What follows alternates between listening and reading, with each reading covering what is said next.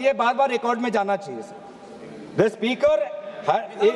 speaker has the right to speak. He can take part, but he cannot preside, sir. He cannot and by the tally is also there. And so while the chairperson, a selected chairperson, has been chosen from the panel, that is a clear exercise of the power of the speaker, which is not allowed. It's a violation of the constitution, और यही हम देख रहे हैं। यही हम देख रहे हैं पिछले 5 साल से, क्योंकि आज आप जिसे हमारे ऑनरेबल कॉलीग वेणुगोपाल जी ने कहा कि इससे पहले भी 3 बार इस लोकसभा सदन के अंदर अविश्वास प्रस्ताव आया है, 87, 56 और 66 और 54 में। और 1987 की बात करें, 1966 की बात करें, जब motion was moved against the speaker, a deputy speaker was sitting on the chair. A deputy speaker was speaking on the chair। और आज ऑपोजिशन इंडिया अलायंस के लगभग 200 सांसद होने के पश्चात भी आज यहाँ पे डेप्यूटी स्पीकर नहीं है। इस प्रकार का सदन चल रहा है। यहाँ देश को पता चलना चाहिए, देश को पता चलना चाहिए कि सदन कैसे चल रहा है। इस सदन के अंदर सर ये माइक भी अब एक अस्त्र बन गया है। ये माइक भी एक अस्त्र है। ये बिल्कुल, ये माइक भी एक अस्त्र है, जिस अस्त्र को यहाँ पे सुविधा के रूप से सत्ता पक्ष को दिया जाता है और विपक्ष को, विशेष रूप से एलओपी को, उनके न बोलने के लिए ये माइक उनको नहीं मिलता। ये माइक नहीं मिलता, ये माइक नहीं मिलता। ये आरोप नहीं है, ये यही मोशन है। ये आरोप नहीं है, यही मोशन है। मोशन क्या है? That this house, having taken into consideration the conduct of the speaker of the house as regards disallowing the leader of the opposition and other opposition leaders to speak। कैसे disallow होता है? जब mic ही आप लोग देते नहीं हो, जब माइक ही नहीं आता है, ऐसे डिसअलाउ होता है। आज देश को पता चलना चाहिए किस प्रकार से ये लोकतंत्र चल रहा है, किस प्रकार से सदन की नियमों का उल्लंघन हो रहा है, किस प्रकार से संसद का और सदन की मर्यादा का उल्लंघन हो रहा है। ये सर, ये रेजोल्यूशन किसी विशेष व्यक्ति के खिलाफ नहीं है और हम दुखी भी हैं। हमें विशेष रूप से कोई प्रसन्नता नहीं है, कोई खुशी नहीं है, कोई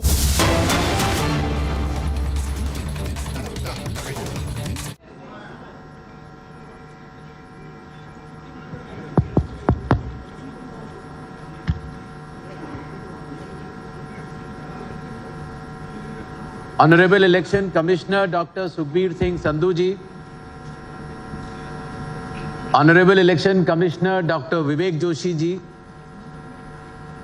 Senior Officers of the Commission, the Chief Electoral Officer West Bengal, my friends from media,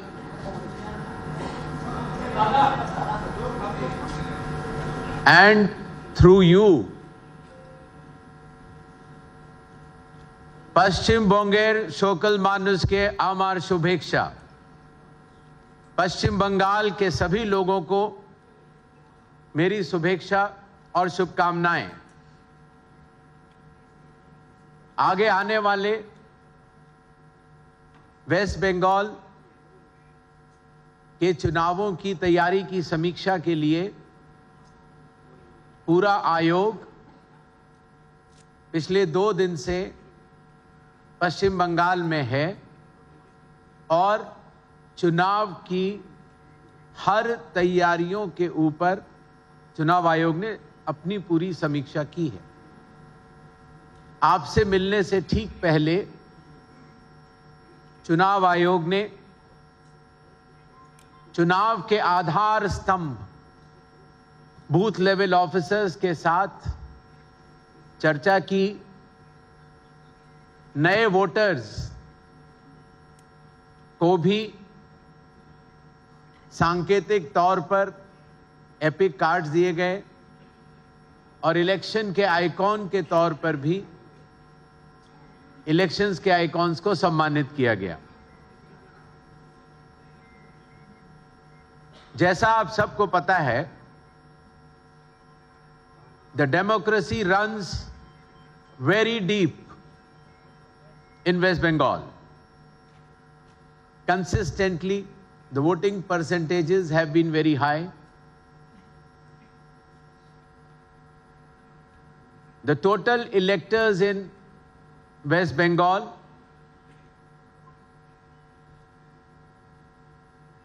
are equal to France, Australia, and Uruguay. The size of West Bengal is so large. In West Bengal, the electors and public at large respects the Constitution of India and believes in peaceful and participatory elections, which are foundation of any democracy.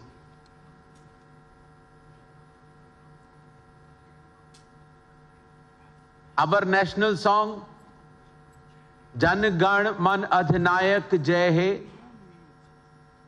was composed in West Bengal by Rabindranath Tagore. Our national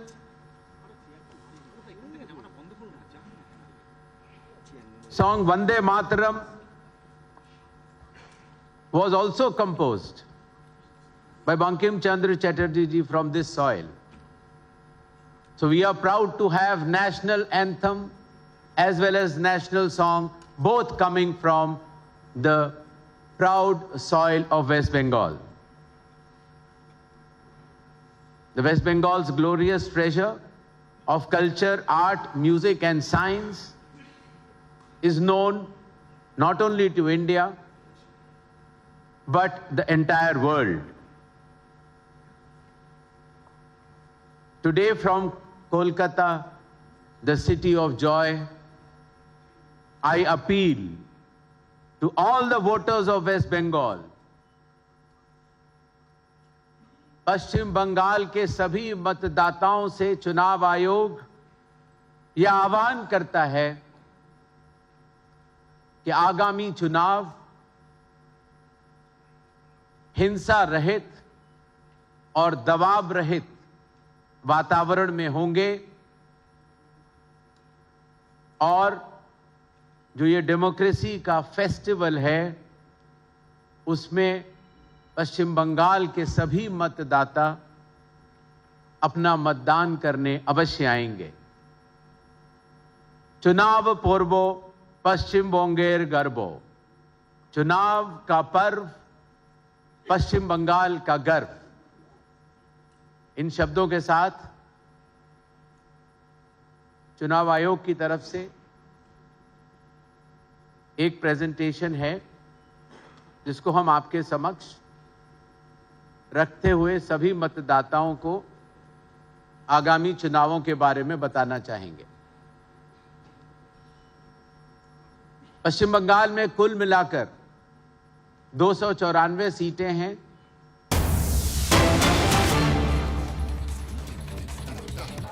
और देश के सेना को आदरणीय उनके रक्षा के जो विभाग के जो मंत्री हैं, जब उनकी जरूरत थी, जिस तत्परता रक्षा मंत्री को दिखानी चाहिए थी, उस समय रक्षा मंत्री ने तत्परता नहीं दिखाई।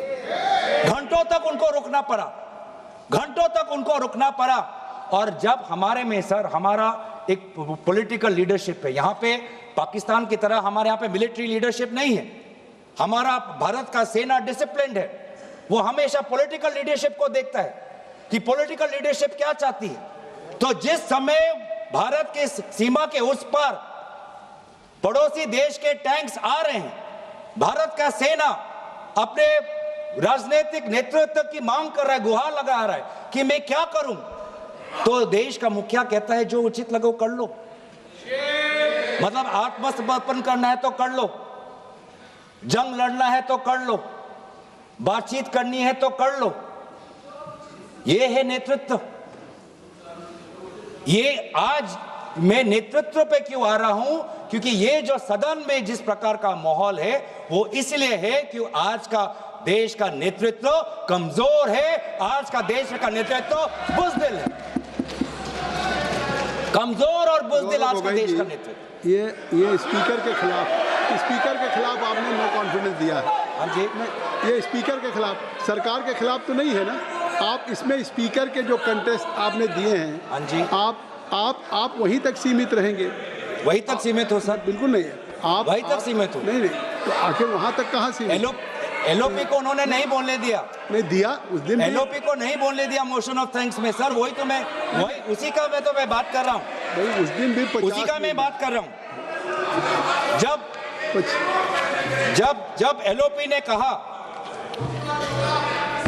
एलओपी ने कहा this wasn't the only truth highlighted by the LOP, sir I am not, sir यही है सर, यही है सर। देश को देखना चाहिए सर, संसदीय कार्य मंत्री जी, देश को देखने, ये I am not yielding sir. मेरा सिर्फ अनुरोध है, मैं कह रहा हूँ आप स्पीकर के रेजोल्यूशन पे चर्चा हो रहे हैं। उन्होंने और भी पॉइंट्स कहे, हम टोक सकते थे, लेकिन मेरा अनुरोध इतना ही है, क्योंकि उन्होंने कई विषय पे चर्चा की है, नेतृत्व तक को छुए हैं। जब हमारा जवाब होगा, आप लोग उसमें सुनना पड़ेगा, आप लोग उसमें टोकना नहीं है।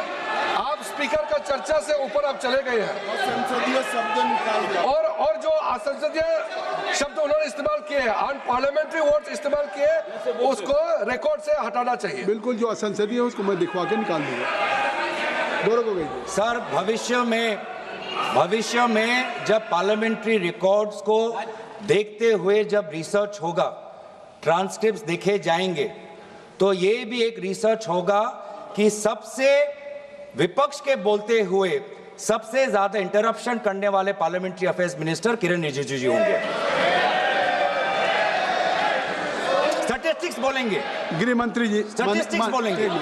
माननीय अध्यक्ष जी, पार्लियामेंट्री अफेयर्स मिनिस्टर मैं भी विधानसभा में रह चुका हूं। उनको तभी खड़ा होना पड़ता है जब पार्लियामेंट चलने के नियमों से दूर कोई चीज होती है। ये बात सही है कि पार्लियामेंट्री अफेयर्स मिनिस्टर के नाते सबसे ज्यादा इंटरप्ट किरण रिजिजू ने किया है, मैं सहमत हूं, मगर ऐसा इरिस्पॉन्सिबल विरोध पक्ष भी कभी नहीं आया।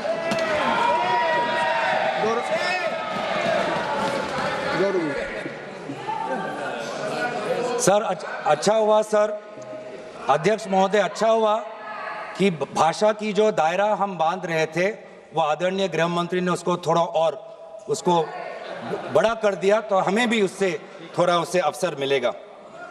सर, दूसरी बात, जिस बात पर बार बार आदरणीय एलओपी जी को टोका जा रहा था, वो इस बात पे था कि अमेरिका में यूएस डिपार्टमेंट ऑफ जस्टिस में एक ऑनगोइंग इन्वेस्टिगेशन चल रहा है, जहां पर भारत के एक बड़े उद्योगपति का नाम है और भारत के सरकार के एक मंत्री का नाम है। क्यों यहां पर उस विषय पर चर्चा नहीं होती है? इस बात पर जब एलओपी रहते हैं तो उनको बार बार इंटरप्ट किया जाता है। भाई जी, एक मिनट मैं आपको इंटरप्ट करना चाहता हूं।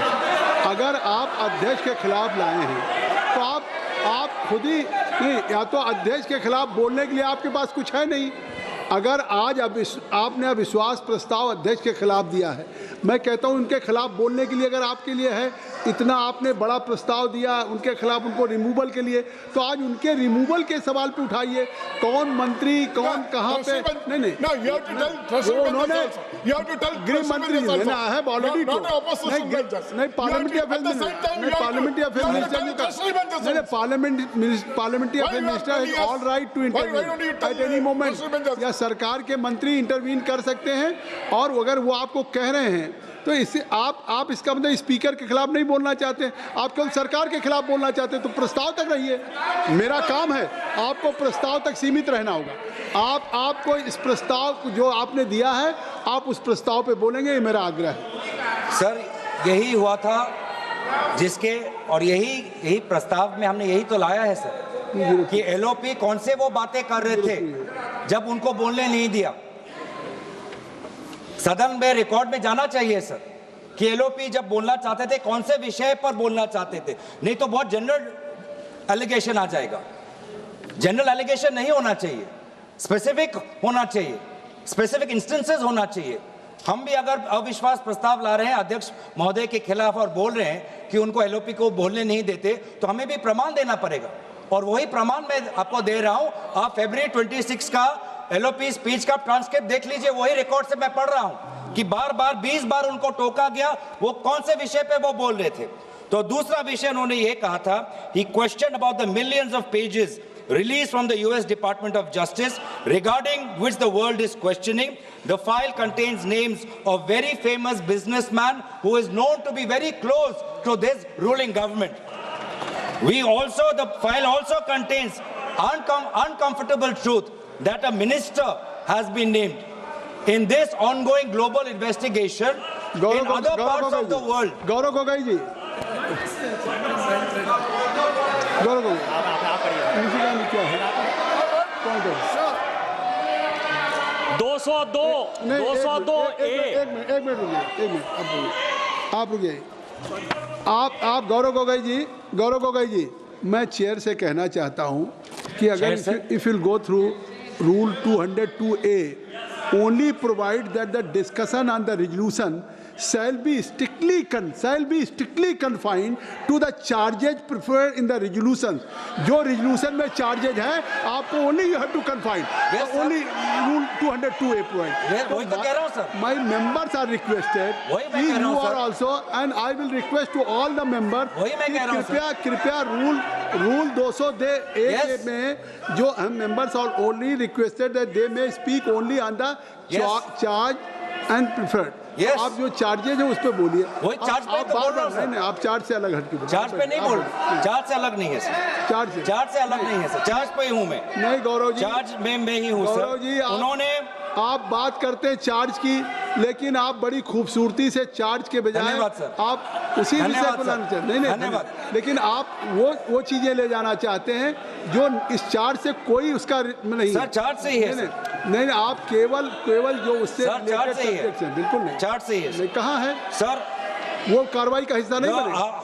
आप कहेंगे कोई रेजोल्यूशन पढ़ता हूं sir, that this house having taken into consideration the conduct of the Speaker of the House as regards disallowing the leader of the opposition to speak, when on this I am substantiating this happened during the motion of thanks to the President's address in the month of February, when the honorable leader of opposition was disallowed to speak. I'm substantiating this resolution. What was he saying?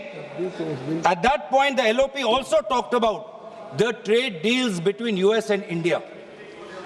He talked about, he asked a very simple question, that what made India get into haste and get into a deal which is not even in our favor? All these concessions that India was giving in our agricultural market, concessions that India government is giving to the US government, which is detrimental to the interest of our farmers. Those particular crops which have been listed, potatoes was listed. Potatoes are huge, sir. आप UP से आते हैं, आपको भी पता है sir कि आलू की खेती उत्तर प्रदेश के कितने लिए, वहां के किसानों के लिए कितनी महत्वपूर्ण चीज है। और आज ये जो आलू का पे जो ट्रेड हुआ, किस कारण से आज प्रधानमंत्री, हमारे देश के प्रधानमंत्री ने एक ऐसे डील को उन्होंने समर्थन किया जो हमारे आलू के किसान के खिलाफ है? ऐसा क्या दबाव था? और यही चीज एलओपीजी ने कहा कि दबाव हो सकता है कि डिपार्टमेंट ऑफ जस्टिस में जो एक ऑनगोइंग इन्वेस्टिगेशन चल रहा है एक विशेष उद्योगपति के खिलाफ, उस कारण से हमारी सरकार, हमारे प्रधानमंत्री दबाव में आए, या एप्स्टाइन फाइल्स में और भी नाम है, इसलिए हमारे देश की सरकार हमारे दबाव में आए। नहीं तो क्यों? नहीं, आप कह रहे हैं उस दिन भी 50 मिनट 30 सेकंड बोलने का उनका मौका मिला, और बात केवल ये थी कि जो चीज़ प्रकाशित नहीं थी, जो कहीं उसको बिना पूर्व नोटिस दिए हुए उस बात को उठाना चाहते थे, इसके बावजूद भी LOP has given A sufficient time. फिर जब किसी दूसरे मेंबर का नाम नहीं पुकारा गया, हाउस एडजर्न हुआ, दोबारा फिर एलओपी को ही बुलाया गया। और अगर आप समय देख लें कि एलओपी ने कितना समय लिया, तो आखिर नहीं देखा, नहीं रिप्लाई देंगे नहीं, but I am sitting here, देखिए मैं ये चाहता हूँ कि आप देखिए, आप चार्जेस की बात कर रहे हैं स्पीकर के खिलाफ, उनके रिमूवल को लाए हैं आप। नहीं, देश इस बात को भी तो देख रहा कि आप बात कर रहे हैं लोकसभा के माननीय अध्यक्ष के रिमूवल के प्रस्ताव पे। उस प्रस्ताव में जो आपने दिए हैं उसको, और आप उसके साथ जो विषय उससे नहीं जुड़ा है, नहीं, और ये बात कहाँ आई? नहीं, आप इससे सीधे मतलब वो विषय उसके बाद भी दे रहे हैं। चलिए गौरव गोगोई जी। सर ऐसा कुछ उस समय भी हुआ जब आदरणीय एलओपी बोलना चाहते थे। उस समय क्या हुआ? When the leader of opposition attempted to bring critical matters to light, the speaker demanded that he authenticate the documents being cited. With due respect to the chair, the LOP did not deny this request. He agreed. He says, I will perform the authentication. पर जैसे ही वो आगे आए, treasury bench से सारे मंत्री खड़े हो गए। उस time. However, despite this compliance, the visible discomfort of the treasury benches repeatedly manifested as loud interruptions, effectively stopping the LOP's address. क्यों सर? जब रूलिंग आए ऑथेंटिकेट करने के लिए, LOP चाहते थे ऑथेंटिकेट करने के लिए, उस समय भी ट्रेजरी बेंच को इतनी आपत्ति क्यों? क्या वो नहीं चाहते कि वो सेना के बारे में जो बात करें वो रिकॉर्ड में जाए? एक फॉर्मर चीफ वो एक बात रख रहे हैं, किसी गंभीरता से रख रहे होंगे, वो चाहे वो किताब प्रकाशित हो भारत के अंदर या ना हो। एक फॉर्मर चीफ के बात को हम इतने आसानी से उसको परे कर देंगे क्योंकि उनका लिखा हुआ किताब खाली प्रकाशित नहीं हुआ? क्या उनके कहने की जो बातें हैं क्या वो खोखला हो जाते हैं? क्या वो बातें कह रहे हैं क्या वो मूल्यहीन हो जाते हैं? क्या उनका कोई अर्थ नहीं? क्या उनका कोई तर्क नहीं? क्या वो झूठ बोल रहे हैं? क्या ये सरकार कहना चाहती है कि नवराणे जी झूठ बोल रहे हैं जब उन्होंने कहा कि प्रधानमंत्री से ये आवाज आई कि जो भी उचित है वो कर लो? आप आज क्या बोल रहे हैं? ये फिर आप नहीं देखिए, आप बार मेरे कहने के नहीं, आप उस सब नहीं जो सदस्य, जो माननीय सदस्य इस सदन का नहीं उसका रेफरेंस दे रहे हैं। और सुनिए, नहीं आप न बोलिए। और अगर आप इस तरीके से कह रहे हैं, आप जो आपने स्पीकर के खिलाफ लगाए वो उस पर कुछ कहिए, या तो कुछ उस पर कहने के लिए नहीं है, आप केवल सरकार पे बोल रहे हैं तो सर जिस समय mister Suresh you are sitting from I think so if I have allowed to Mr. Gaurav, how you can speak?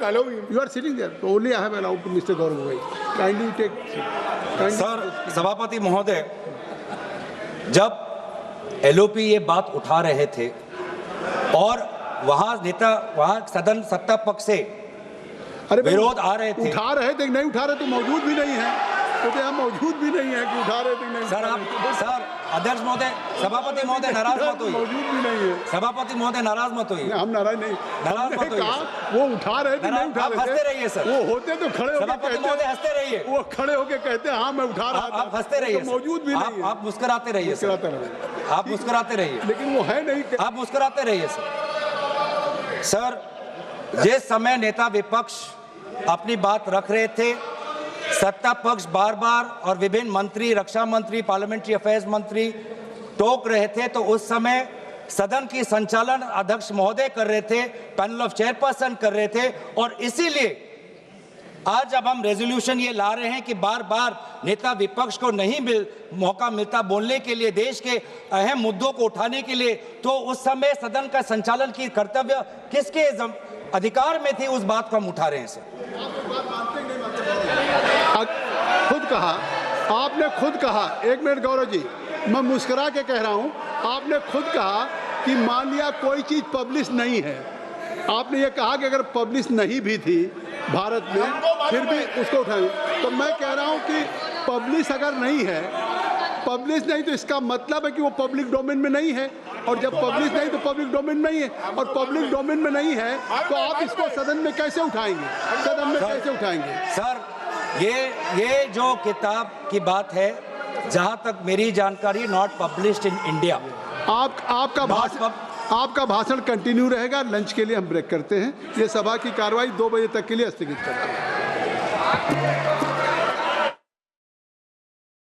All right, viewers, Lok Sabha has now, in fact, gone into a recess, a lunch, in fact, and what was being witnessed was a showdown over opposition's motion to remove the speaker. And while they moved the resolution to remove the speaker, they also rigged up the issue of Naravne's book again, to which government also reacting very strongly. Amit Shah, in fact, accusing the opposition of being the most irresponsible opposition that India has seen so far. So essentially a showdown now being witnessed in the lower house of the Parliamentary Lok Sabha. This comes up as Gaurav Gogoi also rigged up the issue of the US deal, saying that the government gave some concessions to the US while signing the free trade agreement. He continues to say and reiterates Congress's accusations that the government compromised on the interests of the farmers as they signed the free trade agreement with the United States. Now, those are the latest allegations being made by the Congress in Lok Sabha as we witnessed a showdown in the parliament. And now, viewers, moving on to another breaking news. US Navy's EA-18G Growler is now seen in these visuals, in fact, taking off the deck of the USS Abraham Lincoln. Now, we are given to understand it's taking off to carry out more strikes on Iranian targets. That's what we're looking at, and visuals on your screen as the fighter jet takes off from USS Abraham Lincoln. It's the US aircraft carrier group right now in the Middle East. This as the war in West Asia enters its day 10. Now, those are the visuals on your screen. As you can see, the American jet taking off from USS Abraham Lincoln to carry out more strikes on Iran. Now, those are exclusive visuals, in fact, coming from the war zone areas, viewers. And Republic has access to those visuals. You can see on your screen American jet, in fact, taking off from USS Abraham Lincoln as it now carry out more strikes on the Iranian targets. And this updates coming on the day 11 of the war in West Asia continues. ये इस प्रकार की सोच रख रही है कि यह धर्म विशेष के लोग कापुरुष हैं और इनको मार दिया जाएगा, केवल मैं ही शील्ड हूं, तो ये ठीक उसी प्रकार का बयान है जैसे अकबरुद्दीन ओवैसी ने कहा था कि 15 सेकंड के लिए पुलिस हटा के देखो, 15 मिनट के लिए पुलिस हटा के देखो, फिर हिंदुओं का क्या होगा आप जान जाएंगे. Mamata Banerjee has just repeated Akbaruddin Owaisi's statement in different words. Thank you. बहुत बहुत धन्यवाद. All right, viewers, that was BJP's reaction on the earlier statement made by Mamata Banerjee. In fact, West Bengal CM had earlier said, we exist, which is why all of you are safe. If one community surrounds you, they will finish you off in 1 second. That was the statement made by the West Bengal Chief Minister Mamata Banerjee. And now, in fact, BJP reacting strongly to that statement, that remark made by the West Bengal CM, that it is only Owaisi's earlier controversial remark that is now being rephrased by the West Bengal CM. That is what the BJP is now saying on the controversial remark that was made by Mamata Banerjee earlier. Now, let me also tell our viewers what exactly the West Bengal Chief Minister said. She said, we exist, and that is why all of you are safe. If one community surrounds you, they will finish you off in 1 second. Now, BJP calling out that statement as fear-mongering, communal fear-mongering that Mamata Banerjee is now engaging in ahead of elections in the state. All right, now viewers are moving on to more developments coming to light from West Asia. Saudi's Aramco CEO has now released a statement saying there would be catastrophic consequences. In fact, heading out to... That's the statement that has come in. Aramco CEO now says it may face drastic consequences. Now, remember, Aramco has in fact come under repeated attacks from Iranian drones. And now the CEO himself has come out to release a statement saying that there could be major consequences for the world's oil markets. The longer the disruption goes on and the more the drastic the consequences, in fact, will become for the global economy. Now, viewers, ever since the war started in West Asia, we have been looking at repercussions on the global economy, the oil economy specifically, and now Aramco CEO also warning the world of major and drastic consequences if the war continues to drag on. He says there will be some major repercussions for the global economy if the war continues to drag on. That's the latest statement being made by the Aramco CEO. Remember, Aramco refinery in Saudi Arabia has come under repeated attacks. It's one of the major oil giants of the region. It had to, in fact, shut down its operation on temporary basis due to Iranian drone attacks. All right, my colleague Gesu now joins me in more details. Gesu, we've got a warning coming in from Aramco CEO clearly saying that if the war drags on, there will be major consequences on the global economy. That's not the only thing that he said. In fact, the most important thing that he's pointed out is that this will have catastrophic effects, yes, on the global oil markets. He's also said that a contingency plan is in place and the east-west corridor is being used full throttle to now meet customer demands and supply demands across the globe. Now remember, Aramco, Babco, one of the biggest oil suppliers across the globe, have been hit in multiple missile raids. Now also, Amin Nasir, the CEO of Aramco, has said that this is the lowest that the oil inventory with the company has been in the last 5 years, and that in itself is enough to remind you of the impact that this war has on energy infrastructure, on oil supply routes across the globe. Now also remember, he said that the price surge will be unimaginable if this continues and if the war does not come to a standstill or at least a short de-escalation. Now this also comes as various other oil refineries across the Gulf region continue to remain under attack. Now, very interestingly, Ishita, West Asia has been in war before also, but energy infrastructure, oil supply routes were never touched. This war has changed that completely. It's in fact flipped that narrative straight onto its face, with oil refineries and energy infrastructure now being at the middle of the violence of this entire war, in fact. Ishita. Right, of course, Kesu, we're already looking at major repercussions being felt across the world. We're looking at repercussions on global economy, and now he's also, pointed out some sectors. He says aviation, agriculture, these are the sectors that will be bearing the brunt of this energy crisis.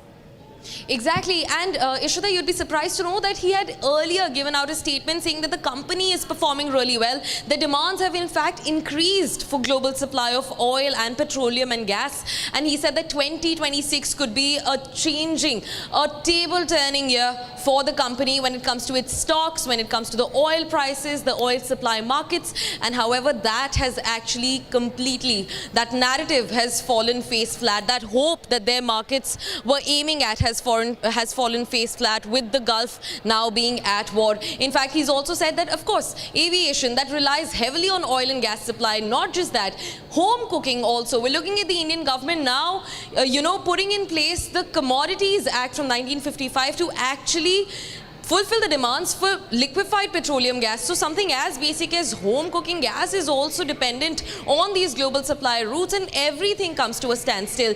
Not just the aviation ministry that will stall all travel, but also major industries will see a complete fall down because of the oil surge, not just in the prices, but also the fall in supply, as the supplies themselves take one of the biggest hit of this entire war that's ongoing in West Asia. Ishita. Right, of course, Gesu, we're looking at domino effect now being visible across essential sectors because of this crisis erupting from West Asia. Thank you so much for joining us. And now we will be moving on to another breaking news coming in. Iranian government spokesperson has now said about 193 children have been killed in the US and Israeli attacks. So that's a big number of the casualties that has been in fact put up by Iranian spokesperson. He says over 193 children. This is just the number of children which have been killed in this 11-day war so far. That's the number given by Iran. In fact, at this point, 193 casualties have taken place due to Israel and the US strikes, and these are just children who have lost their lives in the country due to the continuous strikes, continuous bombing by US and in fact Israel. Now viewers, that's the number we are looking at this point on day 11 of West Asia war. 193 children have lost their lives in the US and Israeli strikes which have been carried out against Iran. You've seen carpet bombing being carried out across the country, and the figure has now been put up by Iran as saying about 193 children have lost their lives in these war operations that continue to impact their country. That's the latest number, in fact, that has been put up by Iran, saying casualties. In fact, if you look at the casualties at large, they have crossed the 1,000 mark already. But specifically in terms of children, Iran has now put up a number saying about 193 children have been killed in the US and Israeli strikes all across the country of Iran. Now, viewers, it is day 11, and this is the number at which the casualties stand. And now, viewers, in an exclusive conversation with our editor-in-chief Arnab Goswami, Israeli spokesperson David Mincer rejected the claims of bombing Iranian school. This as Israel is confronted on February 28th strike, specifically when a deadly missile strike demolished a girls' school in Minab, southern Iran. And the number of civilians, in fact, were killed in the same, which includes children, ought to have viewed this strike now as a war crime, and Israel's war ally, US, has now also spoken out condemning the school bombing and also cautioning Israel of the targets, in fact. David Mincer joining me right now is the Israel PMO spokesperson. He serves as the Israeli government spokesperson for the National Public Diplomacy Directorate in the Prime Minister's office. Mr. Mincer, even the Americans have now criticized the wide-ranging attacks in Tehran. Lindsey Graham, who virtually speaks for Trump, has said that you're overdoing it and has said that you need to be more careful and more selective about the targets you select, not to do this in a way that does not allow the Iranian people the right to a new and better life. Why this public rebuke by Lindsey Graham? Good to be with you. Good to be with you, Arnab. If I may say very respectfully, I think that this is not your story that you're reporting is not correct. I can tell you that the Prime Minister and President Trump are absolutely shoulder to shoulder in this campaign. They are having regular conversations, sometimes once a day, sometimes even more than that. And we are absolutely side by side in this campaign against the Iranian regime. There is no daylight between the two countries. We're working hand in hand, our militaries, our air forces, and certainly our leaders. And it's because of the foresight of Prime Minister Netanyahu and the determination of President Trump that we've got to where we've got to. But this Operation Roaring Lion, it's certainly directed against the Iranian terror regime and certainly not Iran's people. What we're doing is we're creating a portal, a door, if you like, where the Iranian people can walk through to get freedom, the freedom which they've been denied by the regime. Now, our policy is crystal clear, whether in the US or Israel, we never target civilians, never target civilians. And now this is in direct contrast to the Iranian regime. Now, myself and my children, we've been running in and out of bomb shelters. Last week, I joined the Prime Minister on a visit to a synagogue which was destroyed, by an Iranian ballistic missile. 9 people were killed in that incident. I looked around that synagogue. I saw a burnt down synagogue, but you know what I didn't see, Arnab? I didn't see any military or police or any state infrastructure, which means that, as is the definition of terror, the Iranians are systematically trying to terrorize our people, as they have 47 years. So this story of saying that there's a rift between our two countries, I'm not saying that there is no rift. I'm not saying that there is any rift between Netanyahu and Trump. That would be taking it too far. However, I don't think Lindsey Graham would have made that statement without some kind of unofficial approval. Maybe Arnab, Lindsey Graham visits our office practically weekly. He's extremely close to the Prime Minister. What you said is correct. I think Lindsey Graham does work very closely with President Trump. Then why did he say, please be cautious? I'm aware that he's most for the war with Iran and for bringing down the regime, not today, but over a long period of time.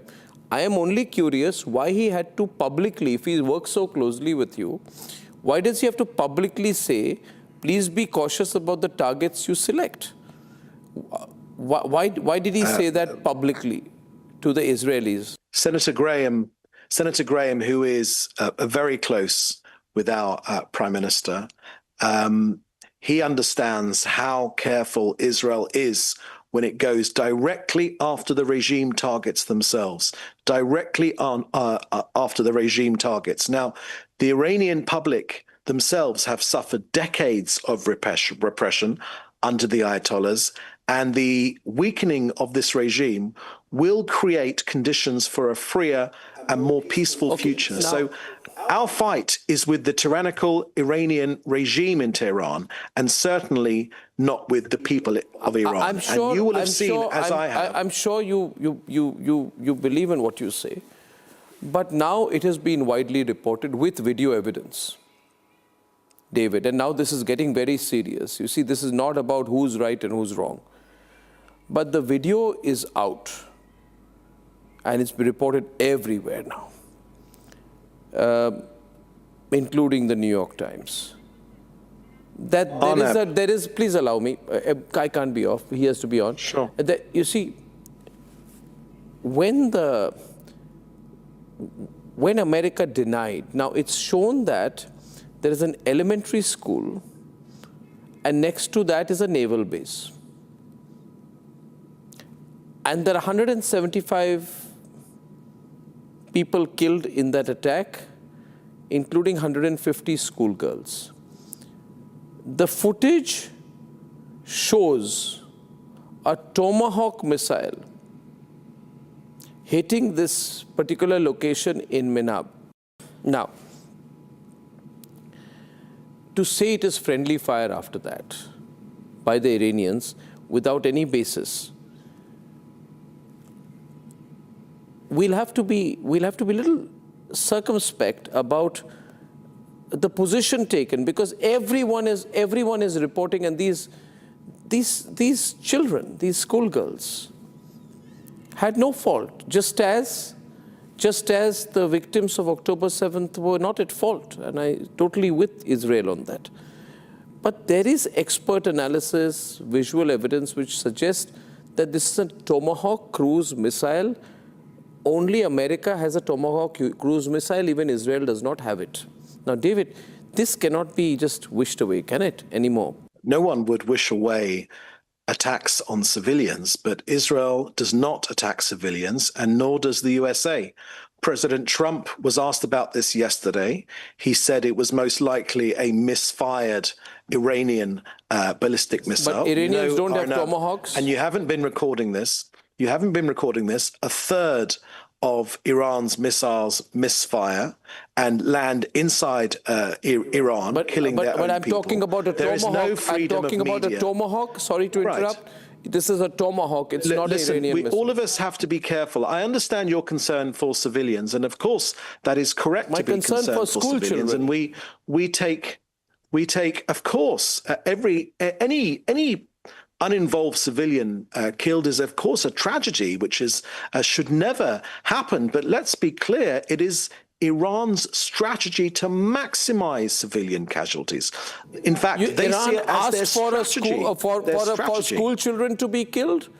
Or was this a misfiring in a spirit of adventurism, or maybe in the heat of the moment, the location mapping, Arnab, something happened? See, I think you have to be, Arnab, with the greatest of respect. With the greatest of respect, it's a Tomahawk. You must be very careful. Tomahawk cruise missile. You must be very careful. It is. I don't see any evidence of there being a Tomahawk cruise missile. There's no free press in Iran. They have been carted off. This is being reported all over the American press as well. 47 years now, this regime has not allowed a free press. But there must be a free Iran. press in America. We never, nor do our American allies ever target civilians. And when the president was asked about this, he said very clearly that this was most likely a misfired Iranian missile. And Pete Hegseth said the same thing. Now, if it does indeed come to pass that it has been some sort of a tragic accident, then it is just that. A tragic accident. I just like to say this. Yeah, Mr. Mensah, Mr. Mensah, Iran actually focuses. Mr. Mensah, these are missiles. War on civilians. These are missiles. When I rush into a bomb shelter with my children, my children are civilians. Mr. Mensah, I appreciate of Israel everything your family is going through, but the world needs to know, Mr. Mensah. The world needs to know, and I'm asking you this, Mr. Mensah, because I'll tell you this, because unfortunately the Western media waking up now is beginning to report on this. But I have been saying for the longest time on the Republic Media Network, the Republic Media, that the Western media has put blindfolds on the incident that has happened with Iranian schoolgirls.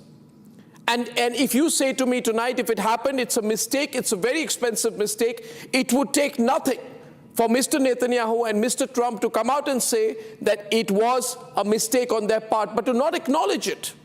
And to defiantly say it does not matter is not appropriate. I say this to you, Mr. Mensah, because the Western media, which has had too much hegemony for far too long and has never questioned, the BBC and the CNN will not ask the questions that the Republic Media Network will, but I will, because right is right and wrong is wrong.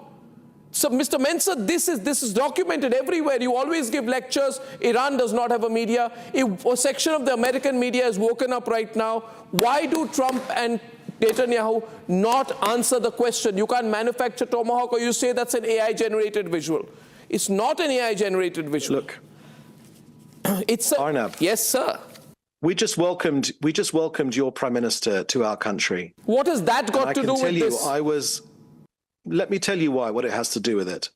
We just welcomed your Prime Minister. I was lucky enough to accompany Prime Minister Netanyahu to the airport to welcome Prime Minister Modi. And we went from the airport the following day, we actually went to Israel's Knesset, Israel's parliament.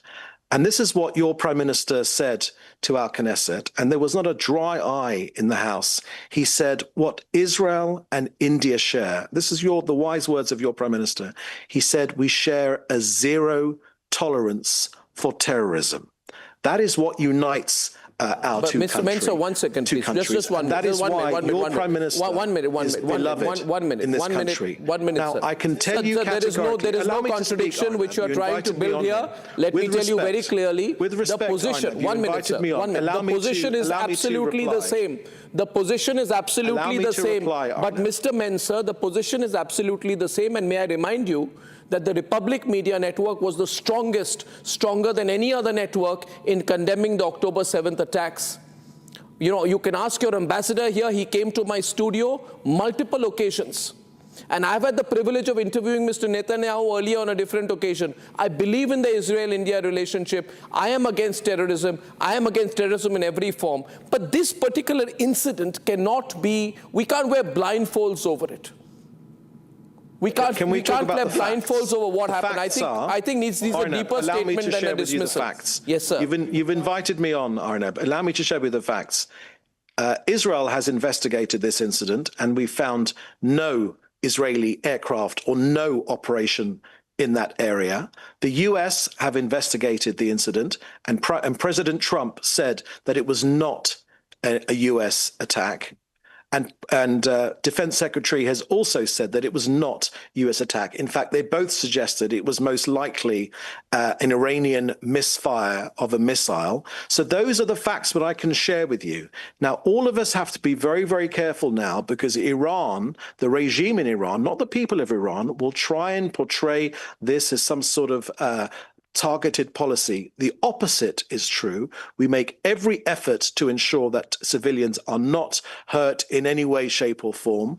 And we have an unrivaled record when it comes to not targeting civilians. Indeed, we've probably got the best record in the entire world. In fact, John Spencer, who is an expert on urban warfare, he said about Israel's military tactics that we lead the world. We have the gold standard because no country goes to more efforts than Israel to avoid civilian casualties, whereas Iran, because they are Islamic fundamentalists, are trying to maximize civilian casualties. You know, okay, Mr. Mensah, I just say this, that when Bucha, I think the massacre in Bucha happened outside Kiev, our reporters were the first from the Republic Media Network to be there. We saw what was there. It was not a question of whether the Russians had done it or the Ukrainians had done it. It was a fact that what happened was inhuman, where the bodies were put in at that point of time into a pit. I know that in war a lot of things happen. I would just request you not to say we only believe Trump, but we don't believe the American media. Because today this is being reported everywhere in the world. I'm glad that you came. I hope we pick this up again in the future. Mr. Mensah, thank you very much. Thank you very much. Now, viewers, coming up on the other side, amid West Asia war, Indian government now issues order to oil refineries for higher LPG production and using extra production for domestic LPG use.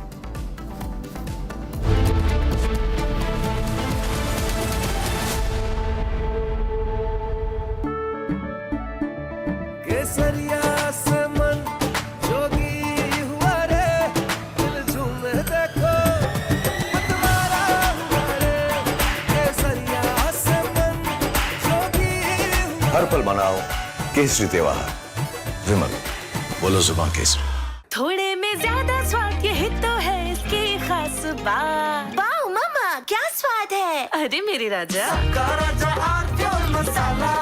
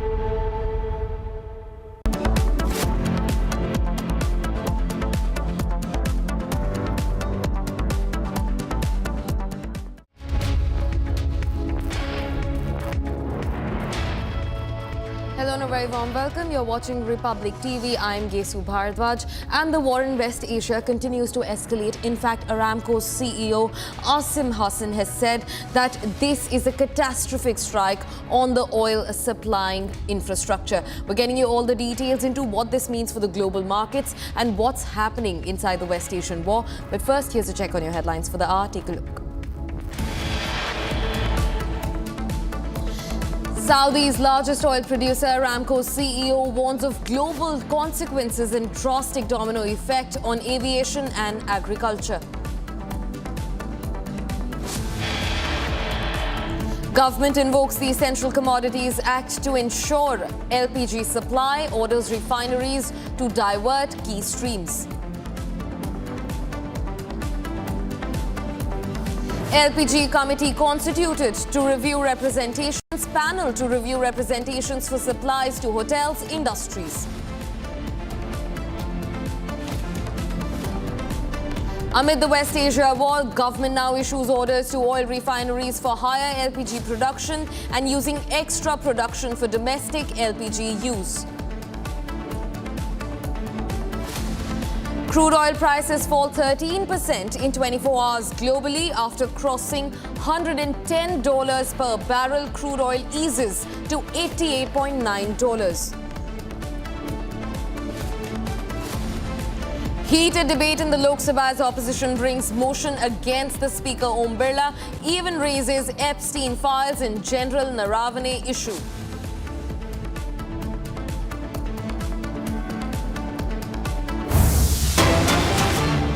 Cutting across a fresh breaking development that we're getting at this hour now. Different locations across Tehran were hit once again. In fact, more intense and in wider scale than before.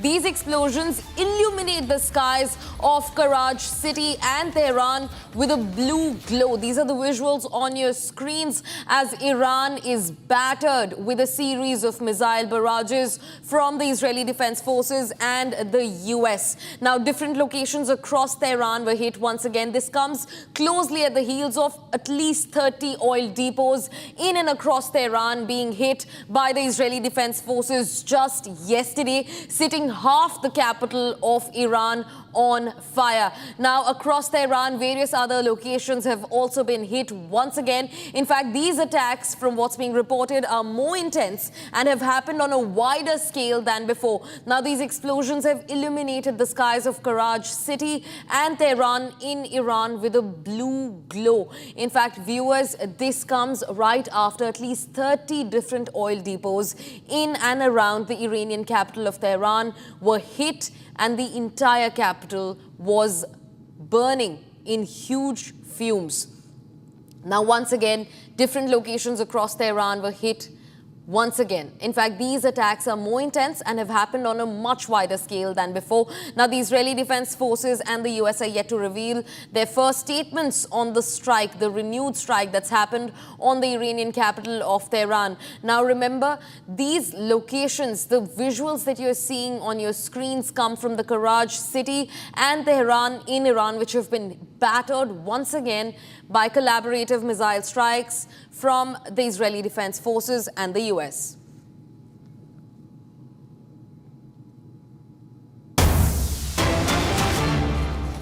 Viewers, getting in another breaking development. Now, the Chinese Foreign Ministry has said that maintaining the security and stability of the Strait of Hormuz serves the common interest of the international community. A big statement that comes in from China. Now, remember, China, which has been on the Iranian side amid the ongoing West Asian escalations, has now said that maintaining the security and stability of the Strait of Hormuz serves the common interest of the international and the global community. Now, remember, the Strait of Hormuz has been brought to a complete standstill with very little crawling snail-like movement allowed, and that has been possible because of the Iranian aggression. Now, remember, geopolitically, the maritime law dictates what happens at the Strait of Hormuz, but the Strait of Hormuz comes down geographically in the control of Oman on one side and Iran on the other. It comes to its narrowest point of just 33 kilometers between these two countries, which naturally then sees heavy patrolling from Oman and Iran. And Iran, amid the ongoing war, has taken full control of the Strait of Hormuz and has shut it down for the 11th day of the war. Now, the Chinese Foreign Ministry has said that maintaining the security and stability of the Strait of Hormuz serves the common interest of the international community. This also comes as the visuals on your screens are of different vessels that have been struck in the Strait of Hormuz. Now, remember, all of these are civilian vessels, oil-carrying vessels. These are cargo-carrying vessels which were struck. And while Iran said that they will only strike the vessels of US and Israeli allies, that was not the case. In fact, this video is being shot from another vessel that remains stranded in the West Asian waters called MV Manali. Now, these are the visuals on your screens of different vessels which have been struck. And now the Chinese Foreign Ministry, in fact, Wang Yi, is at the fore of this comment where they've said that maintaining the security and stability of the Strait of Hormuz serves the common interest of the international community. Very interestingly, this stand is also slightly farther away from China's earlier stand, which was backing Iran amid the ongoing war. And now they have called out the Iranian aggression. They have called for peace at the Strait of Hormuz. Now, this comes as global trade has taken huge hits because of the Strait of Hormuz being shut. In fact, global oil supply remains in a precarious situation. In fact, we're also being joined by our senior editor, Shravan Sen, from the newsroom to get us more updates. Shravan, this is a shifting stance in what China was saying before. You know, they were siding with Iran, and now they've called out their aggression in the Strait of Hormuz, asking for peace. What are we looking at, Shravan? It's a key strategy of the Iranians to ensure that they put pressure on the West because the supply chains are completely choked. The only concession that Iran has actually given as far as commercial vessels in Strait of Hormuz is concerned, it is to Russia, it is to China.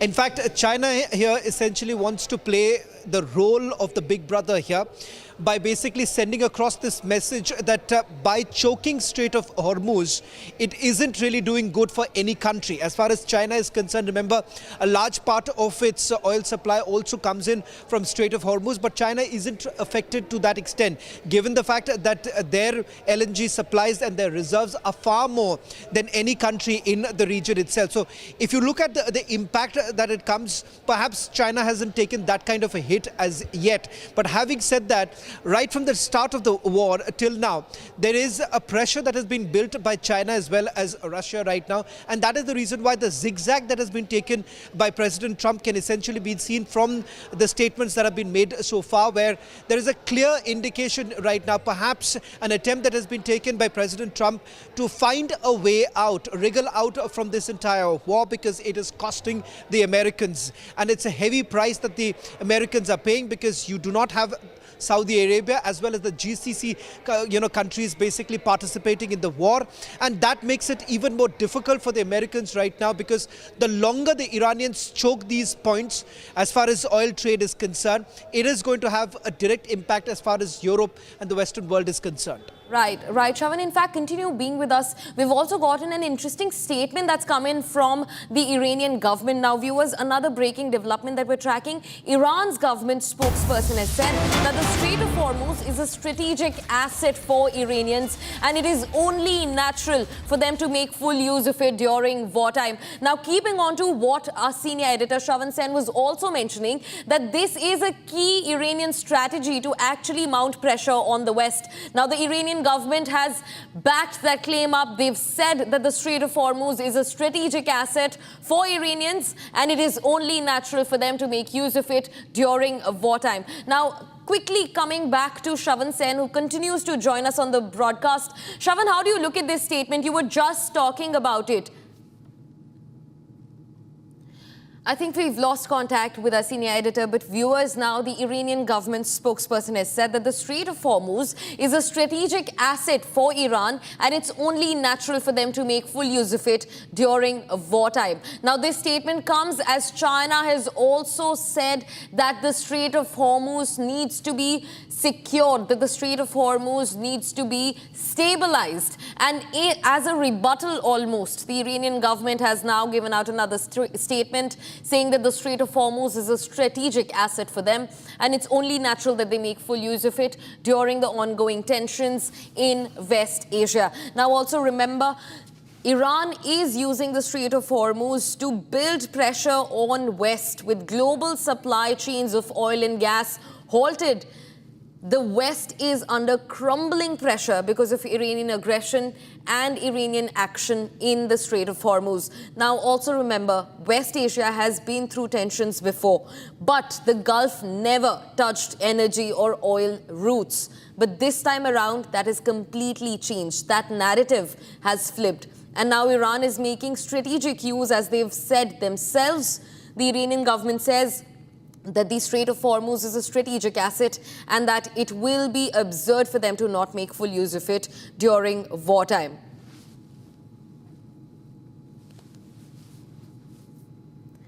Viewers, now as the West Asia war rages, the government has now invoked the Emergency Act to tackle the LPG crisis. The government has invoked Essential Commodities Act back from 1955 to ensure that liquefied petroleum gas supply is regulated across the country.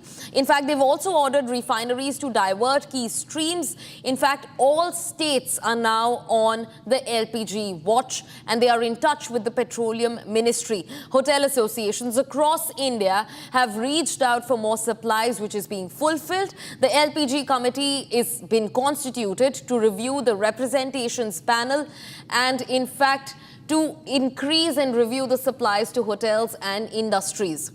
Now, the Hotel and Restaurant Association has also written to the Petroleum Minister Hardeep Singh Puri, expressing concern over the government's order of restricting LPG and PNG supply.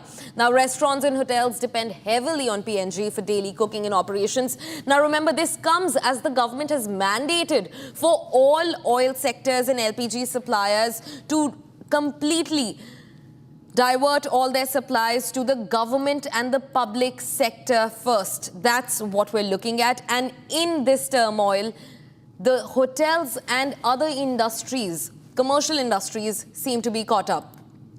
Now, also remember, viewers, the government has invoked the Essential Commodities Act to maintain and to stabilize and to regularize the LPG supply for over 3 crore domestic households. The government invoked this sparingly and used emergency powers to direct the oil refineries to ramp up LPG production as it looks to increase the availability of domestic cooking gas to hedge against the potential disruptions from the now widening conflict in West Asia.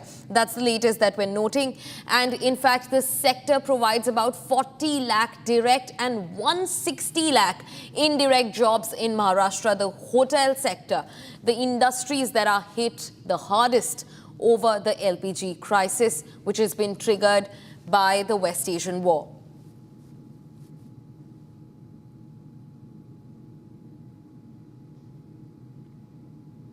Viewers, now new visuals are raising serious questions about a deadly strike in southern Iran. A video has been circulating online which appears to show a US Tomahawk cruise missile striking an Iranian military facility in the city of Minab. Now, also remember, the Tomahawk missile is also available with the Israeli Defense Forces, but US has made a strategy of not letting the allies fire these missiles until a due permission is received from the key holder of the missile, which is the US.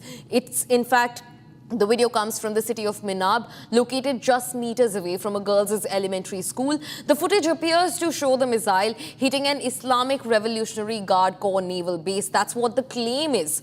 And now, following moments later, by a massive plumes of smokes rise from nearby Tayyaba school. This video now contradicts the earlier claim that Iran itself was responsible for the attack, the claim that's been made by Israel. More in this report. Take a look.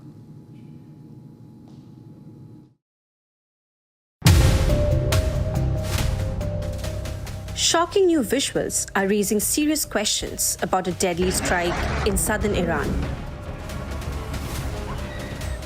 A video now circulating online appears to show a US Tomahawk missile hitting an Iranian military facility next to a girls' elementary school, where scores of children were killed. The footage contradicts earlier claims that Iran itself was responsible for the attack. Newly released footage appears to show a US Tomahawk cruise missile slamming into an Iranian Revolutionary Guard naval base in the city of Minab, just meters away from a girls' elementary school. Seconds after the strike, a massive plume of smoke rises from the direction of the Shahjar-e-Taiba school. Reportedly, the attack killed at least 175 people, including 168 children and 14 teachers.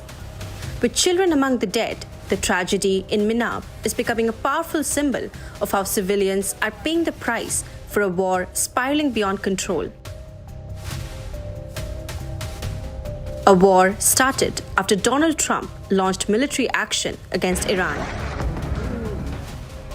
As missiles fly and leaders trade accusations, it is ordinary civilians, families, teachers, and children who are caught in the crossfire.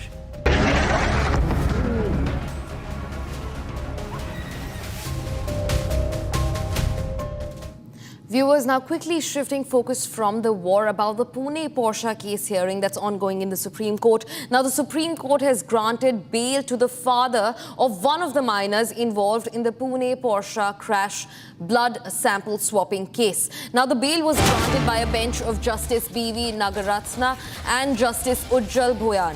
The court has noted that the accused has already spent around 18 to 22 months in custody. The court, in fact, ordered the release of the subject over conditions to be imposed by the trial court. In fact, it also said that the prolonged detention cannot continue when the trial has not progressed significantly. That's the first statement that we're getting in from the Supreme Court. In fact, now a bail has been granted to Vishal Agarwal, who is the father of the minor allegedly driving the luxury car Porsche that killed two young engineers on the 19th of May 2024 in Pune. The horrors of the case completely echoing inside Supreme Court as the court now grants bail to Vishal Agarwal. In fact, a bench of Justices B.V. Nagaratna and Ujjal Bhoyan granted bail to the accused's father, saying that he's already spent about 22 months in jail and that a similar accused in a similar case has been granted relief.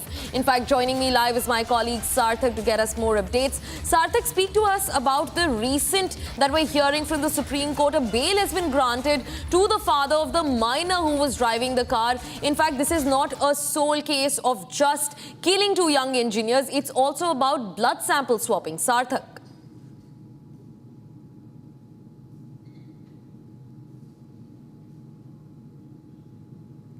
Well, yes, today the Supreme Court granted bail to the father of one of the minors who goes by the name Vedant Agarwal. He was directly involved in the Pune Porsche crash blood sample swapping case. The father was accused of swapping the blood sample during the course of the investigation. The bail was granted by the bench of Justice B.V. Nagaratna and Justice Ujjal Bhoyan. Yeah. The court noted while granting bail to the accused was that he had already spent around 18 months in custody, and the court orders that the release is subject to the conditions to be imposed by the trial court at this point.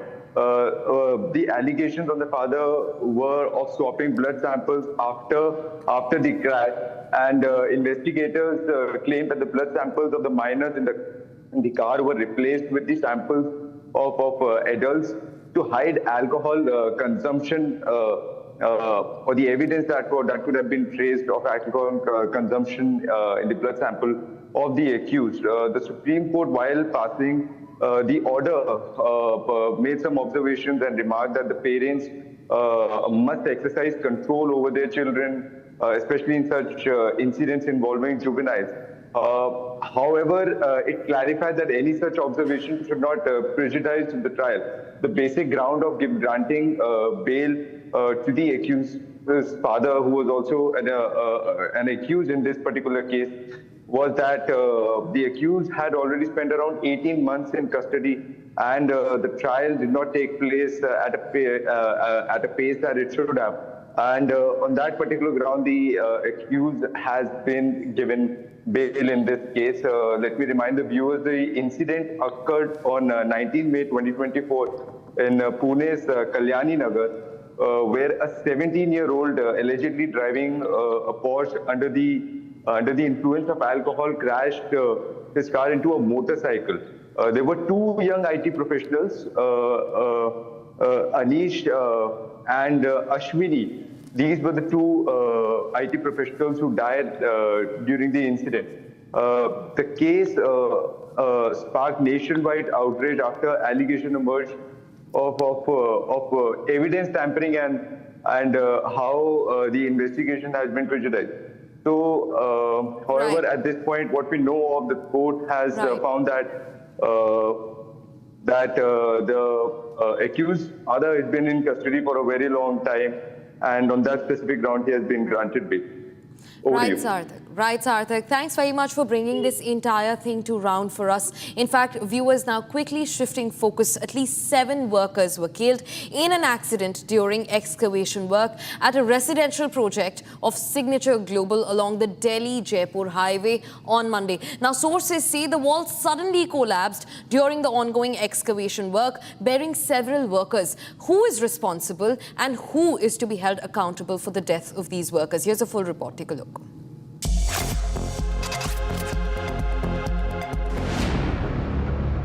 7 labourers were killed late Monday night after being buried under soil during excavation at a Haryana construction site.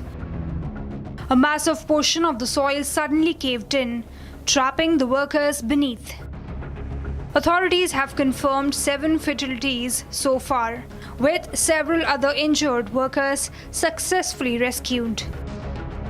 ये signature global का project है। तकरीबन 150 एकड़ में ये project जो है वो फैला हुआ है। जानकारी ये मिली कि सोमवार रात को कुछ मजदूर मिट्टी में दब जाते हैं और आनन फानन में जब रेस्क्यू किया गया तो 7 लोगों की मौत की जानकारी मिली। 4 लोग गंभीर रूप से घायल हुए जिनको अस्पताल में भर्ती किया गया। The disaster occurred within the society premises along the Delhi-Jaipur highway. Sources say a wall collapsed with a loud bang, instantly burying the victims under heavy debris. Local police, district administration and SDRF teams arrived immediately to launch a high-stakes rescue operation. After several hours of intensive digging and clearing, the trapped survivors were finally rescued. The project is said to be owned by a real estate company. Construction is underway on 153 acres of land. This tragedy raises serious questions regarding whether safety standards were ignored during the site's construction. The bodies were covered in mud and had fractures on their hands and feet when they were brought to the Bhiwadi hospital. Gurugram police have since reached Bhiwadi District Hospital to take possession of the 7 deceased. Officials have vowed that strict legal action will follow if any evidence of criminal negligence is found.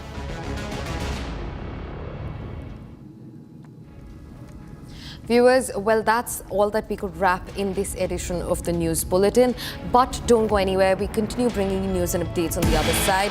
In fact, the Indian government, amid the West Asian war, has issued orders to oil refineries for higher LPG production and using extra production for domestic LPG use. This and a lot more right on the other side. Stay tuned to Republic TV.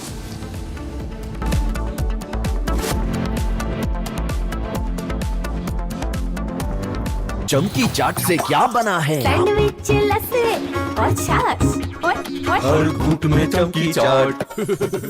अब बताओ, स्वाद आया? आया। असली स्वाद सिर्फ चमकी चाट। 13,000 placements last year. At Amity, we are committed to nurturing passionate, hardworking and proactive professionals.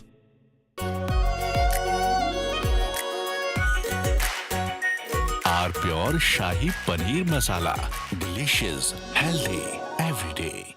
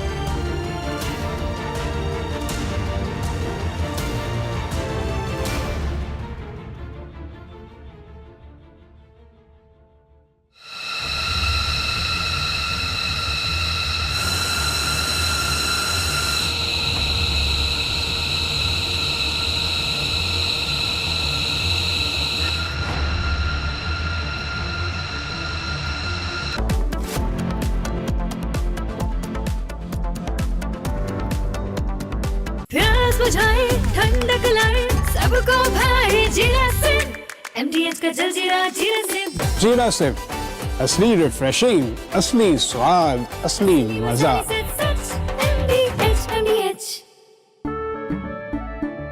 केसरिया से मन जोगी हुआ रे, दिल झूमे देखो मतवारा हुआ रे। केसरिया से मन जोगी हुआ। हर पल मनाओ केसरी त्योहार। विमल, बोलो जुबान केसरी। आर प्योर सूजी पास्ता, उबालो मिलाओ और खाओ, 8 मिनट में तैयार। क्या टेस्ट है सबका राजा आर प्योर मसाला।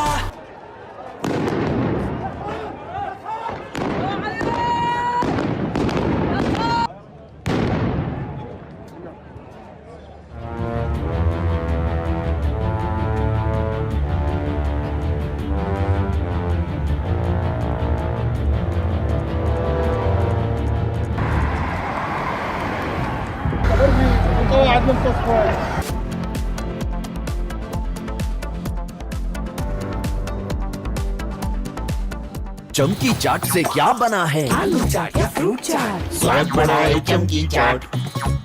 क्या बात है? स्वादिष्ट पकोड़े और फरसान, अरे चंकी चाट है इसकी जान। असली स्वाद सिर्फ चंकी चाट। केसरिया से मन जोगी हुआ रे, दिल झूमे देखो मतवारा हुआ रे। केसरिया से मन जोगी हुआ। हर पल मनाओ केसरी त्योहार। विमल, बोलो जुबान केसरी। थोड़े में ज्यादा स्वाद, ये तो है इसकी खास बात। वाओ मामा क्या स्वाद है, अरे मेरे राजा। सबका राजा R pure masala.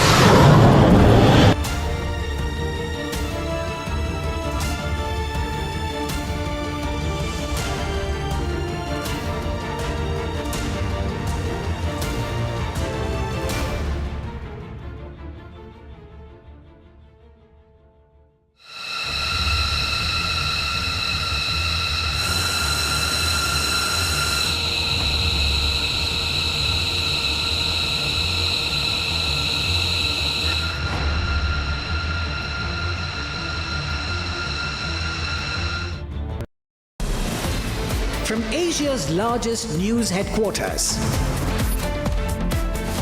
setting the agenda for Bharat.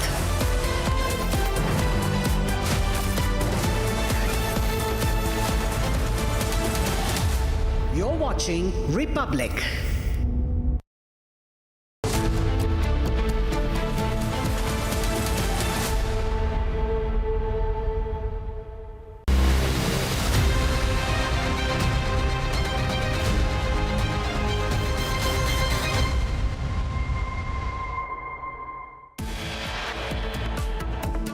Saudi's largest oil producer, Aramco's CEO, warns of global consequences and drastic domino effect on aviation and agriculture amid the ongoing war. Government invokes Essential Commodities Act to ensure LPG supply, orders refineries to divert key streams.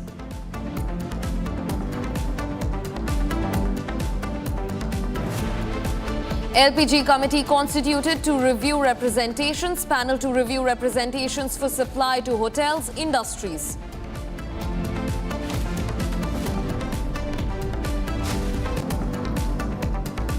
Amid West Asia war, government issues orders to oil refineries for higher LPG production and using extra production for domestic LPG use.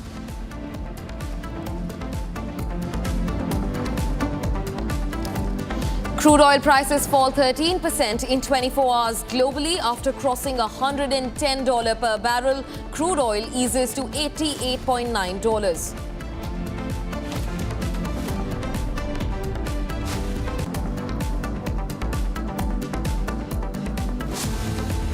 Heated debate in Lok Sabha as the opposition brings motion against Speaker Om Birla, even raises Epstein files in General Naravane issue.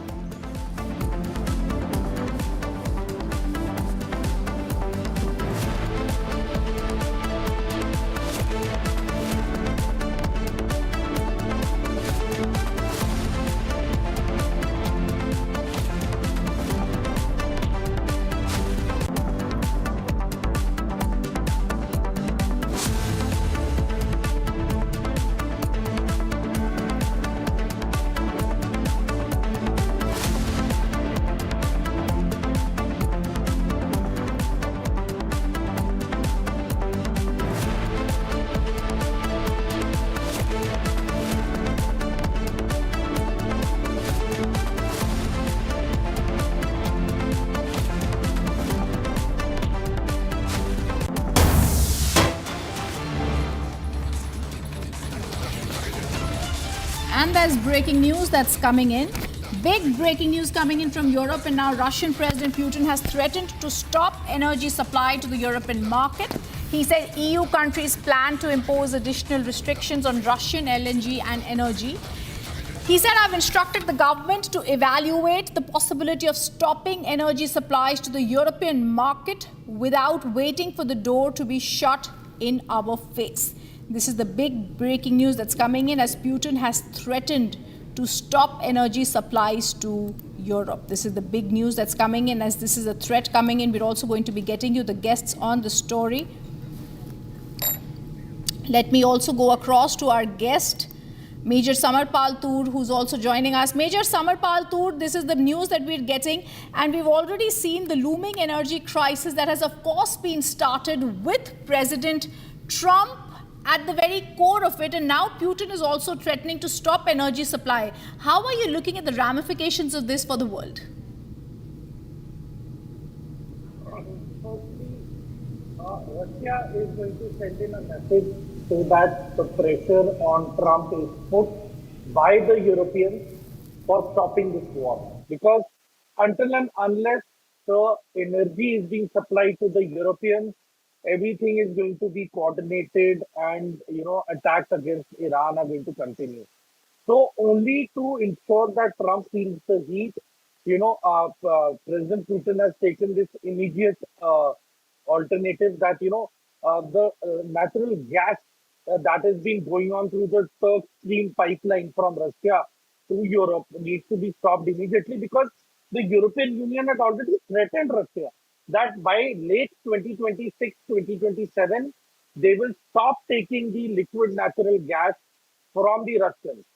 So as a result, looking at this immediate Iran crisis which has happened, I think it will be an impactful move if Russia immediately stops the supply of the liquid natural gas. And by that, you see, the pressure will mount automatically onto the Americans as to how now the energy requirements of the European Union will be fulfilled by whom? Who's the seller now? Because you see, Iran has played things very smartly.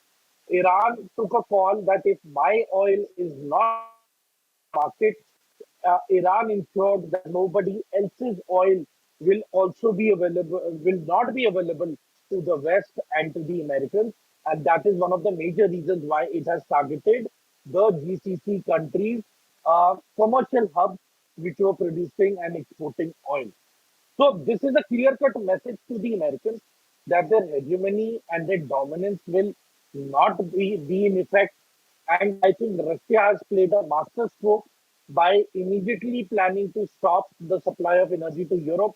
Probably only then the Europeans and the NATO countries can put pressure on America to stop the Iran war immediately, and so that the supply of oil and liquid natural gas is replenished immediately to everybody. Else everyone is going to be in the lurch. Nobody is going to be in a win-win situation over here. And, Americans will be at the receiving end. Moreover, the GCC countries have actually been having meetings not to go to war with one another.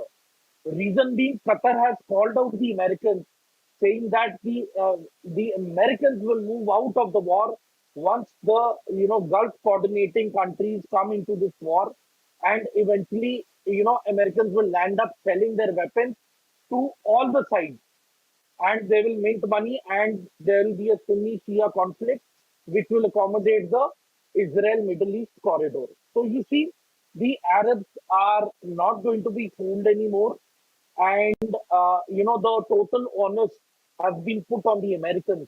And I certainly feel America is not going to do the blunder by prolonging this war any longer. And there will be a ceasefire in the coming 10 days, and it will be initiated by the Americans itself.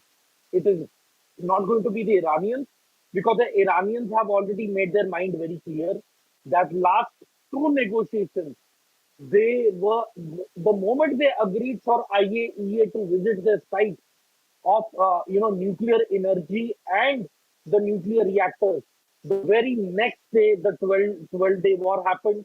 Even here they agreed on the 26th of February. On the 28th of Feb, the bombing began. So Iranians have realized that this is just a buying time tactic by the Americans, and they are not going to fall for it. And perhaps this is what the ending stalemate is going to be. So coming days are going to be very critical in terms of the oil prices, which are already on the rise.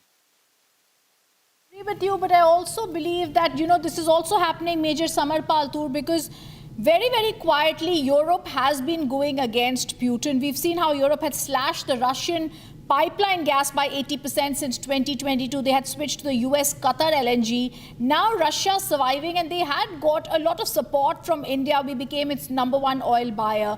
This is not an empty threat that Vladimir Putin is trying to give to Europe, but a clear indication from him: you didn't stand with us in support, and therefore I'm not going to be standing up for you. I mean, this is exactly a message that he is trying to convey to the West, that, by pressurizing India and, India actually reducing the quantity of oil, not that we have completely stopped buying oil from Russia, but there's been a drastic fall in the quantity of the oil import from Russia. Because of that, the Russians were not very happy with things.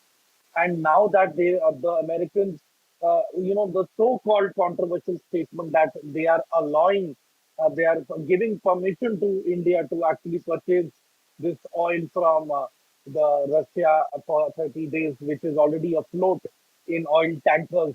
Well, firstly, India has made it clear they don't need permission.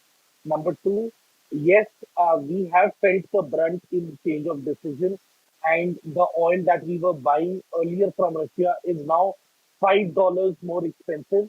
However, overall, it is comparatively much cheaper compared to the countries which are procuring oil from Russia on those rates. So I certainly feel that, India is treading a very tightrope. It has to be very careful in terms of its statements, what it is saying. And moreover, I feel that, Prime Minister Modi should play a critical role in brokering for the peace talks and, halting this war. And by initiating a dialogue between Israel and Iran.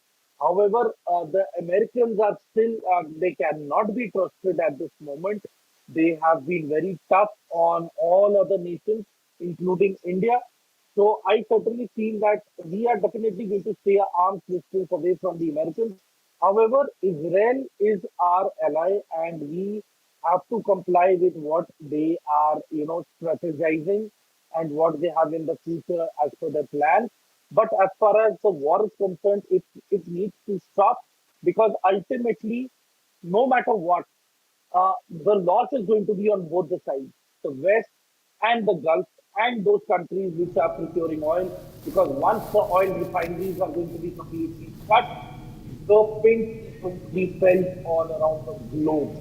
And the main country which is going to be blamed for initiating this war and not being decisive in terms of its outcome is going to be the Americans. Yes. So they are going to be they are going to face a lot of difficulties. Yes. And I think that's going to be the final picture, how we're going to look at this war in Iran, but also a very strong warning, once again, Major Samar Paltur, to Donald Trump. the US president himself, who's now trying to see the world as his personal fiefdom. I thank you for joining us on that breaking news. There is more updates, more breaking news coming in on this bulletin. The Supreme Court, top court of the country, has now supported batting for uniform civil code.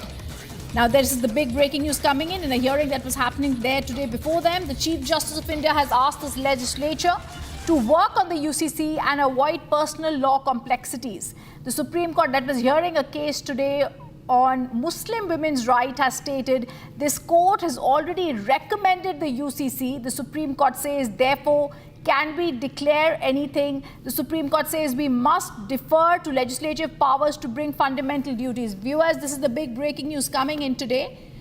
The Supreme Court has batted for UCC yet again. I want to go across to Ratan Sharda joining us on this. Ratan Sharda, several times in the past we've seen the UCC become such an important issue. Now the Supreme Court is openly batting for it, but they're also saying it is for the legislature to get this into the wheels of motion moving. How soon do you think India can plan to have the uniform civil code? First of all, I thank Supreme Court for saying something that it has said earlier also, as the courts have pointed out. We have the directive principle which tells us that we have to go for uniform civil code. And unfortunately, when it was being discussed, the politicians at that time, under the garb of secularism, tried to avoid the issue and put it in directive principles. And we only got Hindu law, nothing else. And then we have this continuous strain of asking for uniform civil code. The earlier secular governments, so-called secular, I would say not secular, actually communal governments, did not have the guts or the heart to bring in uniform civil code in a secular society where every community is treated as equal and religion doesn't come into governance. In such a society, if we keep on having separate laws for minorities, for different groups, then naturally there is something wrong in our definition of secularism. Supreme Court has pointed it out. I think BJP is now strong enough to go for it because it has done enough in the case of triple talaq and Waqf board. So slowly this the partial implementation of laws, select implementation of law is being discarded. I hope this also takes place now since Supreme Court has again put it up. And I hope government finds ways of putting it in. We have an opposition which is wedded to vote bank politics. It will oppose it. But it has opposed every move. It has opposed every law, every act which is for the good of the people. So for me, the larger good of the people is much more important than vote bank politics, and I hope the government takes it up. Ratan Sharda, I completely agree with you. I just want to get a sense from you. How soon do you think the centre can start working on this? It's obvious the opposition is not allowing any work to happen in the parliament. When can we see this becoming a reality? Governments or BJP state governments have put in uniform civil code. They have drafted the laws. I think they can become the guideline. And learning from the mistakes and the correct steps taken in those uniform civil codes of, let us say, Uttarakhand, for example, if the government picks it up as a starting point, I think it can come up with some draft, at least by 6 months or 10 months, which can be agreeable to most of the people without discrimination. I think the basic draft is ready. We need to work on it. And I hope the BJP government puts up some committee and gets this into a national level. All right. Thank you, Ratan Sharda, for those positive words. We're hoping that too. There's more breaking news that's coming in right now. Now, India is to supply 5,000 tons of diesel to Bangladesh amid the fuel concerns. That's the big breaking news that's coming in. India has now decided that it's going to be supplying 5,000 tons of diesel to Bangladesh. This is also coming after the rising fuel concerns across the world after the Iran-Israel-USA war, beg your pardon. And this is the big news that's coming in now. India has said that India will be supplying 5,000 tons of diesel to Bangladesh. This is happening from the NRL facility in Assam via a cross-border pipeline. The emergency is aimed to stabilize the fuel reserves and ensure uninterrupted supply. And also it's a part of the long-term agreement. This move, like we said, is coming following rising energy insecurity. This initiative is also coming amidst the reports of tightening fuel supplies and potential, though not fully confirmed, tensions also impacting oil prices.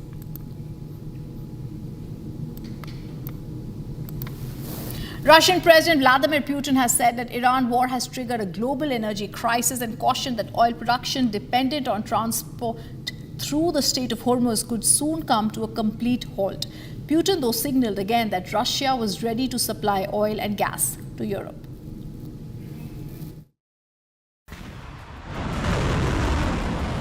The war in West Asia is now sending shockwaves through the global energy market. Russian President Vladimir Putin has warned that the war could trigger a global energy crisis. Putin said that oil supplies moving through the Strait of Hormuz could come to a complete halt. Let me remind you that last year, Hormuz Strait accounted for about 1/3 of the world's oil exports. That's about 14 million barrels a day, 80% of which were going to the Asia-Pacific countries. Now this route is essentially cut off, and oil production that depends strongly on the use of the Hormuz Strait, and oil storages in the region are being filled with oil that cannot be transported away or is getting too expensive to transport. And of course, completely shifting Middle East oil supplies to schemes not using the Hormuz Strait is hardly feasible now, because shifting logistics, changing logistics will not only take time, but will also require great expenditure.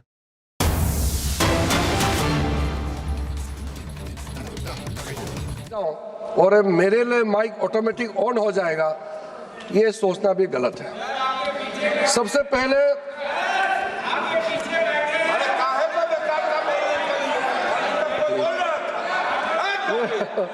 ये इन्होंने resolution move किया, अपने resolution भी नहीं बोल पाए, किसी और के नाम में दिए, अब मैं खड़ा हो रहे। इतना बड़ा मौका था, रेजुलेशन आपके नाम में ड्राफ्ट हुआ, फिर भी नहीं बोल पाए। सर, संविधान के अनुच्छेद 94C के तहत और इस सदन के rules of procedure and conduct of business का रूल 200 और 203 के प्रावधान के मुताबिक आज हम लोग इस प्रस्ताव पे चर्चा कर रहे हैं। मैं वैसे तो आपके कई मुद्दे हैं, मैं उसको एक एक करके मैं उसका जवाब भी देना चाहता हूं। मेरा प्रारंभिक अनुरोध रहेगा, शुरू में ही मैं अनुरोध करना चाहूंगा कि कांग्रेस की ओर से जब गौरव जी बोले तो विषय से हट करके कई विषय पे उन्होंने चर्चा की है। क्योंकि उन्होंने मुद्दे रखे हैं तो मुझे उसका भी जवाब देना पड़ेगा। अगर वो मुद्दे नहीं रखते तो मैं लोकसभा स्पीकर का खिलाफ जो अविश्वास प्रस्ताव रखा था उसी तक ही सीमित रखने का विचार से मैं सदन में आए थे, लेकिन उन्होंने उससे कई आगे जाकर के अपने बात को रखा है। लेकिन शुरू में उन्होंने मेरे ऊपर में एक टिप्पणी कर दिया, और गौरव गोगोई उम्र में छोटे हैं, मेरे छोटे भाई समान हैं, और अब 3 बार इस सदन का सदस्य हो गए हैं। लेकिन उसका गलती नहीं है, क्योंकि ये जब इस सदन में आए थे तब ये विपक्ष में चले गए, तो उन्होंने अपने कांग्रेस पार्टी का पार्लियामेंट्री अफेयर्स का रोल्स परफॉर्मेंस को कभी देखा नहीं है, तो ये इसका गलती नहीं है। और ये जब सदन में आए 2014 में, उससे 20 साल पहले मैं चुनाव का मैदान में उतर चुका था और 10 साल पहले मैं इस सदन का सदस्य हो चुका था, इसलिए वो उसमें सदस्य नहीं थे तो मैं ब्लेम नहीं करता हूँ। लेकिन मैं इतना जरूर कहना चाहता हूँ कि पार्लियामेंट्री अफेयर्स मंत्री बहुत समय लोगों को ऐसा लगेगा कि ये रूलिंग पार्टी के लिए सिर्फ बोलते हैं। मैं सूचना देता हूँ सदन में या कोई बात रखता हूँ तो कभी कभी सदन का बिहाफ से रखता हूँ। मैं ज़्यादातर जो पेपर ले करता हूँ बिजनेस एडवाइजरी कमेटी, वो भी पूरे सर्वदलीय पार्टी का बैठक का ही कागज को रखता हूँ। मैटर तो अलग अलग मंत्री रखते हैं, तो पार्लियामेंट्री अफेयर्स मंत्री सिर्फ रूलिंग पार्टी का नहीं होते हैं, वो सबका बिहाफ में होते हैं। फिर भी उन्होंने कहा कि इतिहास में सबसे ज्यादा बोलने वाला पार्लियामेंट्री अफेयर्स मंत्री है बोलता है। इसलिए एक बार रिकॉर्ड जाके देख लो, कांग्रेस पार्टी का 60 साल का इतिहास, और हमारे भी कई हमारे बड़े नेता जो आज इस दुनिया में नहीं है पार्लियामेंट्री अफेयर्स मंत्री रहे हैं, प्रमोद महाजन जी, सुषमा स्वराज जी, वेंकैया जी हमारे उपराष्ट्रपति भी रहे हैं, मदन लाल खुराना जी। इसलिए पार्लियामेंट्री अफेयर्स मंत्री के ऊपर में टिप्पणी करने से पहले आपका अपना कांग्रेस के जमाने का भी आप लोग को थोड़ा सा ध्यान रखना चाहिए। सभापति महोदय, जो हमको जो अथॉरिटी दिया है आज ये मुद्दे लेकर के आने के लिए, उसमें थोड़ा सा हम बिंदु में जाना चाहते हैं। संविधान 118 में स्पीकर को क्या अथॉरिटी दिया गया है? स्पीकर इस सदन का जितना रूल्स ऑफ प्रोसीड्योर और कंडक्ट ऑफ बिजनेस जो भी इस सदन में चलते हैं उसका फाइनल अथॉरिटी लोकसभा अध्यक्ष ही होते हैं। इसका अब लीगल कॉन्टेक्स्ट में देखा जाएगा, आर्टिकल 122 अनुच्छेद 122 भारत के संविधान में देखा जाएगा तो स्पीकर का कोई भी निर्णय को किसी भी अदालत में भी चैलेंज नहीं कर सकता है। सुप्रीम कोर्ट का एक रूलिंग आया था सिर्फ शेड्यूल 10, जब डिस्क्वालिफिकेशन का सवाल आता है मेंबर्स का, सिर्फ उसी मुद्दे पर स्पीकर का डिसीजन को कोर्ट में रिव्यू कर सकता है, अन्यथा लोकसभा स्पीकर का डिसीजन वो फाइनल होता है। इसमें मैं बहुत ज्यादा और उस उल्लेख नहीं करना चाहता हूं, लेकिन कुछ चीजें होते हैं जो स्पीकर और सदन में कभी कभी मैंने देखा है स्पीकर के ऊपर में ऐसे टिप्पणी कर देते हैं, कभी रिकॉर्ड में आ जाते हैं, कभी रिकॉर्ड में नहीं आते हैं। स्पीकर निष्पक्ष होते हैं, ये भी सब जानते हैं, लेकिन स्पीकर किसी एक दल से आते हैं, खास करके रूलिंग पार्टी से आते हैं, ये भी सब जानते हैं। हम लोग वेस्टमिंस्टर मॉडल को काफी फॉलो करते हैं। वेस्टमिंस्टर में once a speaker is always a speaker. Speaker पद में चुनाव होने के बाद वो हर पार्टी का कोई भी सदस्यता या कोई भी कनेक्शन बिल्कुल वो नाता तोड़ देता है जीवन काल के लिए। हमारे यहाँ में संविधान निर्माताओं ने सोचा कि भारत का जो हमारा व्यवस्था है थोड़ा सा हटके होना चाहिए। हमारे डॉक्टर बाबा साहब अंबेडकर हो, पंडित जवाहरलाल नेहरू, सरदार पटेल जी, जितने भी संविधान सभा में रहे हैं, doctor Rajendra Prasad ji, BN Rao, KM Munshi, Krishna स्वामी अयंगर जी, मोहम्मद सादुल्ला जी, TT कृष्णाचारी जी, इन लोगों ने मिलकर ये सोचा कि भारत में स्पीकर किसी पार्टी का सदस्यता को रिजाइन करने का जरूरत नहीं है, क्योंकि उसको फिर से चुन के आने का मौका देना चाहिए। और जब स्पीकर चुनाव में जाता है तो किसी ना किसी पार्टी से तो उसको लड़ना होता है। इसलिए उस समय निर्णय किया गया है कि भारत में लोकसभा का स्पीकर जो होगा वो चुनने के बाद भी किसी पार्टी का सदस्यता से वो औपचारिक खत्म नहीं कर सकता है और चुनाव में वो पार्टी का टिकट लेकर के फिर से लड़ सकता है। ये एक बेसिक अंतर है। 2005 में उस समय के लोकसभा स्पीकर सोमनाथ चटर्जी ने मुझे भी मौका दिया कॉमनवेल्थ पार्लियामेंट्री फोरम का कॉन्फ्रेंस में, तब मैंने यूके में इस बात को कहा कि हमारा व्यवस्था स्पीकर को लेकर के अलग है, आपका व्यवस्था अलग है। इसलिए स्पीकर अगर सरकार से तालमेल करता है, मंत्री से मिलता है, अपोजिशन से मिलता है, वो इसका इंटरेक्शन होता है तो उसमें रोक टोक नहीं है। लेकिन जब चेयर में बैठते हैं तो उसका रोल इम्पार्शियल होना चाहिए, इसमें कोई दो मत नहीं है। लेकिन जब संविधान को आप देखेंगे और इस सदन का रूल्स को आप देखेंगे तो स्पीकर का कोई भी निर्णय को आज तक किसी ने चैलेंज नहीं किया है। तो उस दिन मुझे दुख इस बात का लगा, जो नेता प्रतिपक्ष यहाँ खड़े होकर के, ये रिकॉर्ड का प्रोसीडिंग में है, आप लोग देख लीजिए, उन्होंने कहा कि मुझे इस सदन में बोलने के लिए किसी से परमिशन नहीं चाहिए। ये रिकॉर्ड में है और ये मेरा अधिकार है इस सदन में बोलने का। हमारा नेता प्रतिपक्ष का अभी पिछले फर्स्ट पार्ट का ही ये मैं बात बोल रहा हूं, उन्होंने कहा इस सदन में बोलने का मेरा अधिकार है, मुझे परमिशन नहीं चाहिए। तो मैं सोच रहा था कांग्रेस पार्टी में कई वरिष्ठ लोग भी हैं, नेता प्रतिपक्ष को क्यों नहीं समझाया? इस सदन में प्रधानमंत्री हो सकते हैं, मंत्री हो सकते हैं, नेता प्रतिपक्ष हो सकते हैं, मगर इस सदन में बोलने के लिए स्पीकर का परमिशन आवश्यकता है। स्पीकर का परमिशन के बिना आप मर्जी नहीं कर सकते हैं। और आप फिर कहेंगे कि आपका माइक ऑन नहीं है। परमिशन दिए बिना आप अपने आप को स्पीकर से भी बड़ा आप समझेंगे तो मेरा कोई उसमें इलाज नहीं है। दूसरा, सर 115A में, रूल्स 115A में ये भी प्रावधान है कि जब बोलने के लिए हम लोग सूची देते हैं, हर एक पार्टी किस विषय में कौन बोल रहा है सूची हर पार्टी देते हैं। और ये भी छूट है कि अगर कोई पर्टिकुलर मेंबर पार्टी का तरफ से नहीं, मैं अपने आप नाम देना चाहते हैं, वो भी दे सकते हैं। और जो स्पीकर को सूची नहीं दे करके भी स्पीकर को नजर को मिलाने के लिए, to catch the eyes of the honourable speaker, जो स्पीकर घूम के देखते हैं तो उसका नजर को दिखाने के लिए मेंबर हाथ भी उठा सकते हैं और अपने सीट से उठा सकते हैं स्पीकर का अटेंशन ड्रॉ करने के लिए।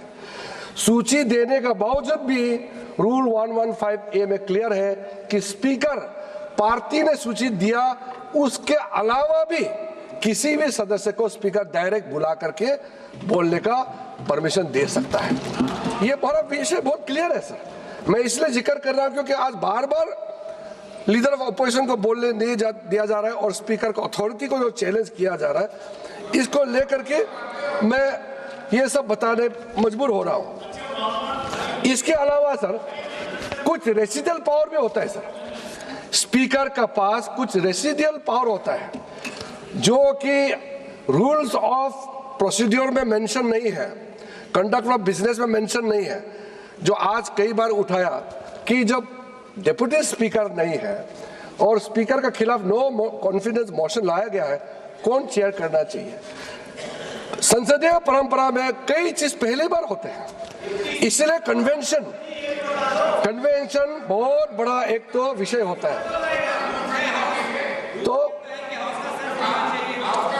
तो इसका अब ये चाहते हैं कि स्पीकर का रोल भी ये लोग तय करना चाहते हैं। ये चाहते हैं कि ये कुर्सी पे कौन बैठेगा, ये भी ऑपोजिशन तय करना चाहते हैं। क्या दुर्भाग्यपूर्ण है कि ये स्पीकर का रोल भी इन लोग लेकर के अपना अधिकार लेना चाहते हैं। सभापति महोदय, जो रूल्स में मेंशन नहीं है, किसी भी चीज का क्लैरिटी नहीं है, अगर पहले बार विषय आया है उसका भी निर्णय करने का अंदर रूल 389, अगर कोई मैटर क्लैरिटी नहीं है तो भी उसका निर्णय करने का फाइनल अथॉरिटी ऑनरेबल स्पीकर के पास होते हैं। इसलिए आप लोग जो है इतने सालों से आप लोग रूलिंग में रहे हैं, 2014 के बाद आप लोग विपक्ष में चले गए, तो आप लोग इतना बेचैन होने का आवश्यकता नहीं है। ये लोकतंत्र है, हम तो मर्जी से तो आया नहीं है। जनता, भारत का जनता जो चाहेगा वही होगा। इसलिए इतना फ्रस्ट्रेशन और इतना कानून का डिसरिगार्ड, सदन का डिसरिगार्ड करना, ये मैं मानता हूं कि ये सबके लिए सही नहीं है। हम लोग 2000 ये हमारे साथी लोग भी बैठे हैं, मुझे आज भी बता रहे थे कि पुराने सदन में हम बोलते बोलते कुछ चीज में अफजल गुरु को फांसी देना है नारा लगा करके हम लोग गलती से बीच में पहुंच गए, ये वेल ऑफ द हाउस में। हमारा नेता प्रतिपक्ष लाल कृष्ण आडवाणी जी ने इतना डांटा, हम लोगों को इतना डांटा कि 2004 का नवंबर महीने में हम लोग जब यहाँ आधार पहुंचा तो भी इतना डाटा, मुझे भी पुकार के कहा तुम नए सांसद हो, उस तरफ जाना नहीं बिल्कुल, वो ट्रेजरी बेंच का जगह है, आधा से इधर ही रहो, नहीं तो अपना जगह से प्रोटेस्ट करो। आज तो सदन आते ही लोग पूरा प्रधानमंत्री जी का आगे आ जाते। हम लोग ने, हमारा एनडीए भारतीय जनता पार्टी के सदस्यों ने कागज फाड़ के कभी भी स्पीकर कुर्सी को हम लोग ने नहीं फेंका है। आप पूरा इतिहास देख लो, हमारा पार्टी कभी भी सेक्रेटरी जनरल का टेबल में चढ़ करके हम लोग ने कभी नाचा नहीं है। हम लोग ने कभी भी ऐसा नहीं किया जो इस सदन को शर्मसार करे। कभी नहीं। आप इतिहास देखिए, रिकॉर्ड है, लोकसभा का रिकॉर्ड है, 1951 के बाद पूरा रिकॉर्ड देख लीजिए, कभी किसी एनडीए के भारतीय जनता पार्टी के किसी सदस्य ने कागज फाड़ के चेयर के मुंह में फेंका है? आप बताइए। आप लोगों ने क्या क्या नहीं किया?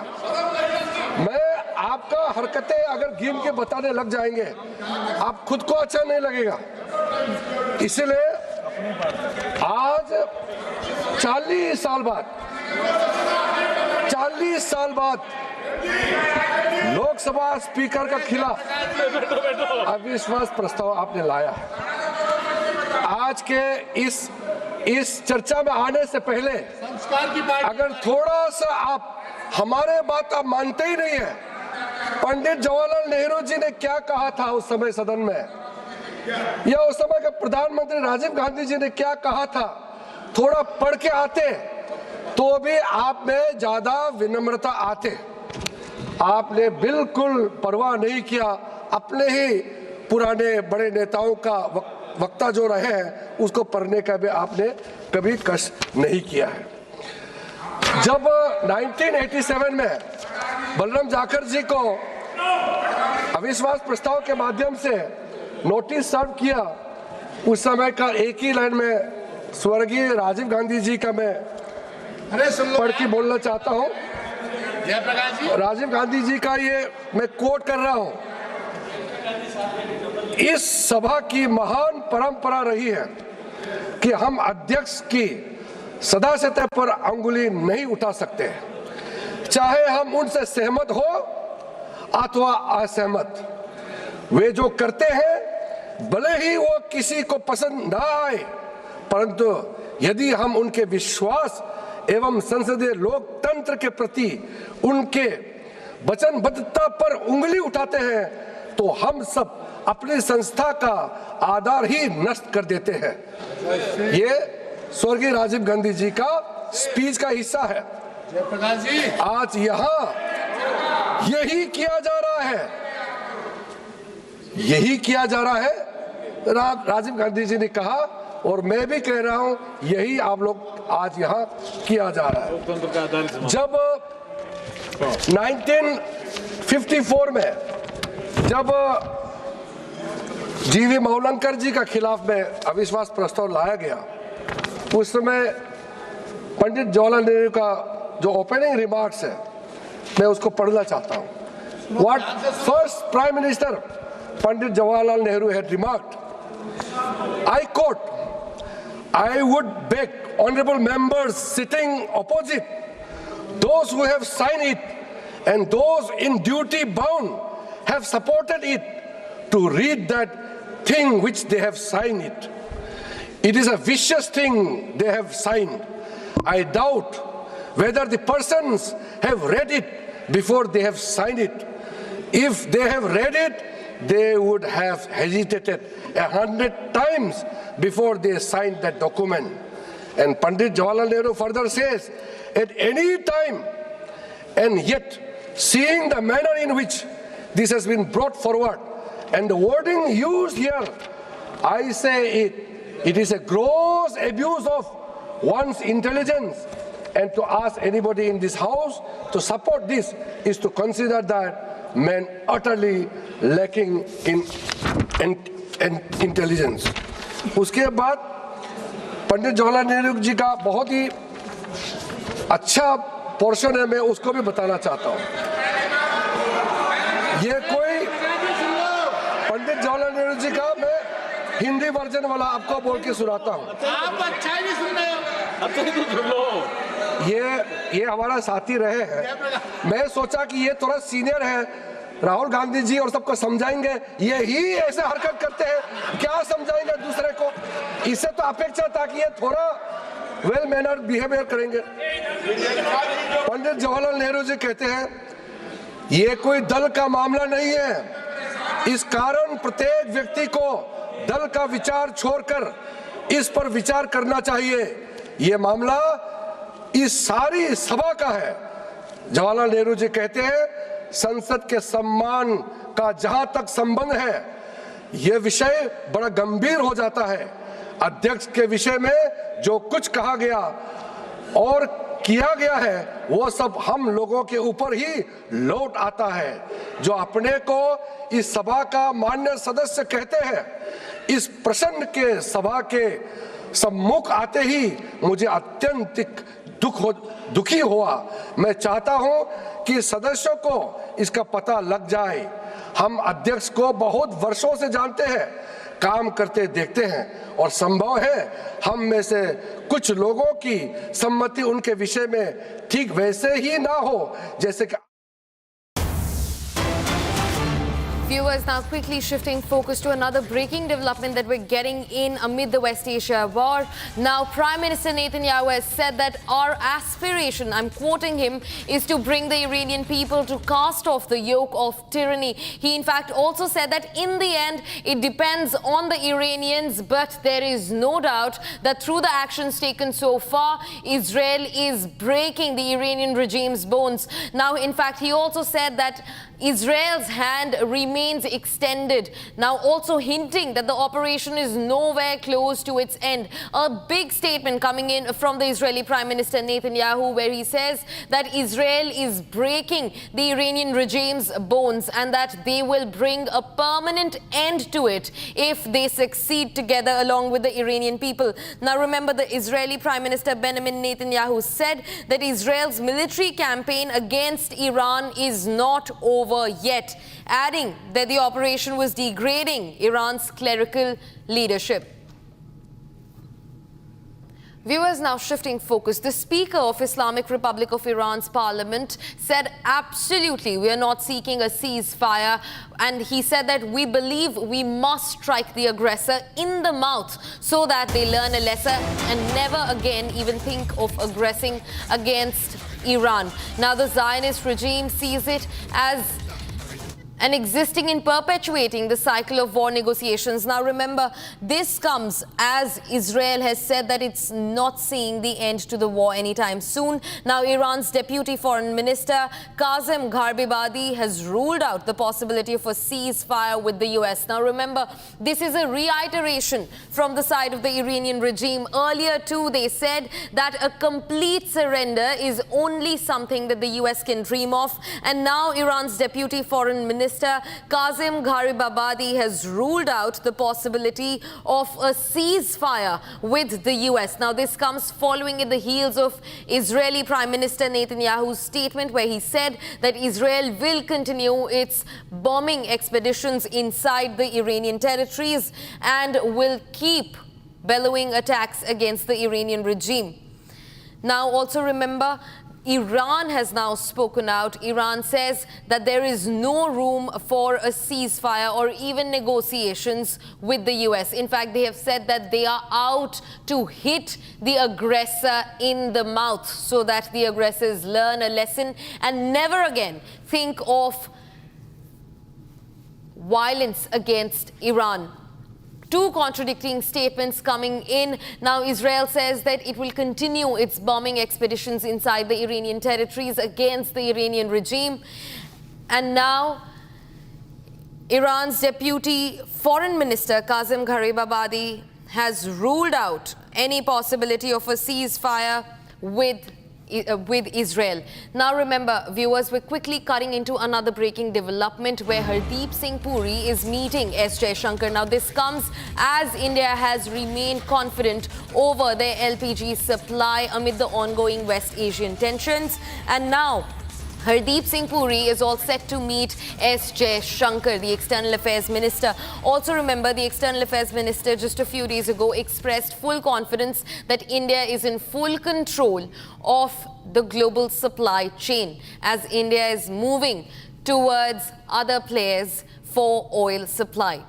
Viewers, in fact, quickly shifting focus to the war again, another breaking development that we're getting, and an important one. Now, Iran has claimed full responsibility for a drone strike targeting oil and gas facilities in Israel's northern city of Haifa. In fact, they've also described it as a retaliation for the earlier attacks on Iranian energy infrastructure. Now, according to the IRGC and the Iranian military, the operation targeted oil and gas refineries as well as fuel storage depots linked to Israel, which Tehran referred to as Zionist entities. That's what they have said, and I'm quoting them.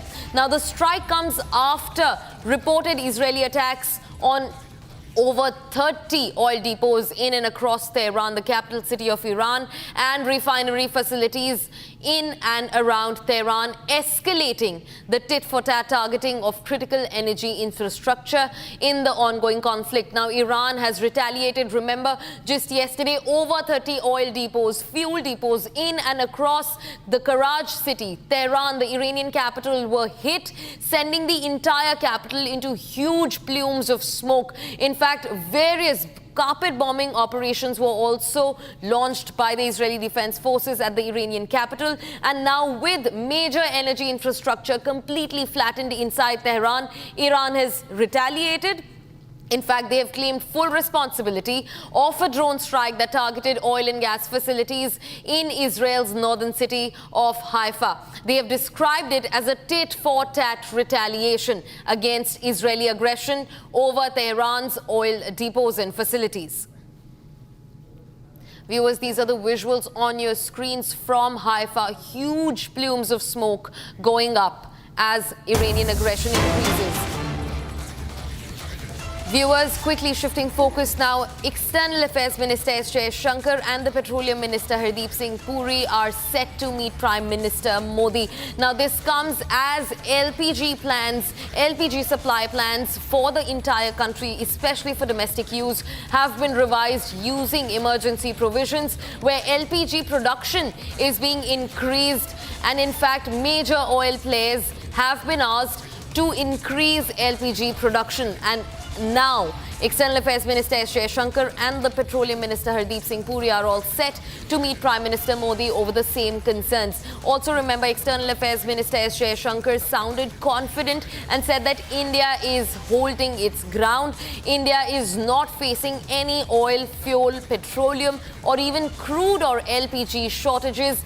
This comes as West Asia tensions continue to climb.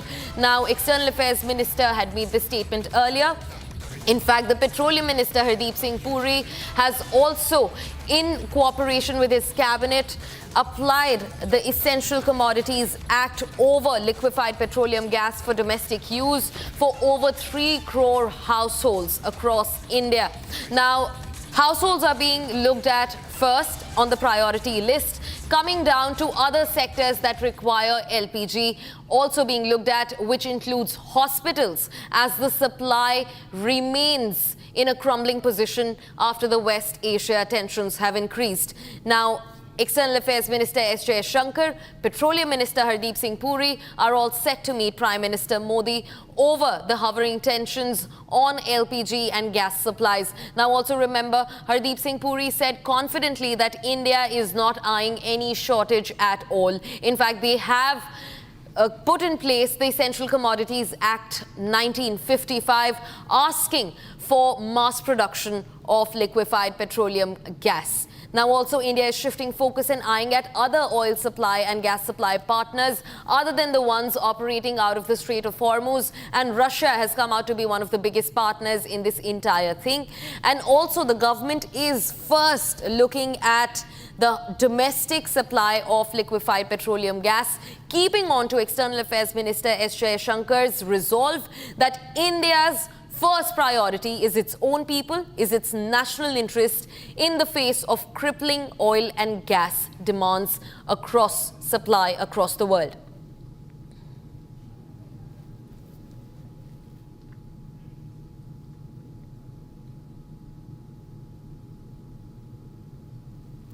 Viewers, now shifting focus, a lot has been going on amid the Indian politics. Now, the BJP has come down heavily on West Bengal Chief Minister Mamata Banerjee. This comes after the TMC Supremo made remarks of protecting Hindus or else they would be finished in seconds' time.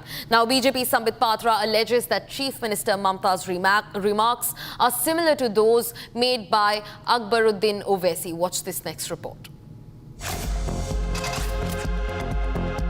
देखिए, ममता बनर्जी जी की जो clip आज हम media में देख रहे हैं, social media में भी चल रहा है, वो बहुत ही निंदनीय है, चिंताजनक है और धमकियों से भरा हुआ है। ममता बनर्जी जी का कहना कि मैं सरकार में हूं, हमारी सरकार है तो आप सुरक्षित है, अगर मैं हट जाऊं एक सेकंड के लिए तो एक कम्युनिटी आपको घेर करके सेकंडों में समाप्त कर देगी।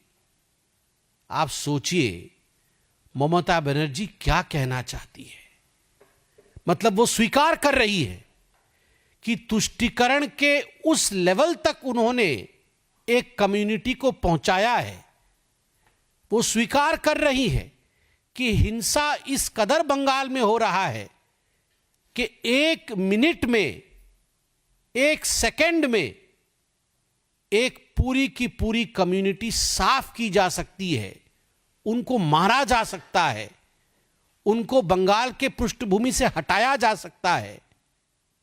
आप सोचिए, एक कुर्सी पे बैठी हुई मुख्यमंत्री अगर एक धर्म के लिए इस प्रकार की सोच रख रही है कि यह धर्म विशेष के लोग कापुरुष हैं और इनको मार दिया जाएगा, केवल मैं ही शील्ड हूं, तो ये ठीक उसी प्रकार का बयान है जैसे अकबरुद्दीन ओवैसी ने कहा था कि 15 सेकंड के लिए पुलिस हटा के देखो, 15 मिनट के लिए पुलिस हटा के देखो, फिर हिंदुओं का क्या होगा आप जान जाएंगे।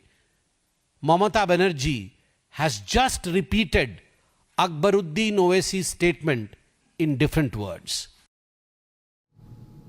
Viewers, now at the center of any war are civilians. But for now, we're shifting focus from the war and looking at another story that we're tracking now. 7 workers were killed in an accident during excavation work at a residential project of Signature Global along the Delhi-Jaipur highway on Monday. Sources have also revealed that the wall suddenly collapsed during the excavation work, burying several workers under it. Here is the full report on who is responsible for the catastrophe.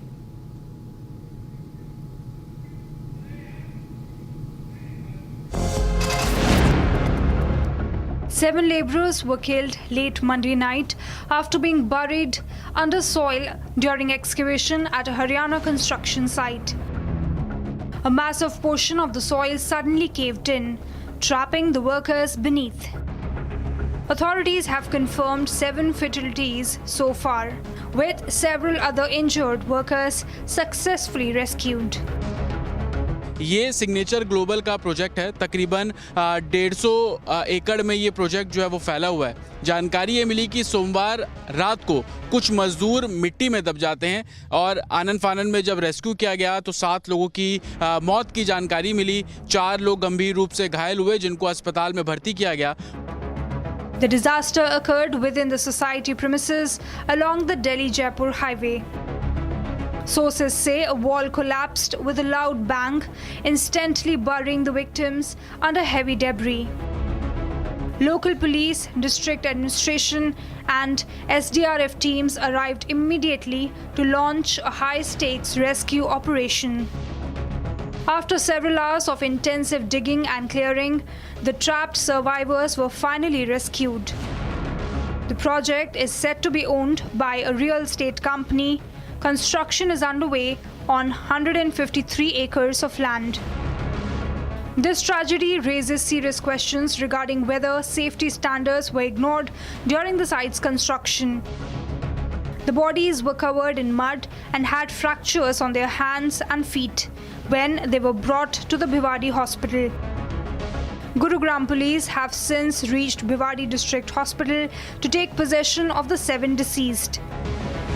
Officials have vowed that strict legal action will follow if any evidence of criminal negligence is found. Viewers, with that, it's time to now slip into a short commercial break. But don't go anywhere. News and updates continue on the other side, where we keep tracking how Saudi's largest oil producer, Aramco's CEO, has now warned of global consequences and drastic domino effect on aviation and agriculture amid the war in West Asia. Getting you this and a lot more right after this short break.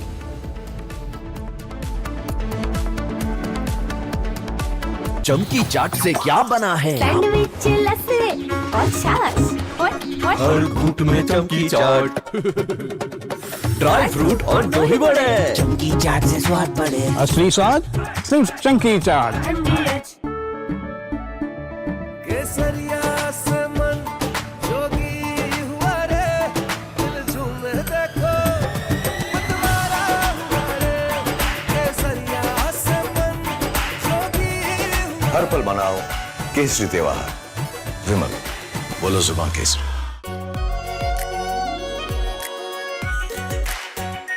Are pure shahi paneer masala, delicious, healthy everyday.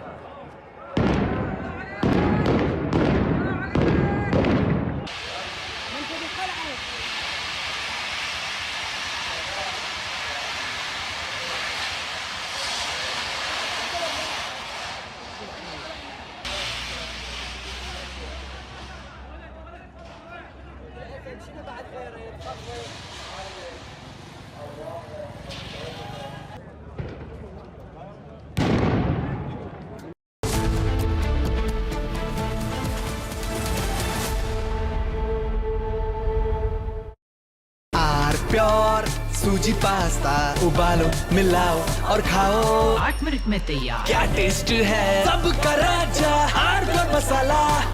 13,000 placements last year. At Amity, we are committed to nurturing passionate, hardworking and proactive professionals.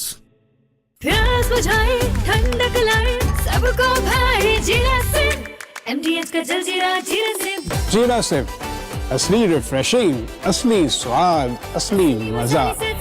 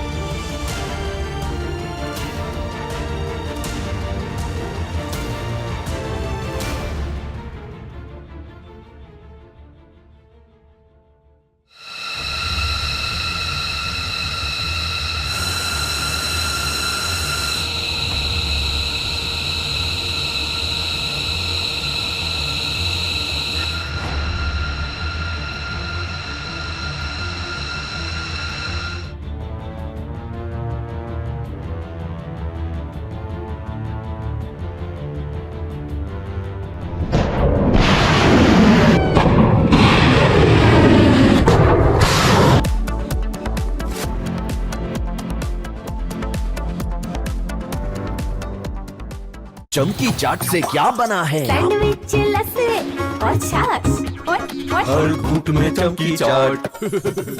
अब बताओ स्वाद आया? आया। असली स्वाद सिर्फ चंकी चाट। केसरिया से मन जोगी हुआ रे, दिल झूमे देखो मतवारा हुआ रे। केसरिया से मन जोगी हुआ। हर पल मनाओ केसरी त्योहार, विमल बोलो जुबान केसरी। थोड़े में ज्यादा स्वाद, यही तो है इसकी खास बात। वाओ मामा क्या स्वाद है, अरे मेरे राजा। सबका राजा और प्योर मसाला।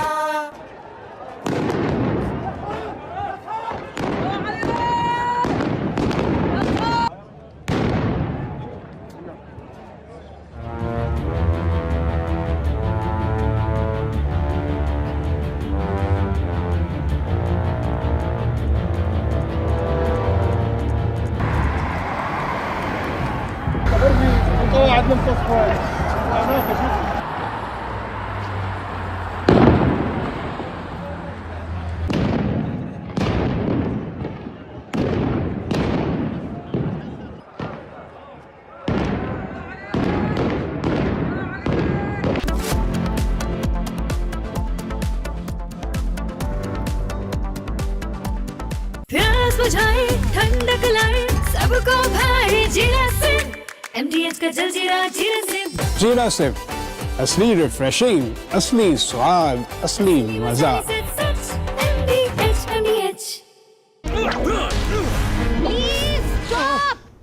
झुमका तेरा झुमका, तेरा झुमका। नॉट देयर, मेरा काउंटर टॉप टूट जाएगा। तेरा झुमका।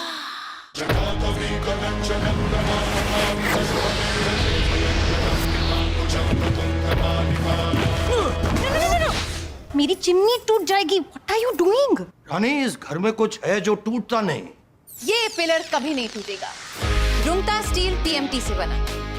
रुंगटा नहीं तो घर स्ट्रॉन्ग नहीं। रुंगटा स्टील TMT बार एकदम solid.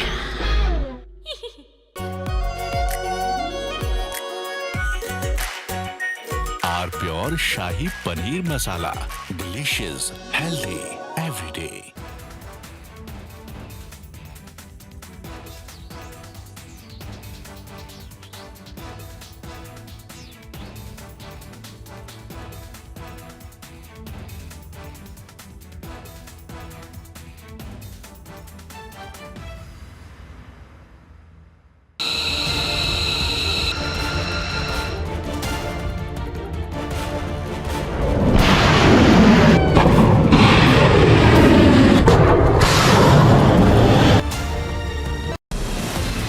From Asia's largest news headquarters, setting the agenda for Bharat.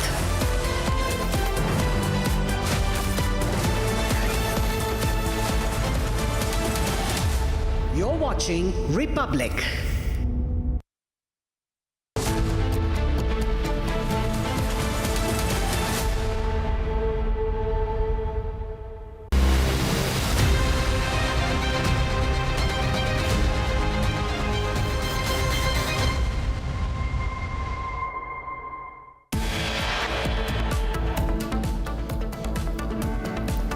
Saudi's largest oil producer, Aramco's CEO, warns of global consequences and drastic domino effects on aviation and agriculture.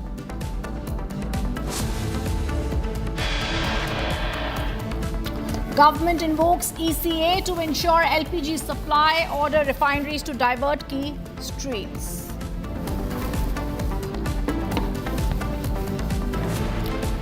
LPG committee constituted to review representations, panel to review representations for supplies to hotels and industries.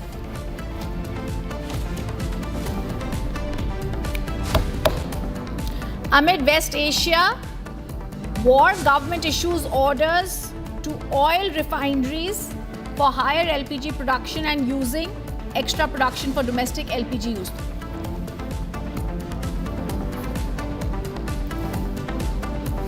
Crude oil prices fall 13% in 24 hours globally after crossing $110 per barrel. Crude oil eases to $88.9.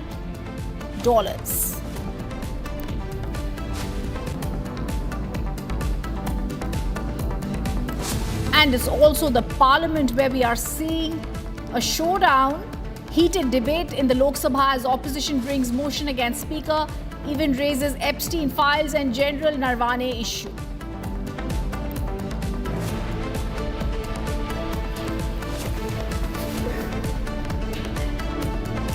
We begin with breaking news coming in. Now it's also news. Iran has now, Parliament Speaker has ruled out seeking any ceasefire.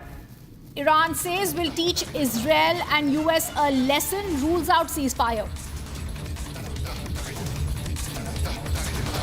That's the big breaking news coming in. Iran Parliament Speaker rules out seeking any ceasefire. It's very, very clear. Iran is saying we're going to teach Israel and US a lesson. This is after Donald Trump had earlier said that they were trying to see whether a ceasefire could be reached. But this is Iran now saying they do not want a ceasefire. They're going to be teaching a lesson. What this is really indicating is that Donald Trump did not think this through. The war in West Asia is going on. And this is the big breaking news that's coming. And as we are speaking, Iran's parliamentary speaker has now given out this news. A clear indication about possibly what lies ahead is the Iranian leadership warning of further retaliation against US and Israel following the start of the conflict on 28th of February. Oh, let me go across to my colleague, Senior Executive Editor Abhishek Kapoor, to throw light on this latest warning coming from the Iran Parliament Speaker. Abhishek, it's clear there's going to be more escalation. Iran is not backing down. Well, yes, and multiple voices coming out of Tehran clearly indicate that they are doubling down rhythm, they are hardening their position, and it's like a cornered cat that sort of hits back, and that's the only way a cornered cat really responds. So while we are discussing whether what the Americans and the Israelis together have done is right or wrong, if you look at it from the Iranian perspective, they have lost their supreme leader, they have lost his entire family, they have lost almost the entire second rung of their leadership, various ministers, ministries, department heads, including the IRGC head. There is absolutely new crop of leadership that's come up. Just yesterday, in a dare, they have anointed Mujtaba, the son of Ayatollah, the late Ayatollah Khamenei, as the next supreme leader. And now these voices coming in. Speaker of the Iranian Assembly, Ghalibaf, and one of the advisors of the supreme leader or the new supreme leader, Mujtaba Khamenei, on foreign policy issues, maintaining to interlocutors in the West that they are not looking at backing off, that they are good insofar as their war machine is concerned, howsoever decimated or whatever the claims being made by the Americans, that they can continue this war of attrition that this has become with those low-cost drones and missiles from wherever Iranians can shoot at American military targets, and those facilities or buildings, even civilian infrastructure, which the Iranians suspect are being used by the Americans from Gulf countries. So in that sense, I think what we are seeing is that Iran perhaps sees that Americans are not finding a way out, or as they say, a ramp off, and want to make it seemingly difficult. We don't know whether there is any back channel going on, Rhythm.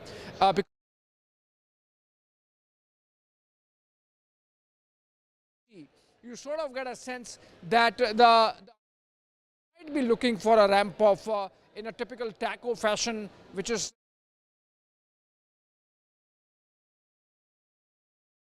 the scale of American. As the energy crisis looms, the big breaking news that's coming in from the capital, Abhishek, I want to come across on that to you. Petroleum Minister Hardeep Puri, Minister of External Affairs Dr. Jai Shankar meet the Prime Minister. It's a key meeting underway in the Parliament over the looming energy crisis. Abhishek, I want to come back to you as it's a key meeting in the Parliament between the Petroleum Minister, the Minister of External Affairs and the Prime Minister. Coming back to you, Abhishek, now the key notice on India. We need a perspective about how India is going to be handling this energy crisis. Well, you see, so if you go by the daily briefings, and today's briefing is yet to happen, Rhythm, or seems to be going on as we speak, which is typically conducted by Petroleum Minister Hardeep Puri. the government wants to project a picture that they are in control, that there is no need to panic, that there are enough storage, there is enough storage and stocks available with the oil marketing companies and the government's strategic petroleum reserves, as they are called, SPR, at about 5 million metric tons, and that we are going good so far as another 25 to 30 days. The actual stocks are about 50 days is concerned. So, and then of course the replenishments are coming in. Just that the gas supplies from Gulf are completely hit because Qatar has stopped production because oil you can source from other places. Even on gas, diversification of supply chains is being attempted, but all this really takes time. So if you have to get gas from Canada, if it can come from the Gulf in 2 days or 5 days or 7 days, from Canada it can take 15 days, 20 days. So obviously there is some sense of a crunch building up, and that's seen in some pockets of the country. We have got reports, ground reports filed by our reporters and correspondents spread across the country. So while, for example, from Jammu and Lucknow, the reports suggest that there is no sense of panic and it's absolute calm. Other pockets like Hyderabad or Mumbai or Ahmedabad, there is some sense of panic amongst consumers, not with the agencies or stockholders, because they know that the stocks are good. All right, Abhishek, thank you for giving us those latest details. We're going to stay with the news of the West Asia war, and there's big news coming in. The Iranian army has now announced that its Air Force drones have attacked an oil and gas refinery and fuel storage facilities belonging to the Israeli regime in Haifa. This news is coming on reports of the Iranian media. The strike has been announced as a direct retaliation for the joint US-Israeli strikes on Iranian energy. The target is, they say they targeted the Haifa oil refinery operated by the Mazan Group in Haifa Bay. This is considered to be Israel's largest oil processing facility. They say Israel's largest oil-producing refinery has been hit. And they say that we've used drones, Air Force drones, called suicide drones in this specific attack, with specific details coming in. And this is also a retaliation that is coming on this story.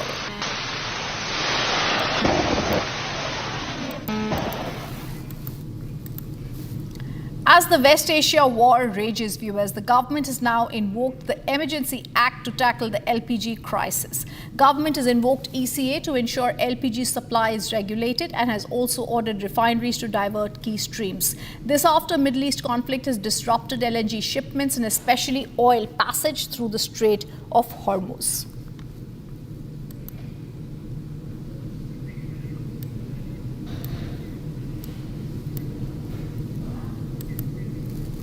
Let me actually tell our viewers the reasons this happened, why this government invoking the Emergency Act. The Middle East conflict first disrupted LNG shipments. The LNG emergency is caused. LNG supplies via the Strait of Hormuz have been impacted. The suppliers have invoked force majeure clause. There's diversion of the natural gas to priority sectors. And the LPG emergency is therefore caused in the priority sector, the domestic piped gas, the compressed gas for transport. It's also seen 80% of the average 6 months of consumption availability is there. 100% availability of average 6-month gas consumption has to be seen.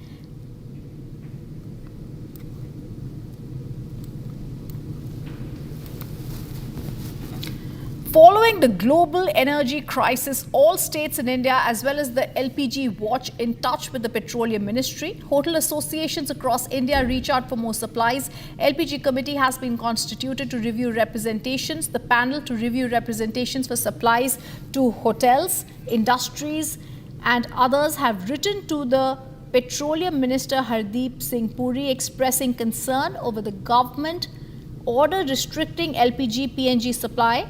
Restaurants and hotels, remember, depend heavily on PNG for daily cooking operations. The sector provides 40 lakh direct and 160 lakh indirect jobs in Maharashtra. The association requests the government to ensure minimum PNG supply to protect the hospitality industry and the workers' livelihood. As of now, the situation is very bad. I can say it's horrible. From past Thursday onwards, we have been facing acute shortage and scarcity of cylinder supplies. Due to it, as of now, 20% of our hotels have already been closed, and if the same situation continues in the days to come, higher percentage of hotels will have to be forcibly shut down. So now, if we consider the fact about the about LPG gas cylinders that are available right now, for how long the restaurants can work, and at the moment, how many restaurants are working or they have shut? As I told you before also, as I mentioned you before also, 20% of the restaurants have already been shut down due to non-availability of cylinders, and black marketing is also very much on the rise. As on today, I have been getting messages all across Mumbai from my members that black marketing per cylinder has shot up to the tune of 3,000 rupees per cylinder, and which is not at all feasible. And at the most, a mid-sized restaurant can store a stock of 2 to 3 days fuel at the most. So I think so within a day or two, stock will be exhausted, and after 2 days, situation will be very bad. The BJP has come down heavily on West Bengal Chief Minister Mamata Banerjee after TMC Supremo made remarks of protecting Hindus, else they could be finished in seconds. Time. BJP's Shambit Patra has alleged the Chief Minister Mamata Banerjee's remarks are similar to those made by Akrubuddin Owaisi. Watch this report. देखिए, ममता बनर्जी जी की जो clip आज हम media में देख रहे हैं, social media में भी चल रहा है, वो बहुत ही निंदनीय है, चिंताजनक है और धमकियों से भरा हुआ है। ममता बनर्जी जी का कहना कि मैं सरकार में हूं, हमारी सरकार है, तो आप सुरक्षित है, अगर मैं हट जाऊं एक सेकंड के लिए तो एक कम्युनिटी आपको घेर करके सेकंडों में समाप्त कर देगी। आप सोचिए ममता बनर्जी क्या कहना चाहती है। मतलब वो स्वीकार कर रही है कि तुष्टीकरण के उस लेवल तक उन्होंने एक कम्युनिटी को पहुंचाया है। वो स्वीकार कर रही है कि हिंसा इस कदर बंगाल में हो रहा है कि 1 मिनट में, 1 सेकंड में एक पूरी की पूरी कम्युनिटी साफ की जा सकती है, उनको मारा जा सकता है, उनको बंगाल के पृष्ठभूमि से हटाया जा सकता है। आप सोचिए, एक कुर्सी पे बैठी हुई मुख्यमंत्री अगर एक धर्म के लिए इस प्रकार की सोच रख रही है कि यह धर्म विशेष के लोग कापुरुष हैं और इनको मार दिया जाएगा, केवल मैं ही शील्ड हूं, तो ये ठीक उसी प्रकार का बयान है जैसे अकबरुद्दीन ओवैसी ने कहा था कि 15 सेकंड के लिए पुलिस हटा के देखो, 15 मिनट के लिए पुलिस हटा के देखो, फिर हिंदुओं का क्या होगा आप जान जाएंगे। Mamata Banerjee has just repeated Akbaruddin Owaisi's statement in different words. And there's big breaking news coming in from West Asian war alerts. Netanyahu has now said our aspiration is to bring the Iranian people to cast off the yoke of tyranny. He said in the end it depends on them, but there is no doubt that through these actions taken, it will go far. We are breaking their bones. This is what Netanyahu has now stated. It's clear that he's trying to state and say our hand is extended. A big statement from Netanyahu where he says Israel is breaking Iran's bones. We will bring a permanent end if we succeed together.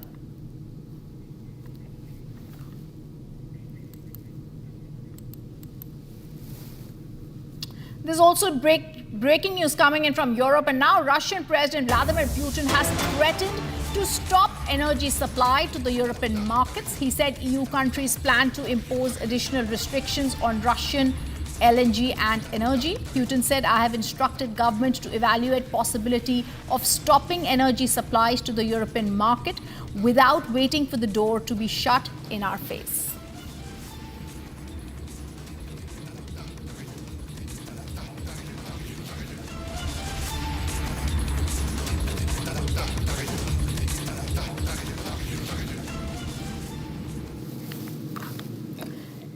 An Iranian government spokesperson has said 193 children were killed in the US and Israeli attacks.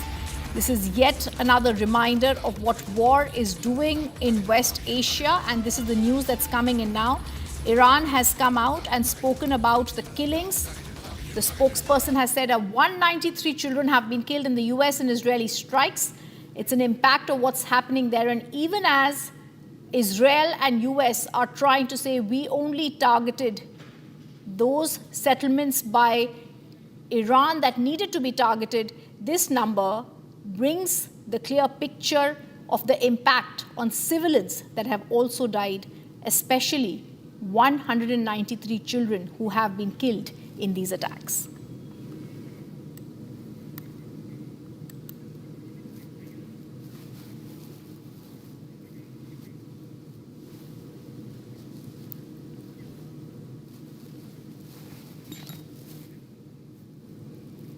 And the truth of the matter, viewers, the world is paying for Trump's madness. Arnab tears into Donald Trump's reckless Iran war, exposing how soaring oil prices over $100 a barrel, dismissed by Trump as a small price to pay, while branding critics fools, have devastated India with 8.5 lakh crore wiped from markets, crushing ordinary savings and spiked petrol diesel costs.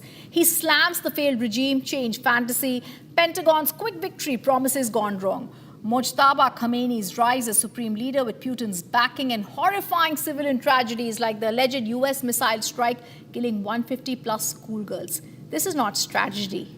It's ego-driven chaos, risked global recession, inflation shocks, endless mayhem. Arnab demands the world rein in Trump before Asia and beyond pay an unbearable price. Donald Trump has said that this is going to be a long war. And basically, if you see his tweets, I'll put out a graphic on a few tweets of his. He's preparing everyone. He says, no problems if oil goes over $100 a barrel. This is no problem, according to Trump. He said this is a small price to pay for the war. I put that differently. And he says anyone else who thinks it's anything more than a small price to pay is a fool. So Donald Trump believes that everyone except him across the entire world is a fool. Ladies and gentlemen, I reserve my words. I shall say nothing about Donald Trump. But I will say one thing tonight. He should rethink his words. When he thinks of the money that's wiped out, which rough estimate is 8.5 lakh crores. Ladies and gentlemen, when he says this is no problem, the war should continue for a long time, he must rephrase that. He should now begin to say that there is absolutely no problem anywhere in the world. If the whole world is in a state of shock, as long as Donald Trump's personal ego and narcissism is under control, as long as he's feeling all right personally, there is no problem. Ladies and gentlemen, when he says only fools would think differently, when he says it's a small price, let me tell you what small looks like. And that is the number, 8,50,000 crore rupees wiped out from the Indian markets. That is Trump's definition of small. We were not consulted. We were not warned. We simply are paying for his war. We are paying for his understanding of the way he thinks the world should be. Ladies and gentlemen, the one number that tells you everything about oil was $72 a barrel before the first missile flew. And look at it today. Nobody in the Gulf voted for this war. Today it has crossed $100 per barrel. Trust me, everybody, when they go to pick up petrol, diesel, are paying for it. You are paying for Trump's war. Our government is doing fine. We're doing the best. The government is doing the best it can in the prevailing circumstances. But somewhere we are all world citizens. Aren't we always told we are world citizens? We should have a say in what's happening in the world. Ladies and gentlemen, the Sensex does not lie. The Sensex does not have a foreign policy. It doesn't have a side. Thousands of crores, ordinary Indians' savings, retirement money, all gone because America decided to settle a score. And now the media, the Western media, which has lost its spine a long time, is suddenly waking up to what we had asked earlier about an American missile hitting a school and killing 150 schoolgirls. That also, and you see the pictures of the children being buried. Dozens and dozens of schoolgirls for no fault of theirs. This is the price of America's war. This is the price for Trump's ego. Trump thinks it's all right. It's all right. A Tomahawk missile, an American missile, allegedly hits a school and 150 school children die. He says it's not a Tomahawk missile. What is this? If it's not a Tomahawk missile, Donald Trump. Children playing in their school were killed, destroyed, lives destroyed, and then being buried one next to each other. Children who should have been in a school laboratory. Schoolgirls who should have been doing physics and chemistry experiments. Schoolgirls who should have been in the park. These schoolgirls all wiped out, all killed. And Trump says it's all right, it's a small price to pay. We can choose to be quiet about it. And you, if you're watching the program today, can say nothing happens. It's a small price to pay. But this, Donald Trump, is not a small price to pay.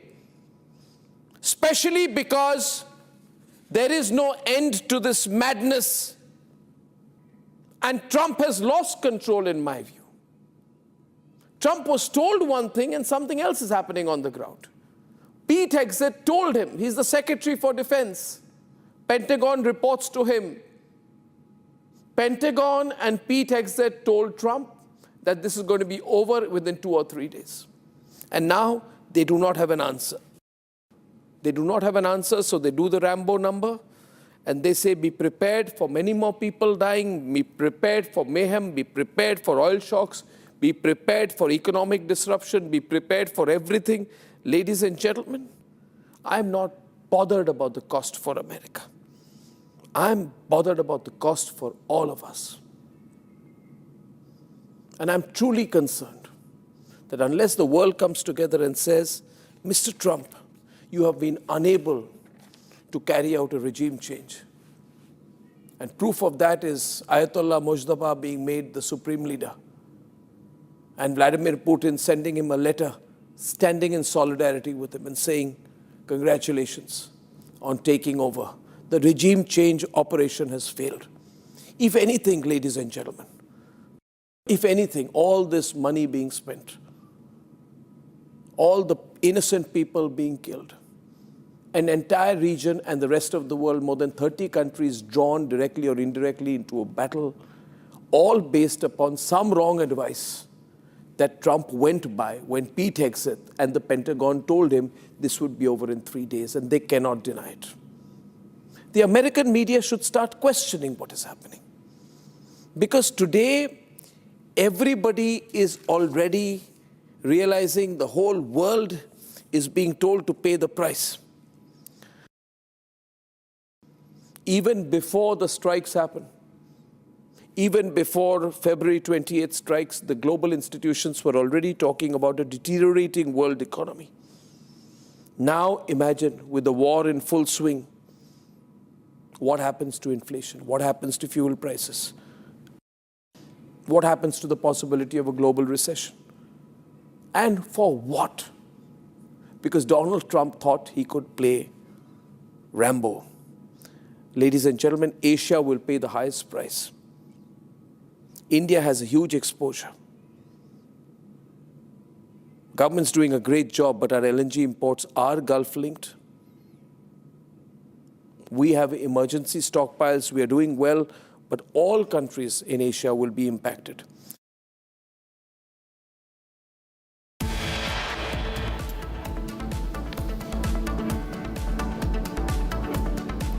And coming up, Saudi's largest oil producer Aramco CEO warns of global consequences, drastic domino effect on aviation and agriculture.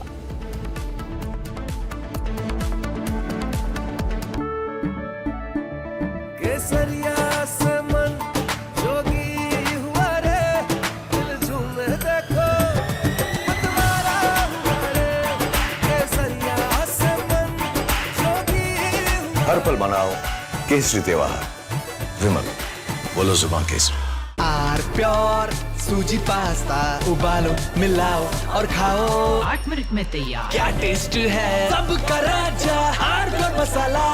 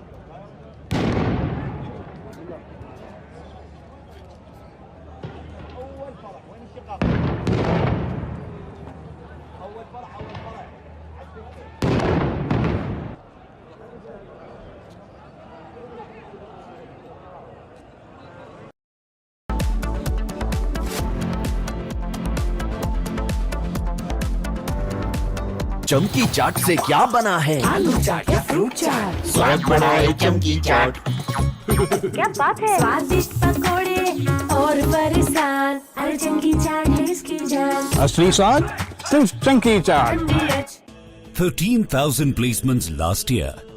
At Amity, we are committed to nurturing passionate, hardworking and proactive professionals.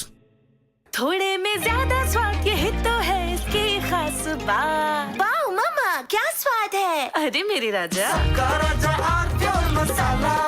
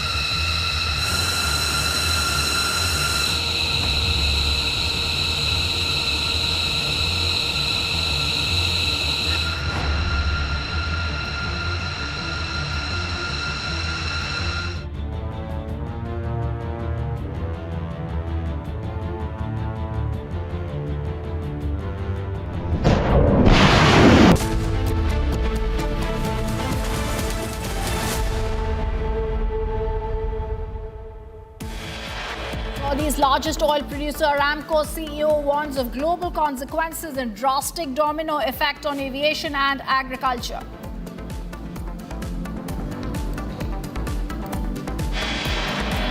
Government invokes ECA to ensure LPG supply, order refineries to divert key streams.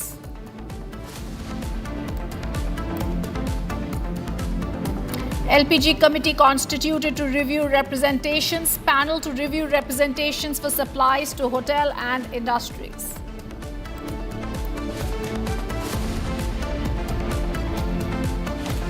Amid West Asia war, government issues orders to oil refineries for higher LPG production. and using extra production for domestic LPG use. Crude oil prices fall 13% in 24 hours globally after crossing $110 per barrel. Crude oil eases to $88.9. And a heated debate in Lok Sabha as opposition brings motion against Speaker, even raises Epstein files in Nirvana issue.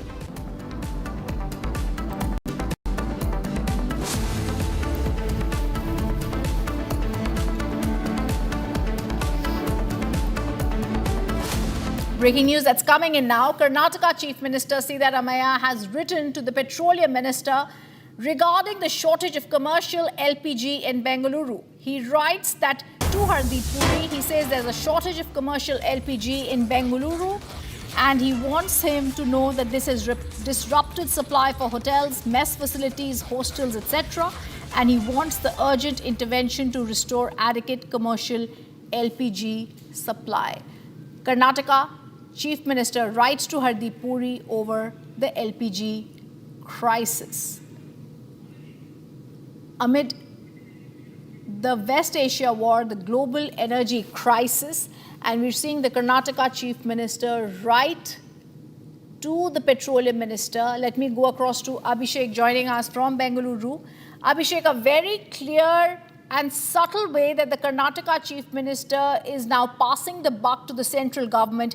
Even as there is war looming large in West Asia, we're seeing the Karnataka Chief Minister try and play possibly politics when he's bringing this to the attention of the Petroleum Minister at this time. But of course, the larger picture is also there is a crisis of oil across the world.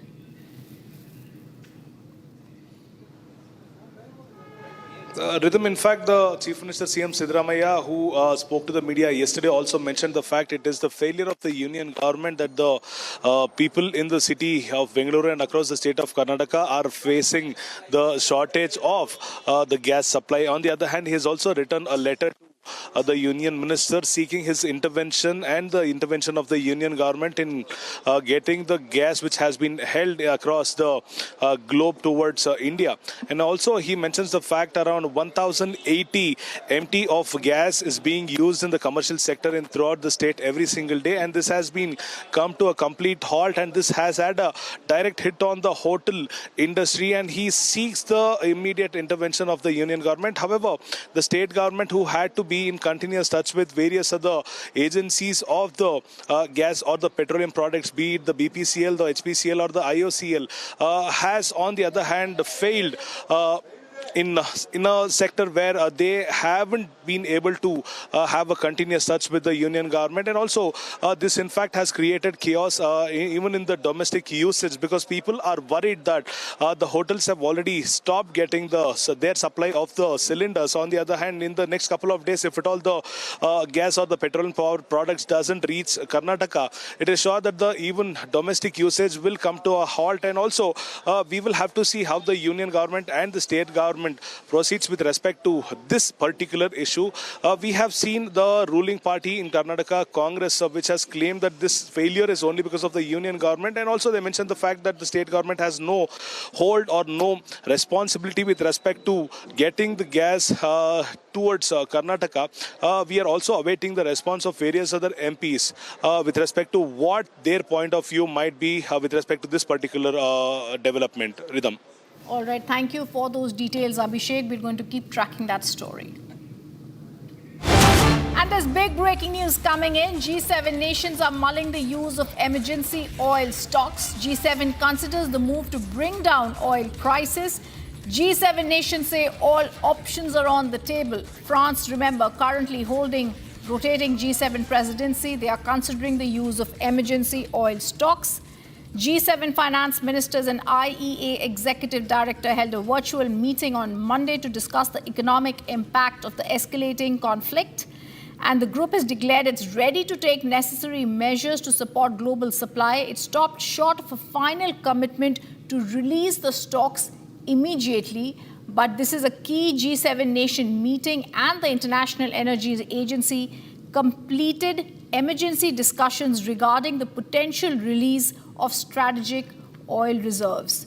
This is clear as there's a potential scale and officials are discussing a coordinated release of 300 million to 400 million barrels, which represents roughly 25% to 30% of the total IEA emergency reserves.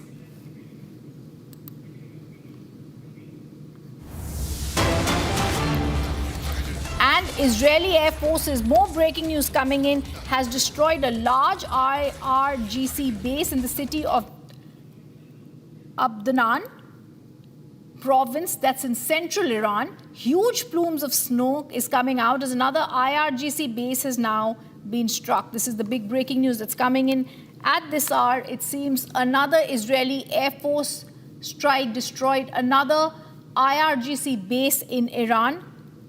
And this is an indication that the Israeli warplane specially targeted a police headquarters IRGC-linked facility in Abdanan 2 a.m. province, with subsequent large plumes of snow observed, indicating a significant strike. This attacks part of the broader intensive air campaign by Israel and the US, which began on 28th of February. The same timeline, similar large-scale strikes have been seen and reported across central and western Iran, including Tehran, destroying significant military infrastructure, causing massive damage, and there's often been characterized by heavy smoke.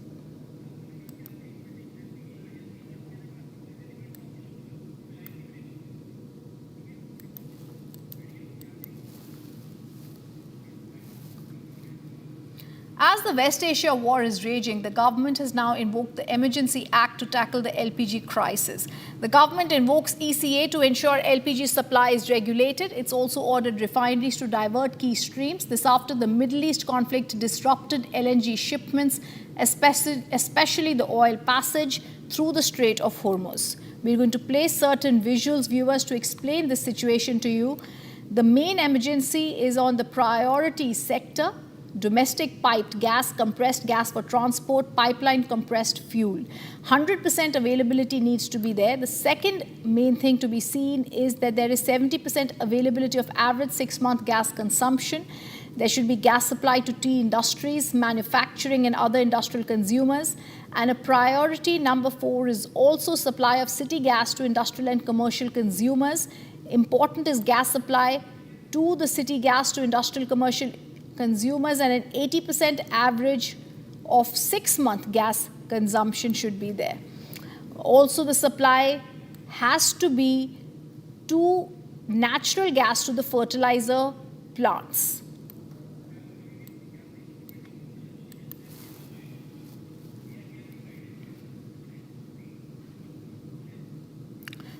Following the global energy crisis, all states in India as well as the LPG watch are in touch with the Petroleum Ministry. Associations across India are reaching out for more supplies. LPG committee has been constituted to review the representations. The panel is also going to review representations for supplies to the hotel industries. We have a reaction that's also coming in from AHAR, the Hotel and Restaurant Association, that wrote earlier to the Petroleum Minister expressing concern over the government order restricting LPG PNG supply and saying that they heavily depend on PNG for daily cooking operations, and asking and requesting them to ensure minimum PNG supply. As of now, the situation is very bad. I can say it's horrible. From past Thursday onwards, we have been facing acute shortage and scarcity of cylinder supplies. Due to it, as of now, 20% of our hotels have already been closed, and if the same situation continues in the days to come, higher percentage of hotels will have to be forcibly shut down. So now, if we consider the fact about the about LPG gas cylinders that are available right now, for how long the restaurants can work, and at the moment, how many restaurants are working or they have shut? As I told you before also, as I mentioned you before also, 20% of the restaurants have already been shut down due to non-availability of cylinders, and black marketing is also very much on the rise. As on today, I have been getting messages all across Mumbai from my members that black marketing per cylinder has shot up to the tune of 3,000 rupees per cylinder, and which is not at all feasible. And at the most, a mid-sized restaurant can store a stock of 2 to 3 days fuel at the most. So I think so within a day or two, stock will be exhausted, and after 2 days, situation will be very bad. बहुत shortage है, बहुत मतलब daily का जो हम लोग का धंधा है वो हम लोग कर नहीं पा रहे हैं, और पब्लिक पूरा रिटर्न जा रही है उसके वजह से, क्योंकि माल ही नहीं निकलते। एक सिलेंडर कितना दिन यूज़ करेंगे? एक सिलेंडर हम लोग को 2 या 3 दिन जाता था, अभी तो एक सिलेंडर नहीं मिला, 3 दिन अभी धंधा बंद था। हम लोग ने हमेशा धंधा बंद करना पड़ता है। ये पिछले 3 दिन में तो कम से कम 2 दिन धंधा बंद रखा, मैं आज ही धंधा चालू किया। ऐसा ये दिक्कत है, ये यहीं का प्रॉब्लम नहीं है, सब जगह। अभी परसों के दिन तो इधर बोरोली से पूरा टेम्पो भर के आया था, यहाँ पे पूरा वासना का मुँह।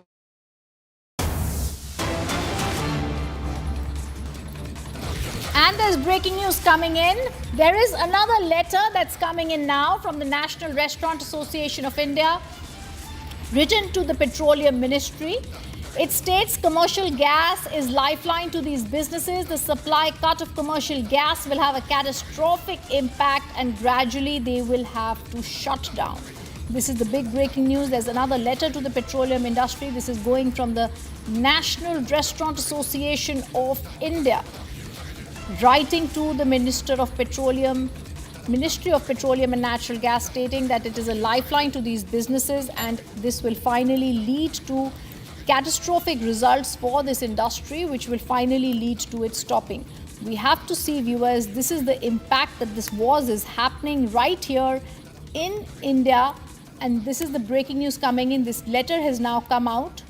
Another letter, another update on the same energy crisis. Now, the National Restaurant Association of India writes, calling it a catastrophic closure of majority of the country's 5 lakh restaurants.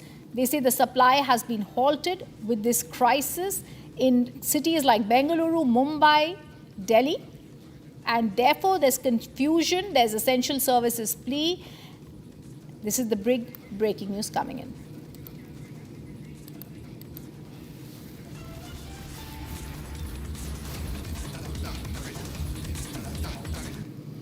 A massive fire broke out in a fruit market in Cauchery Pada area of Bhiwandi in Maharashtra. 5-6 godowns were reportedly damaged by the fire.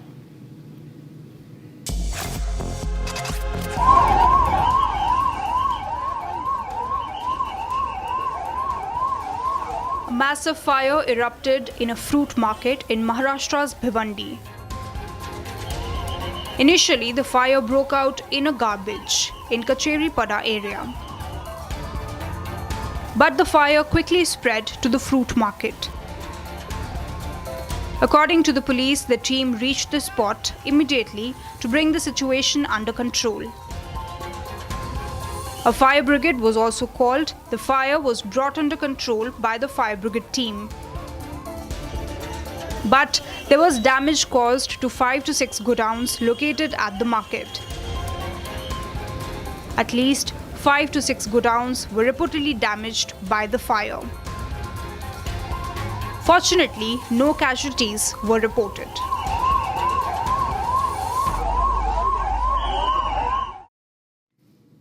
And there's breaking news coming in. This is now coming in from the Kremlin. Russian President Putin's Iran proposal is still on the table. The Kremlin says Russian President Vladimir Putin, who yesterday held a call with Donald Trump, has offered different options to mediate and reduce tensions in the West Asia war. Spokesperson Dmitry Peskov declined to offer more details about what the talk was on, but he said there were considerations that Putin raised on the call. He said these proposals are still on the table.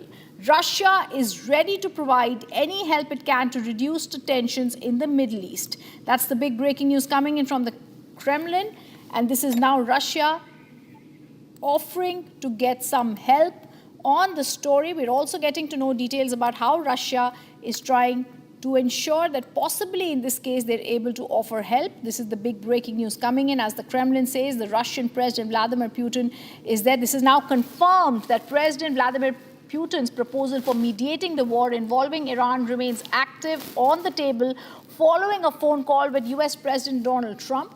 While the Kremlin president has declined to provide specific details regarding these considerations, he said Russia has offered several options to de-escalate the regional tensions and facilitate a political statement.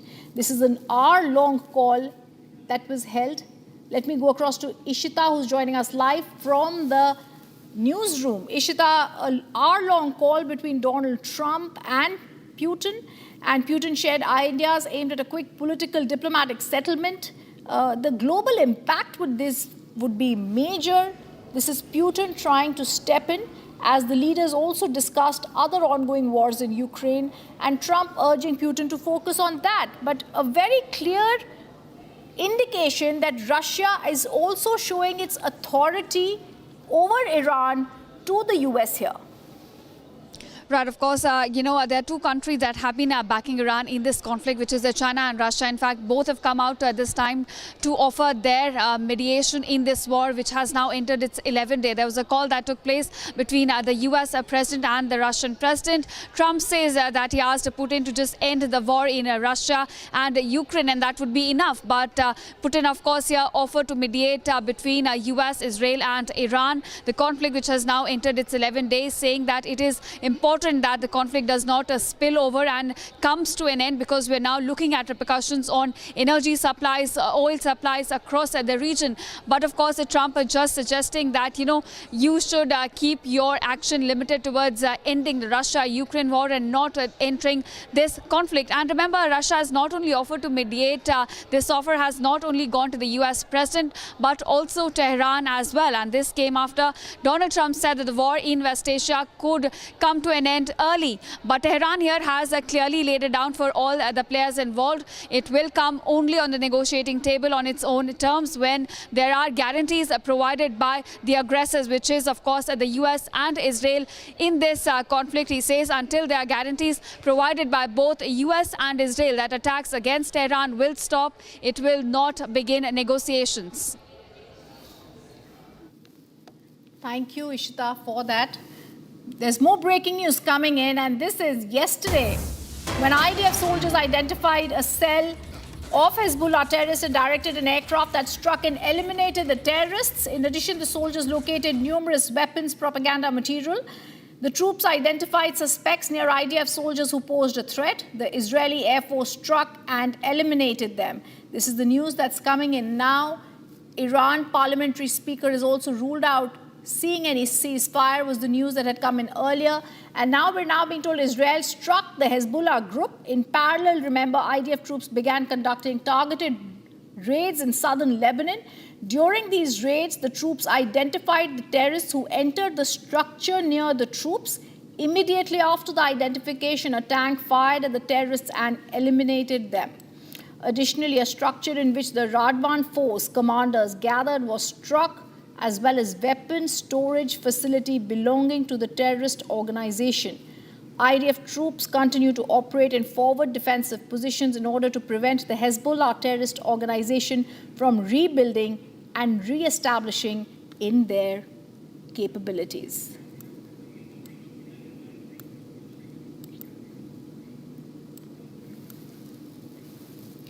There's also news that's coming in. The Iranian army has now announced its Air Force drones have attacked an oil and gas refinery and the fuel storage facilities belonging to Israeli regime in Haifa. Viewers, let's explain to you, Haifa is the largest oil refinery that is there with Israel, and now this is a claim that's coming in from Iran. The Iranian media reports that the Islamic Revolutionary Guard Corps, IRGC associates, have targeted oil, gas and fuel storage facilities in Haifa using drones. They're also saying that the critical infrastructure in the northern Israeli port city of Haifa has been damaged. This is a high escalation with tensions between Iran and Israel, including direct strikes threatening infrastructure. There is no immediate confirmation coming from the IDF regarding damage to the energy infrastructure in Haifa from a drone strike. And this could also be part of a psychological warfare from Iran. But this is the news coming in regarding Haifa. where the associated forces have targeted the IRGC says and claims it's targeted the refinery in Haifa using drones.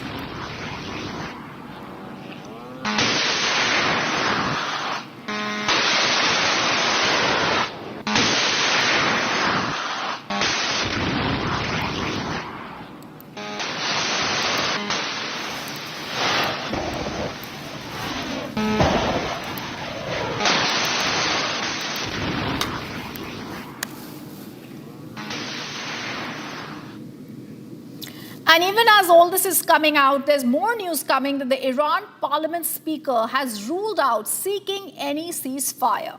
Iran says we will teach Israel and US a lesson, and they rule out the ceasefire. That means they say we're not looking for any ceasefire amid the new attack on Israel. They're saying we're definitely no longer looking for a ceasefire. Sirens are warning of the immediate effects of this West Asian war. However, they're saying, and this is also Iran's parliament speaker Mohammad Bagher Khalib, who's writing on X, that we are retaliating, and it's coming after he says we're definitely not on the lookout for a ceasefire. We believe that the aggressor should be punched in the mouth so that he learns a lesson, so that he will never think of attacking our beloved Iran again. In addition to firing missiles, they have also the stronghold in the Strait of Hormuz, which has sent oil prices soaring.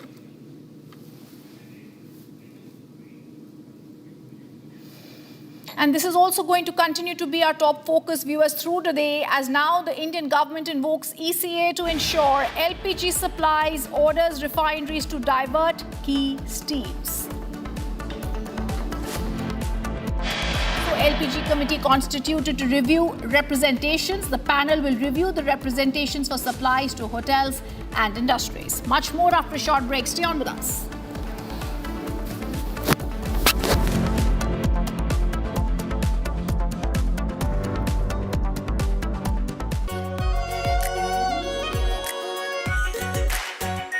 Our pure Shahi Paneer Masala. Delicious, healthy, every day. केसरिया से मन जोगी हुआ रे दिल झूमे देखो मतवारा हुआ रे केसरिया से मन जोगी हर पल मनाओ केसरी त्योहार विमल बोलो जुबान केसरी आर प्योर सूजी पास्ता उबालो मिलाओ और खाओ 8 मिनट में तैयार क्या टेस्ट है सबका राजा आर प्योर मसाला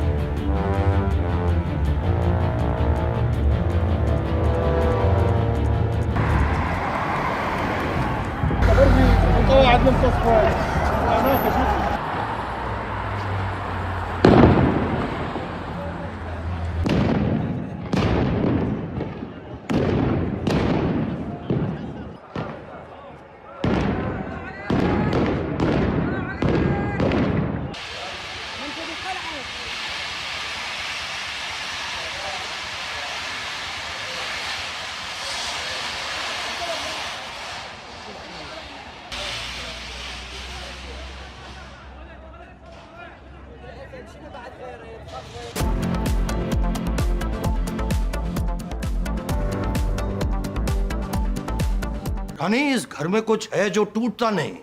ये पिलर कभी नहीं टूटेगा। रुंगटा स्टील टीएमटी से बना। रुंगटा नहीं तो घर स्ट्रॉन्ग नहीं। रुंगटा स्टील टीएमटी बार एकदम सॉलिड। थोड़े में ज्यादा स्वाद, यही तो है इसकी खास बात। वाओ मामा, क्या स्वाद है। अरे मेरे राजा, राजा और प्योर मसाला।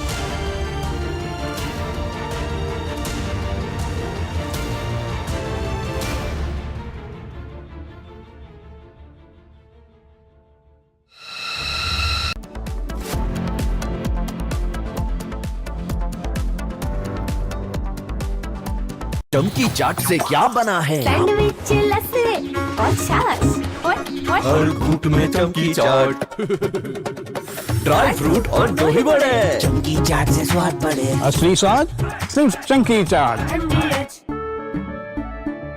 केसरिया से मन जोगी हुआ रे, दिल झूमे देखो मतवारा हुआ रे। केसरिया से मन जोगी हुआ। हर पल मनाओ केसरी त्योहार, विमल बोलो जुबान Kesari.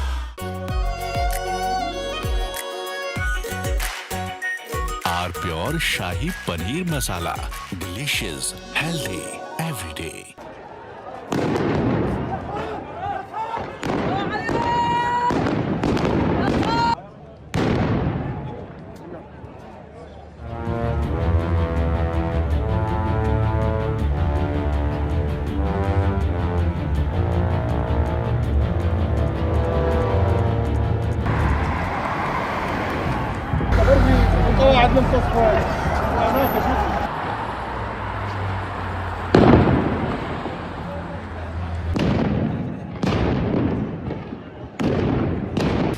From Asia's largest news headquarters, setting the agenda for Bharat.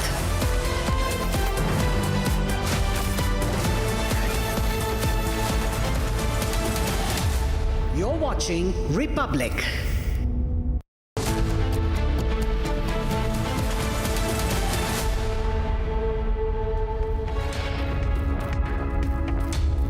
Hello and a very warm welcome. You're watching Republic TV. I'm Gesu Bhardwaj. And Aramco, Saudi's largest oil supplying agency, the CEO has now said that it's going to be catastrophic for the global supply market if attacks do not stop on the refineries. We're getting you all the details on that, and also how India is now tackling its liquefied petroleum gas shortage, and much more. First, after your headlines, take a look.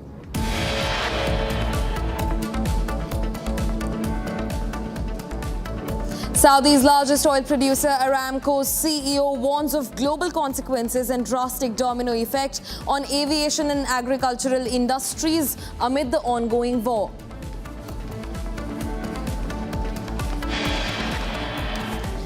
Government invokes Essential Commodities Act to ensure LPG supply, orders refineries to divert key streams.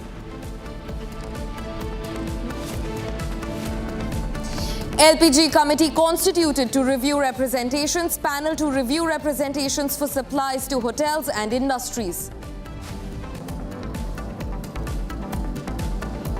Amid the West Asia war, government now issues orders to oil refineries for higher LPG production and using extra production for domestic LPG use.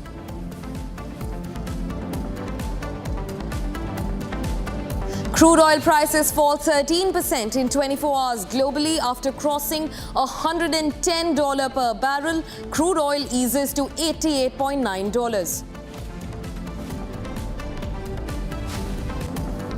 Heated debate breaks out in Lok Sabha as opposition brings motion against Speaker Om Birla, even raises Epstein files and General Naravane issue.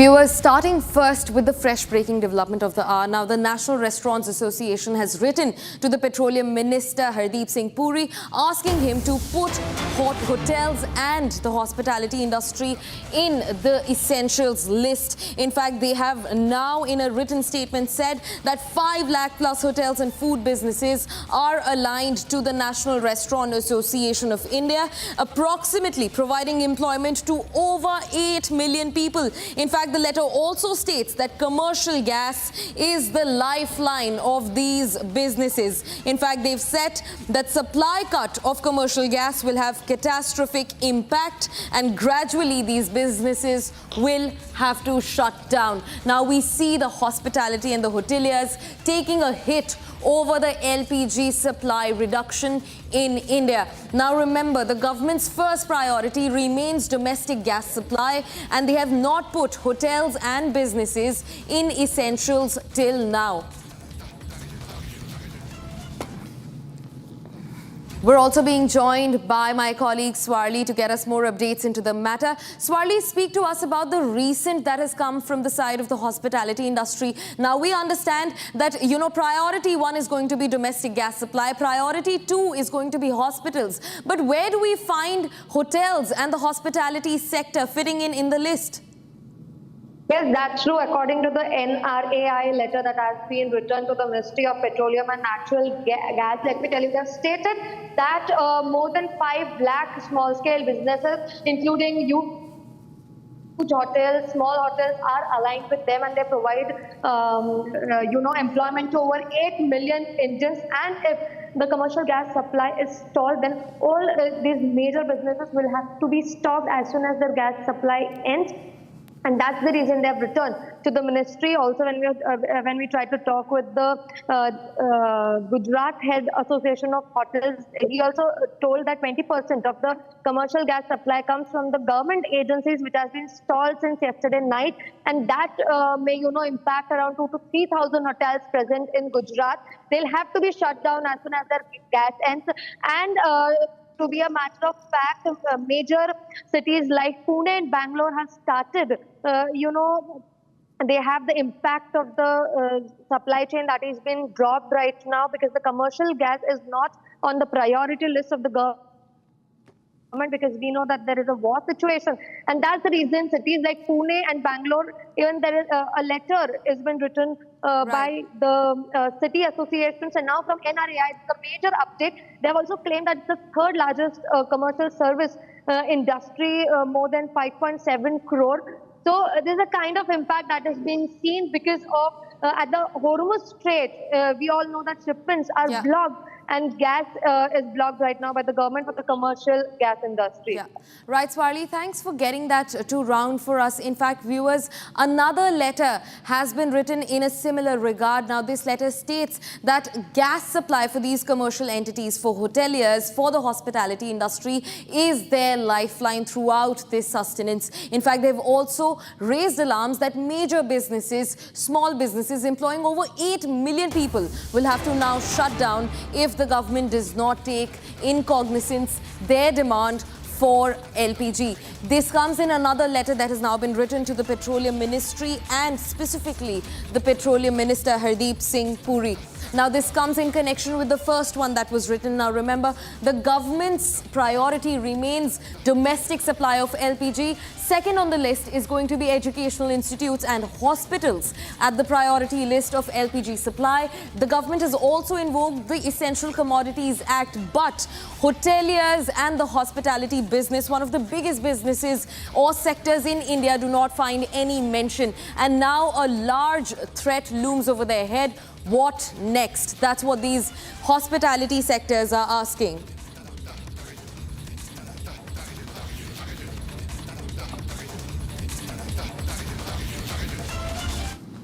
Viewers, in fact, now quickly shifting focus to the aftermath of the strikes in Iran. At least 9 hospitals in Iran have been flattened and they are no longer functional.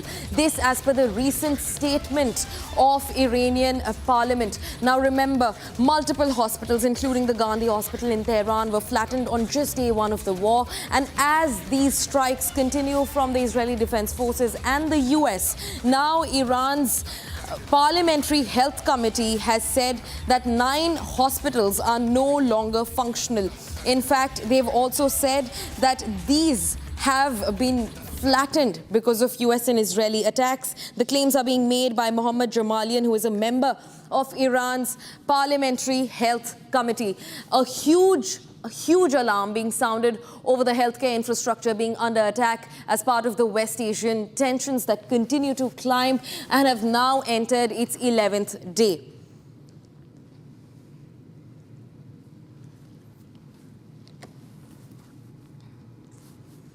Viewers, now Iran has made some explosive statements today. One of them is against EU's chief Ursula von der Leyen, and they have said that she's trying to whitewash Israeli aggression. Now remember, this comes after her statement where she demanded Iran to step down its aggression amid the climbing West Asian aggressions. And now Iran has responded. It says that the EU chief von der Leyen is trying to whitewash Israel's and US's aggression. The foreign minister of Iran also slammed the European Union and said, please spare the hypocrisy. In fact, I'm quoting the foreign minister who said that you've made a career out of standing on the wrong side of history, green-lighting occupation, genocide and atrocities, and now laundering US and Israeli crime of aggression and war crimes against the Iranians. An explosive statement made by Iran's foreign minister against European Union chief von der Leyen. Now, Iran has made this statement after the EU chief called for Iranian aggression to be reduced amid the ongoing escalations in West Asia. Now, in fact, he's also questioned that where was the European Union's voice when over 165 people, including 120 schoolgirls were killed in Iran's Minab. Viewers, shifting focus to another breaking development that we're tracking at this hour. Now, Iran has said that the European Union is whitewashing Israel's and US's war crimes. In fact, they've said that where was the European Union when 120 schoolgirls were killed in Iran's Minab? Viewers, now shifting focus to internal skirmishes over LPG. Now, after Hardeep Singh Puri, the Petroleum Minister, and External Affairs Minister S. Jaishankar met with Prime Minister Modi, they've come out with a collaborative statement saying that LPG domestic supplies are in a comfortable position in the country.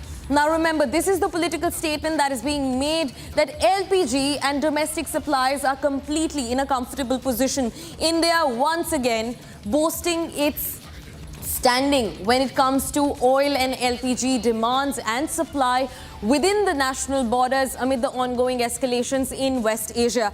Now, the government has said that the LPG remains in a comfortable position in India. However, remember, this comes at the feet of, even though the government is saying that there is adequate energy sources available, hotels and hospitality sector has now raised alarms over LPG shortages. Karnataka's Chief Minister Siddaramaiah also has raised alarms over shortage of commercial LPG cylinders within Bengaluru. However, the government has now assured that LPG, its domestic demand will be fully met as there are adequate energy sources available.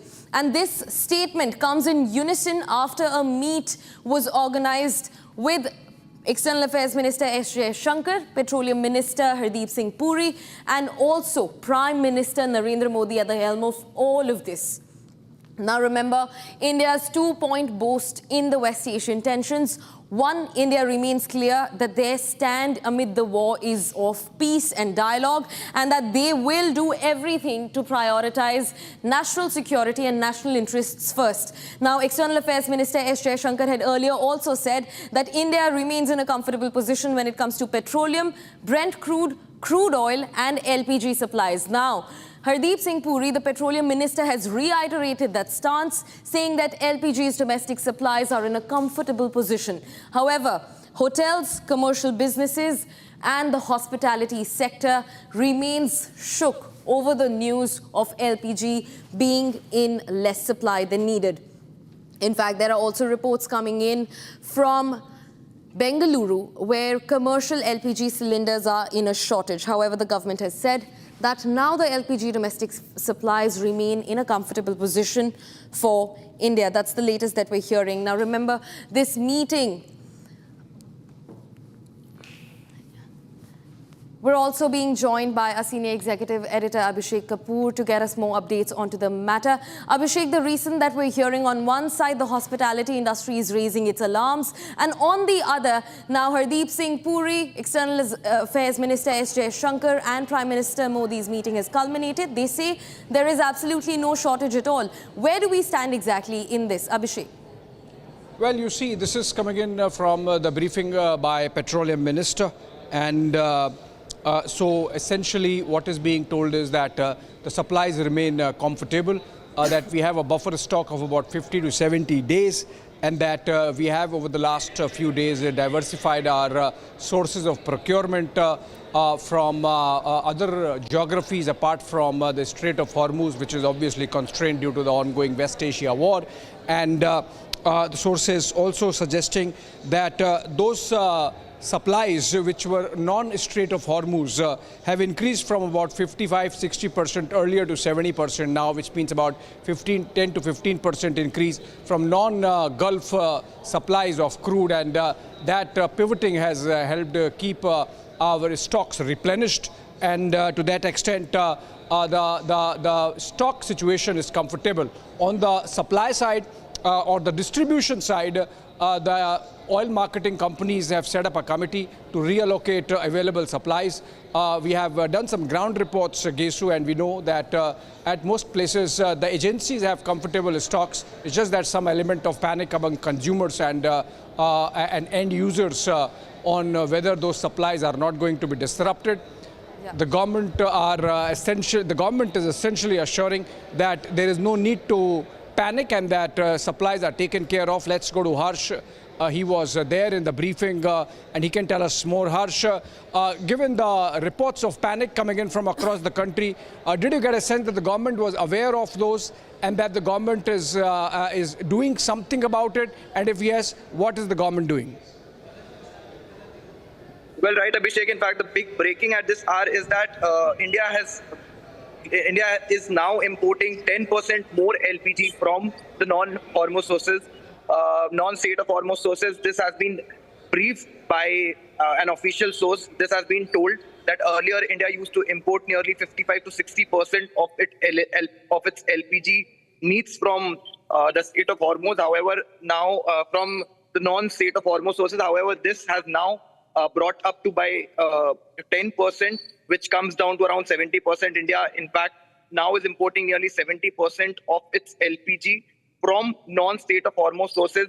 They've also mentioned that at this point of time, India is in a very comfortable position in terms of LPG stocks. We are in a better position than most of the other countries around the world. We have at this point the total storage capacity of nearly 70 days. And we have 40 different crude sources at this point who are willing to supply crude oil to us. Now, the ministry officials have also maintained that India is in a comfortable position despite this conflict escalating in the Middle East. However, now when the situation has been brought under control because we have more non-state of Hormuz sources. Did the briefing have some information on the committee that was set up and was supposed to meet at 10 a.m. in the morning?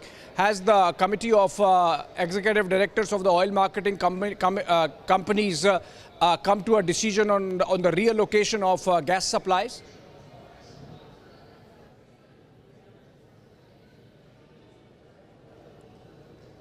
I think we lost the line there with Harsh. We'll get him back. But essentially, Gesu, what we are seeing is the government is tiding over the situation, asking agencies or the gas agencies specifically to make sure that panic does not spread, that they assure the customers and end users that there is no constraint on regular supplies that they are supposed to get as per their calendar of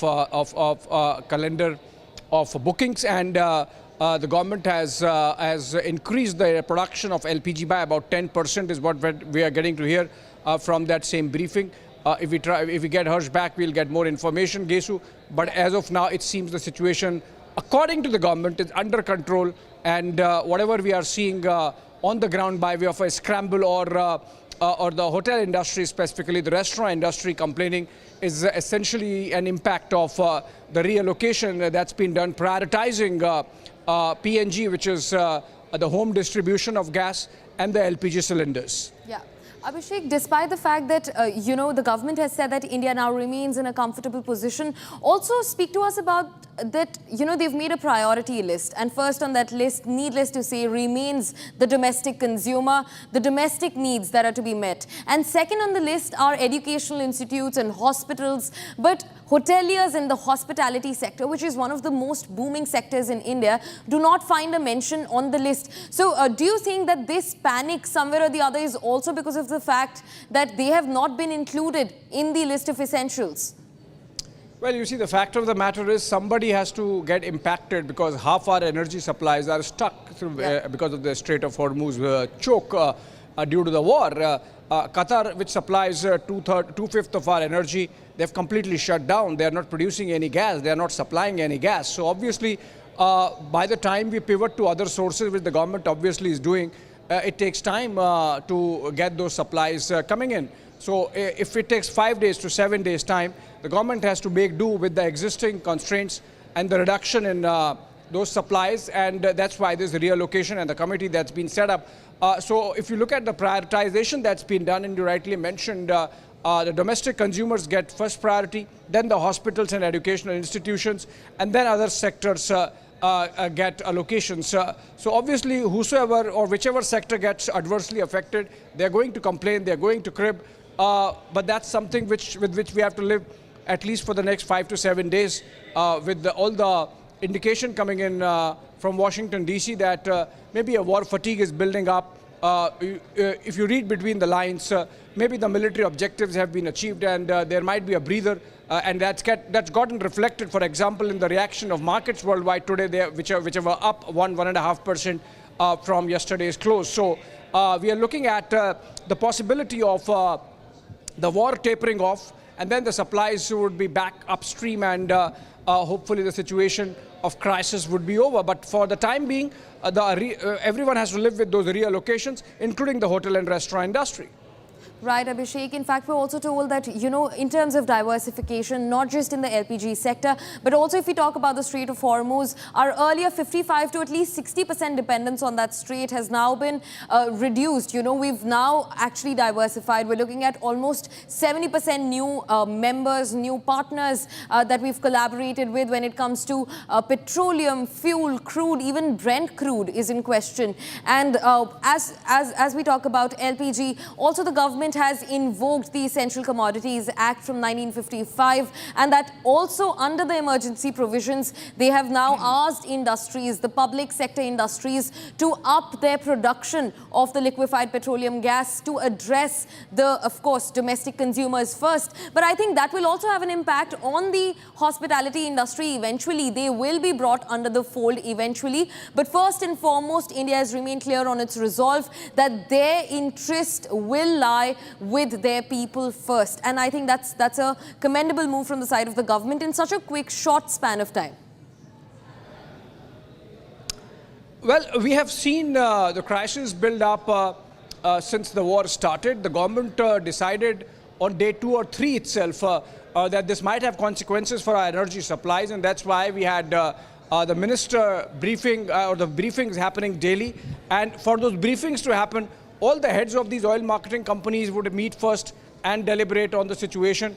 They would brief the government, the secretary and the minister, and then subsequently the information and the data would come to us. So yes, marshalling of resources and the marshalling of data, both have happened pronto, and that's really resulted in India, for example, faring much better than what is happening in our neighborhood. Look at Pakistan. They had to shut down schools. Look at Bangladesh. They had to shut down offices, the government offices. So obviously that's because they did not plan and anticipate the consequences. We did. And that's why the information coming out today, again, for example, that the stocks are comfortable, the supplies are okay, not disrupted, and that we can go on for some more time before the impacts get wider. Yeah. Thanks for bringing it to round for us, Abhishek. In fact, viewers, quickly shifting focus. Now we're also looking at another breaking development. A footage has been released by the Iranian Revolutionary Guard Corps, and it shows another U.S. military base, the Harir base in Iraq, under attack. Now, these are the visuals on your screens. Look at that missile launch. This is what the IRGC ground forces have released. They have said that this missile barrage was used to strike US's Harir base in Iraq. Now, as the war continues to expand, the IRGC continues to strike several US military establishments and installations across the Gulf region, with the latest strike, the footage being released by IRGC ground forces, and the latest strike being pummeled on US's Harir base in Iraq. That's the latest that we're getting in.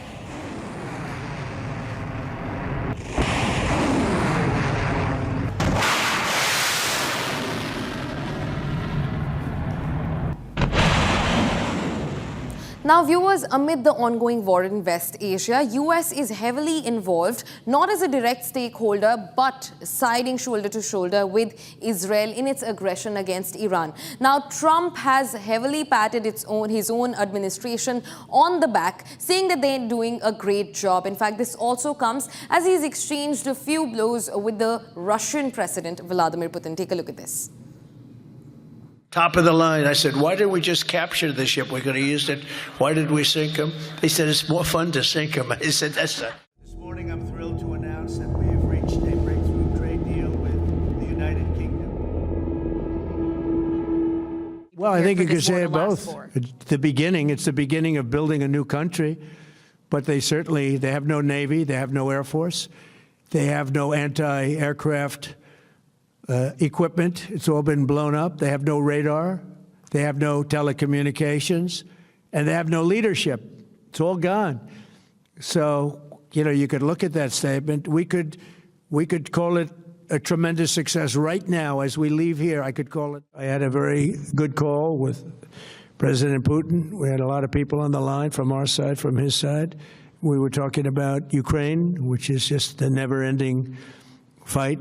And there's tremendous hatred between President Putin and President Zelensky. They can't seem to get it together. But I think it was a positive call on that subject. And we obviously talked then about the Middle East. And he wants to be helpful. I said, you could be more helpful by getting the Ukraine-Russia war over with. That would be more helpful. But we had a very good talk. And he wants to be very constructive. Hey, look, I had a target on my back because, as you people wrote pretty well, they caught the assassin that was after me.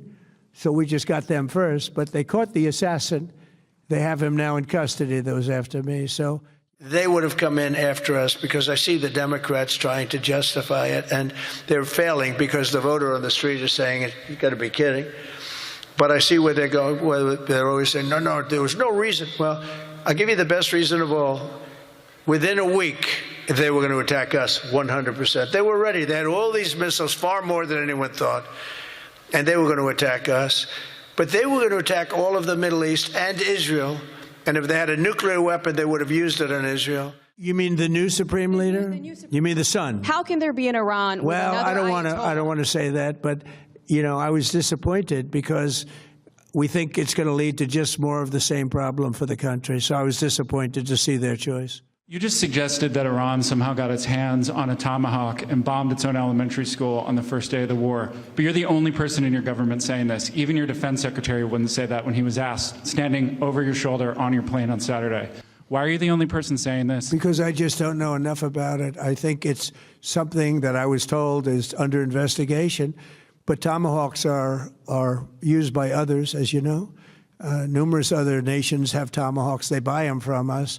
But I will certainly, whatever the report shows. Iran's drone and missile capability is being utterly demolished. The Navy is gone. It's all lying at the bottom of the ocean. 46 ships. Can you believe it? Viewers, now this is all that we could pack for you in this edition of the News Bulletin, but don't go anywhere. On the other side, we're also tracking how the Indian government has now invoked the Essential Commodities Act to safeguard India's domestic home supplies for the liquefied petroleum gas and to address the shortages coming after the West Asian tensions continue to climb. Stay tuned to Republic TV.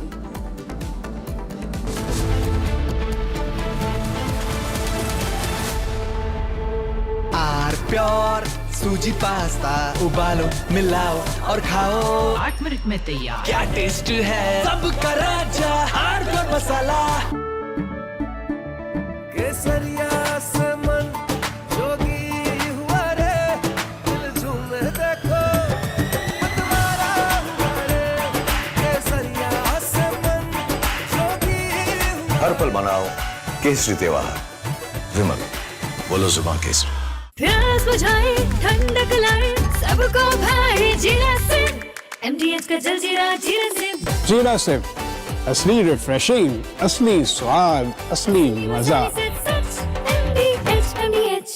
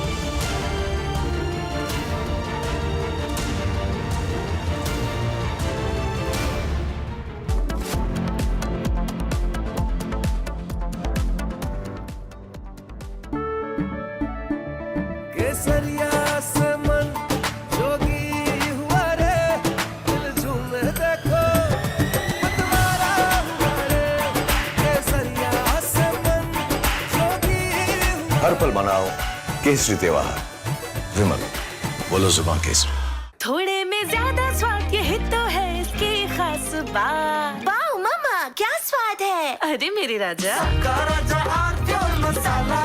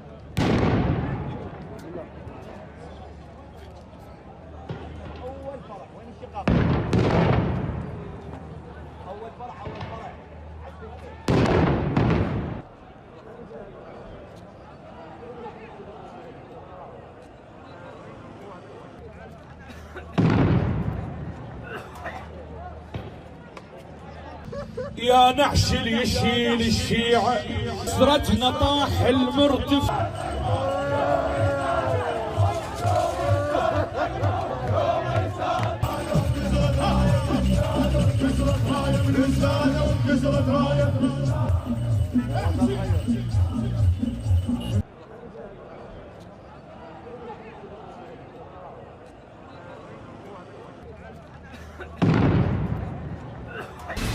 From Asia's largest news headquarters, setting the agenda for Bharat.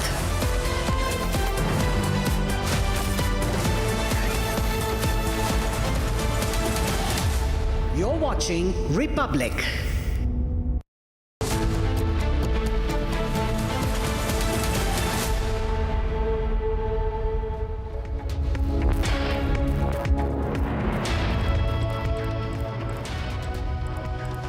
Hello and welcome. You're watching live and breaking on Republic TV with me, Amit Shah. Now, viewers, as the world stares at an energy crisis with the West Asia war entering its 11th day, government sources now say LPG domestic supply is in a comfortable position. We'll get you all the details on that. But first up, let's take a look at the headlines we're tracking for you at this hour.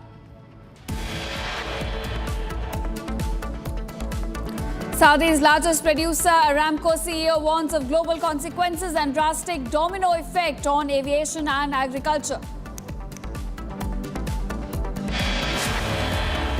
Government invokes Essential Commodities Act to ensure LPG supply, orders refineries to divert key streams. LPG committee constituted to review representations, a panel to now review representations for supplies to hotels and industries. Amid West Asia war, government now issues orders to oil refineries for higher LPG production using extra production for domestic LPG use.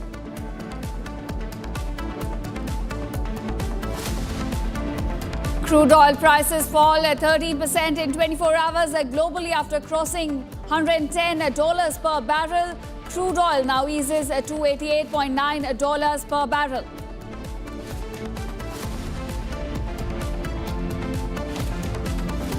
Heated debate erupts in Lok Sabha as opposition now brings a motion against Speaker Om Birla, even raises Epstein files and General Naravane issue.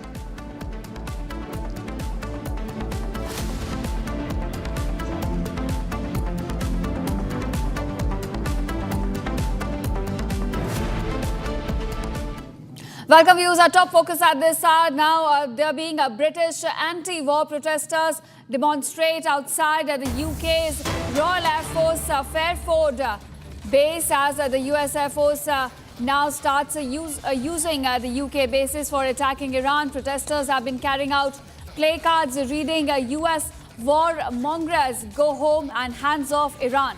So those are the slogans and the placards now being raised at the protest, which is essentially against the US and Israel's war against Iran. We're looking at these British protesters now raising placards against the US action on Iran as well as Israeli action. We're getting you live visuals of these protests at Royal Air Force base in UK. Remember, this comes after UK gave permission to US for using its bases in its war against Iran. Now there's more breaking news coming in. Qatar's foreign ministry spokesperson now says all the conflicts should be resolved through negotiations, but Doha cannot act as a mediator while it is still under attack from Iran. Now the spokesperson added that Iran continues to target Qatar's civilian infrastructure while communications with all the parties are ongoing to find a way out of this conflict. So we're looking at, Qatar has played as the role of the mediator in a conflict before as well between Hamas as well as Israel. But Qatar now says it can only mediate once the attacks coming in from the Iran side stop. It says Iran continues to target its civilian infrastructure, and once the attacks stop, one can in fact move towards a mediation. That's the latest statement coming in from Doha, which in fact has acted before as a mediator in the conflicts involving Israel as well as Hamas.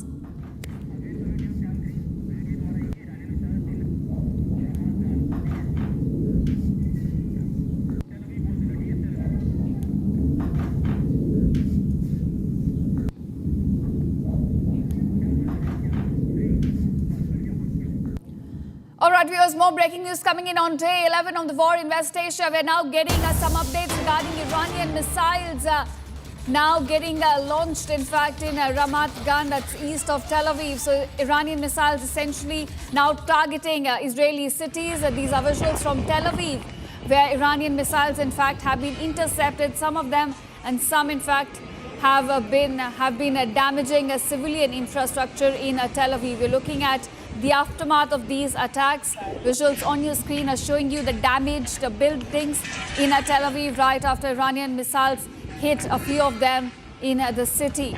That is the latest wave of attacks carried out by IRGC. It's the 33rd wave that's been carried out by Iran against Israeli cities. And these are visuals from Tel Aviv showing you the aftermath of these attacks which have been carried out by Iran. Now, some of the missiles have been intercepted, but some, in fact, have been a direct hit. And as a result, buildings have been damaged in Tel Aviv in the latest attacks as well. These are visuals on your screen showing you the aftermath of these hits, in fact, by the Iranian missiles in the city of Tel Aviv.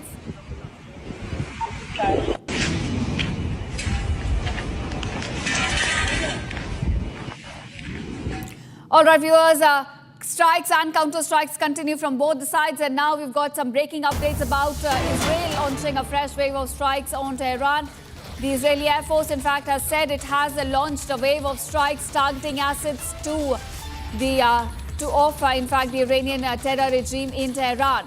So those are the latest wave of attacks carried out by Israel on the Iranian capital. Several targets now being hit in Tehran is what we're given to understand. We're getting you visuals of those strikes as well. Now, these are the latest wave of strikes carried out by Israel against Iran. Capital city Tehran coming under bombardment, in fact, unleashed by Israeli Air Force. Now, those are the visuals on your screen showing you the latest attacks carried out by the Israeli Air Force on the capital of Iran, Tehran, coming under heavy bombardment. In fact, it is being called as the heaviest air raids carried out by the Israeli forces since the war began on February 28th. This is the overnight strikes carried out by the Israeli forces on the capital city of Iran. Now, viewers, we've got another breaking news. Israeli Air Force has completed their strikes overnight, targeting key Iranian military sites, including an IRGC underground weapons research complex and the main Quds Force headquarters as well. All the strikes aiming to degrade the regime's missile development and operational capabilities. So those are the latest strikes carried out by the IDF targeting the key military facilities of the IRGC to in fact inflict most damage that they can to their operational capabilities. Those are the attacks that we're now looking at on your screen. IRGC targets being hit all across the capital city of Tehran. This is the latest wave of airstrikes carried out by the Israeli forces.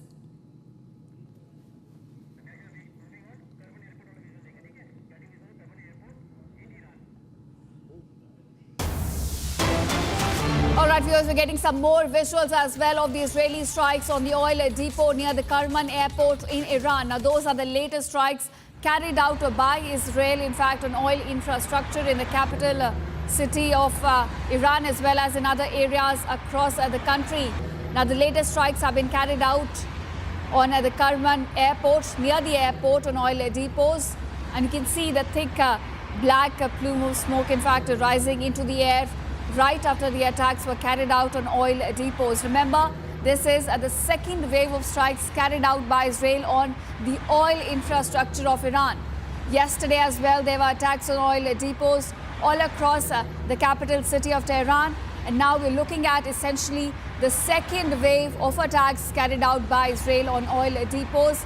These are visuals from near the Kerman airport of Iran.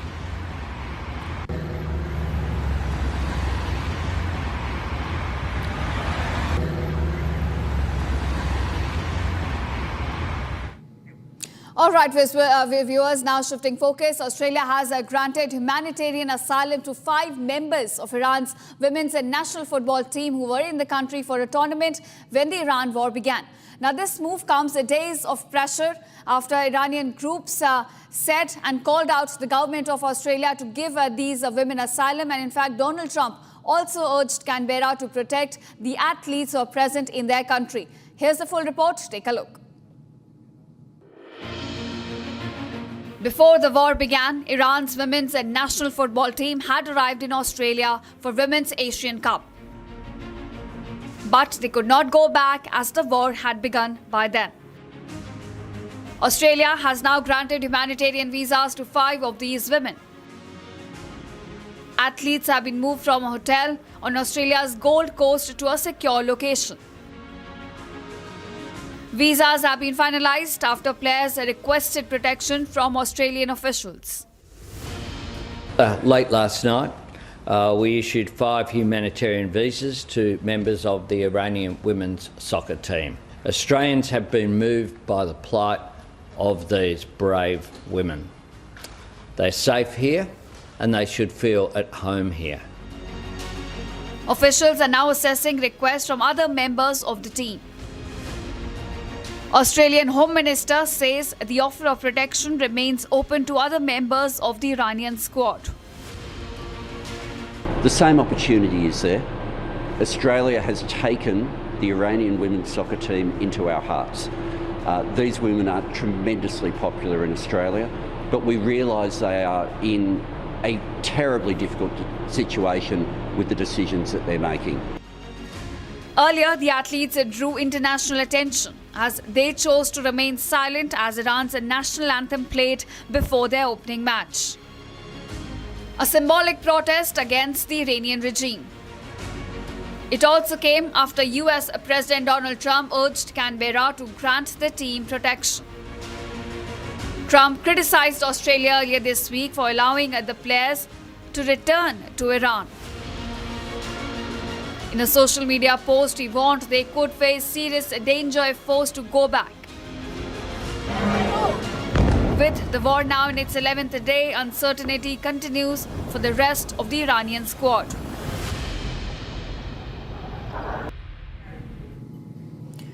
All right, viewers, we've got some more breaking news coming in. Government sources have now informed the Republic that oil marketing companies will be talking to various restaurant associations to understand their problems of LPG supply. A committee of about 3 members comprising executive directors of IOC, HPCL and BPCL has been formed by the government to listen to their grievances and their genuine requirement of commercial LPG, in fact, will be met. Now, this committee will also reprioritize the supply as per the requirements. And due to this, domestic LPG production has now been increased by 10% in the last few days. Consignment of LPG as well as LNG is now coming in from various sources, expecting some more new consignment very soon as well, is what government sources are now telling us. They say we were in crisis earlier, but today we are not in crisis of petroleum products. Indian refineries are running in full capacity as they were operating before the Iran-Israel conflict. In fact, the government sources also say they are now sourcing about 70% of our crude oil supply from sources which are other than a Strait of Hormuz, which remains blocked due to the war. All right, my colleague Harsh now joins me with more details on this. Harsh, we're hearing that as far as LPG is concerned, India sits in a very comfortable position. Government sources have now said that they are getting most of their requirement from other than Strait of Hormuz sources. Well, right. In fact, this is the biggest breaking of the hour that government officials have confirmed Republic that India at this point has now started to import nearly 70% of the LPG sources from non-Strait of Hormuz sources. These were earlier nearly 55 to 60%. This is a substantial increase of 10%. All of the refineries here in India have been ordered to produce more and more LPG, and these production will only be prioritized and will be given to domestic users, and non-domestic users will be given these supplies on a non-priority basis. However, also there is a situation of panic among non-commercial domestic non-domestic LPG users. There is a situation of panic. To clarify that, a committee of 3 members comprising executive directors of IOC, HPCL and BPCL has been formed by the government to listen to their problems, and if there is a genuine requirement from these businesses, they'll be given LPG cylinders. They have continued to maintain that India stands in a very comfortable position. We are in a better position than most of the other countries. In fact, we have 40 different sources to supply us crude. We have 70 days of storage capacity, and India stands in a very comfortable position as of today. There is no possibility in the near future that we can see a price hike at petrol pumps or diesel pumps. We are in a situation where all of our petrol, diesel and CNG pumps are supplying on normal capacities. We are in a situation where our LPG cylinders are in a comfortable. We have a comfortable stock of the LPG cylinders. However, priority is being given to domestic users. All right, so big takeaway is that India today is in a very comfortable position. Domestic use will be prioritized, but grievances of the commercial players will also be heard. Thank you, Harsh, for joining us and giving us those crucial updates.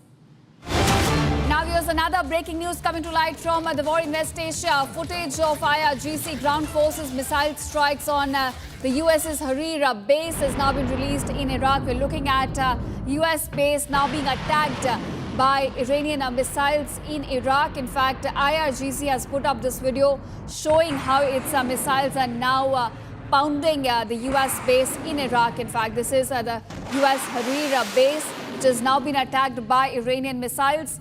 And the video of this attack has now been put up by the IRGC, showing how missiles are being launched to attack the base in Iraq.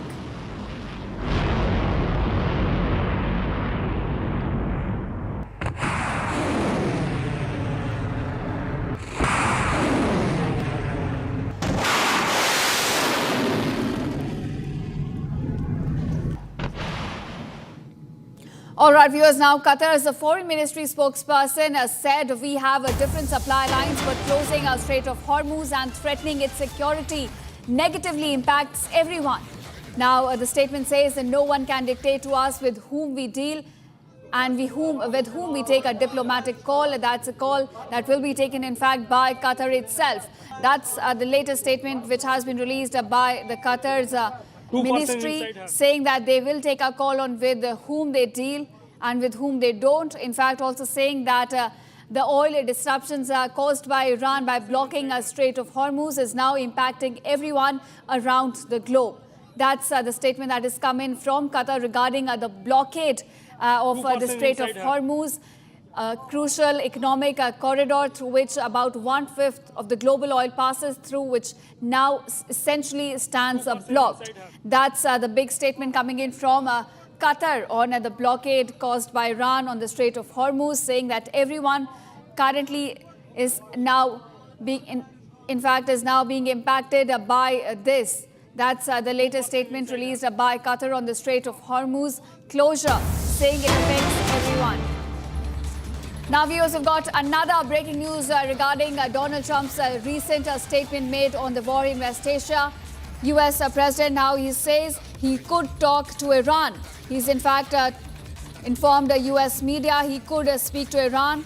So we could essentially be looking at a major breakthrough. You know, until then, it seemed there would be no dialogue between the two warring countries, no negotiations. But now it seems they may be inching closer towards the negotiating table, as Donald Trump has now said he could talk to Iran, which means there is some hope that things could go back to the negotiating table, as Donald Trump now in his latest statement says he is willing to speak to Iran. So he's shown some willingness to negotiate with Iran, to engage with Iran, at least for now, so which means the war could in fact see at least a temporary pause, as both the sides could now return to the negotiating table. That's the latest statement, viewers, coming in from the US President.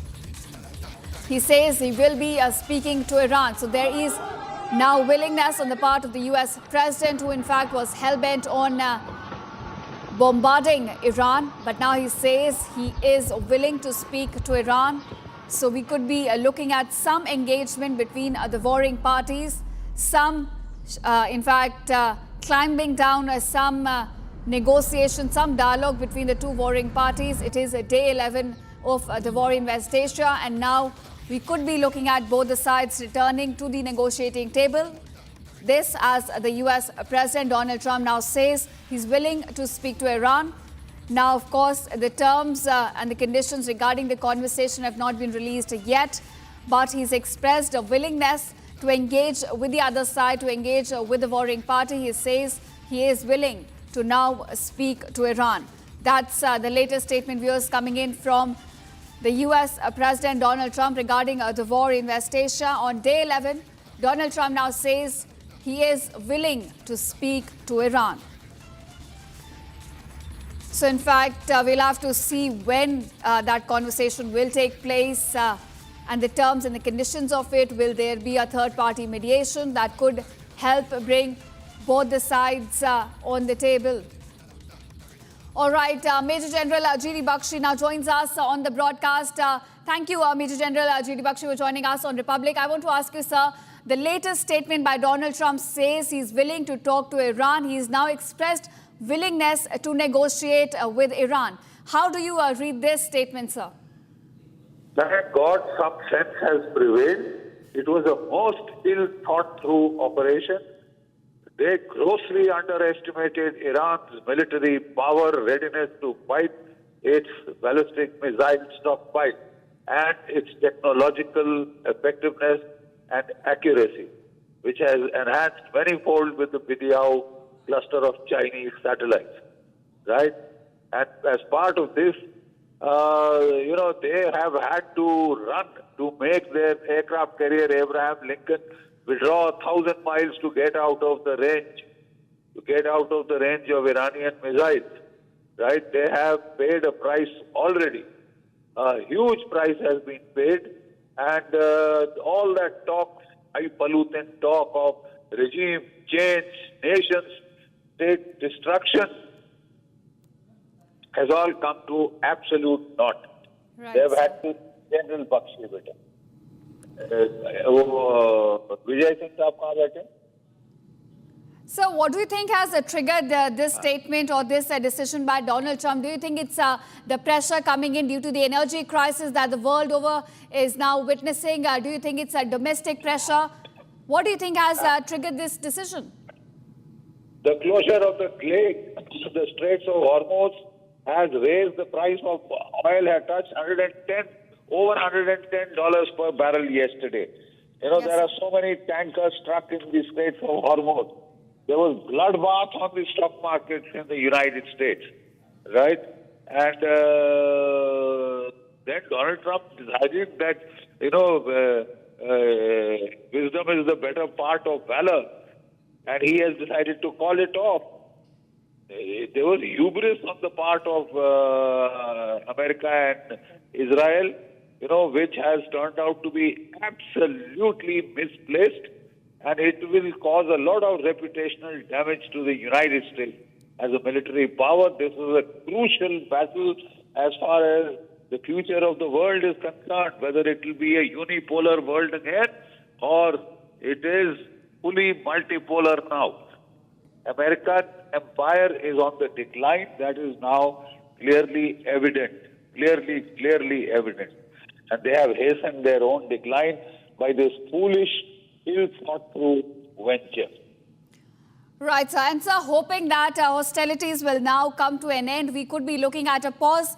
In that case, how would you assess the whole Operation Epic Fury by US? Would you call it a failure or an epic mistake, as Iran is now claiming the operation to be? You see, it is not only a mistake; it's a tragic mistake, not just for you know, the world per se, the global economy per se, but for India, for the whole of Asian states, Japan, Korea, China, you know, and even the United States has paid a price. Right, sir. Thank you. Right, sir. And also, sir, for Iran, how do you gauge this? Because certainly a regime change has not taken place. In fact, we've seen celebrations are now taking place across the country for the new leader.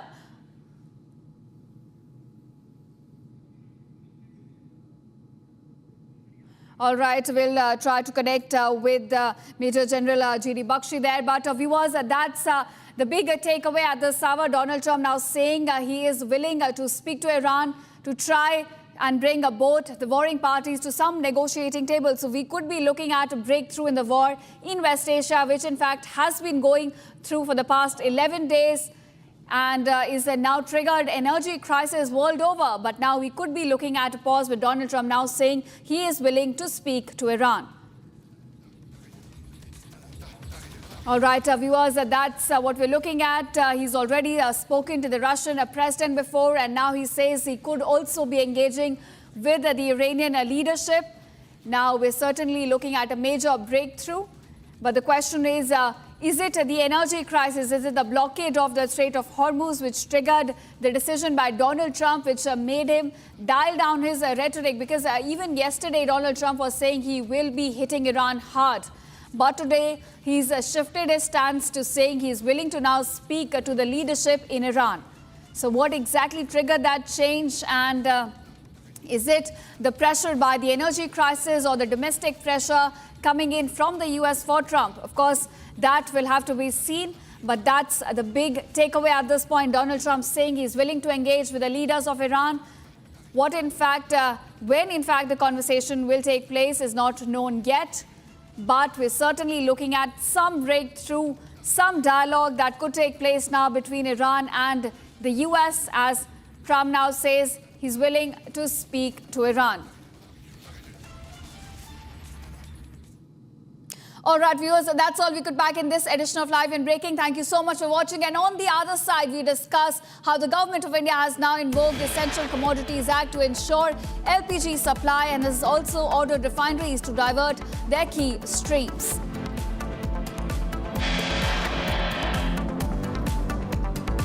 All right, the crisis over LPG, government released a statement, says right now the stock is in a comfortable position.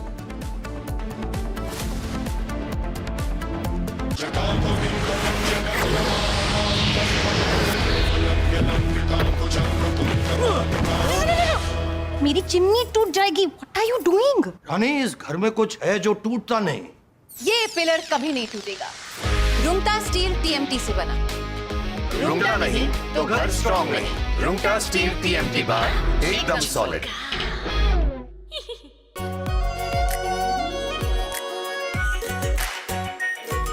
Pure shahi paneer masala, delicious, healthy every day.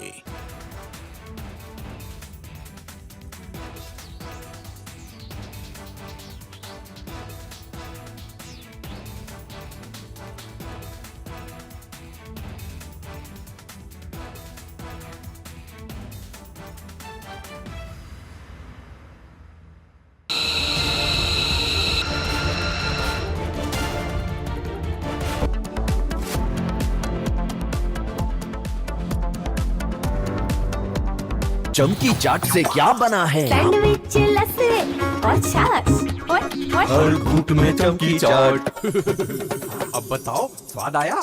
आया। असली स्वाद सिर्फ चमकी चाट।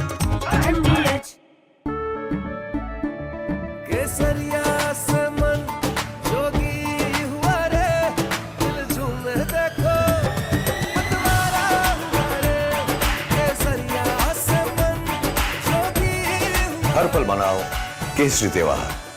विमल, बोलो जुबान केसरी। R pure सूजी pasta, उबालो मिलाओ और खाओ, 8 मिनट में तैयार। क्या टेस्ट है सबका राजा R pure masala.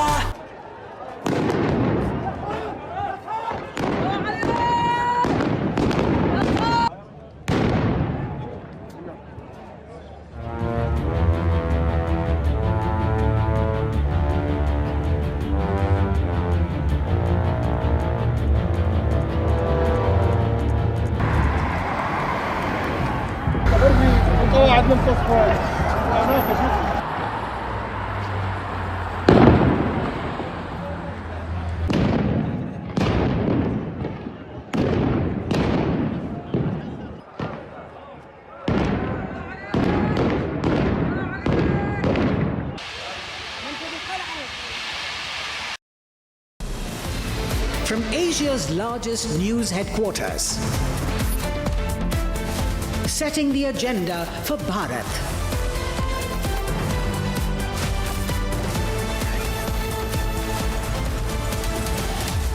You're watching Republic.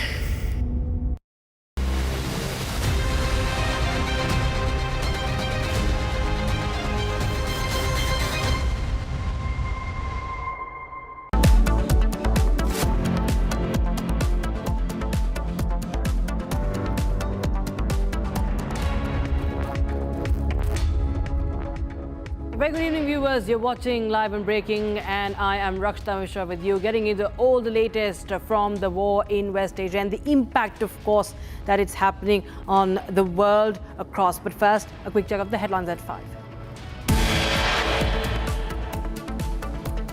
Saudi's largest oil producer, Aramco CEO, warns of global consequences and drastic domino effect on aviation agriculture.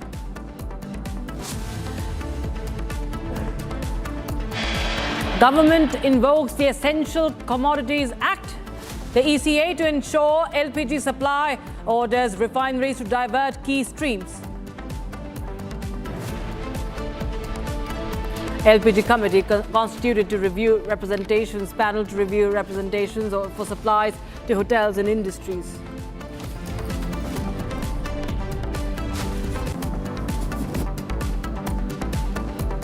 Amid West Asia war, government issues orders to oil refineries for higher LPG production and using extra production for domestic LPG use.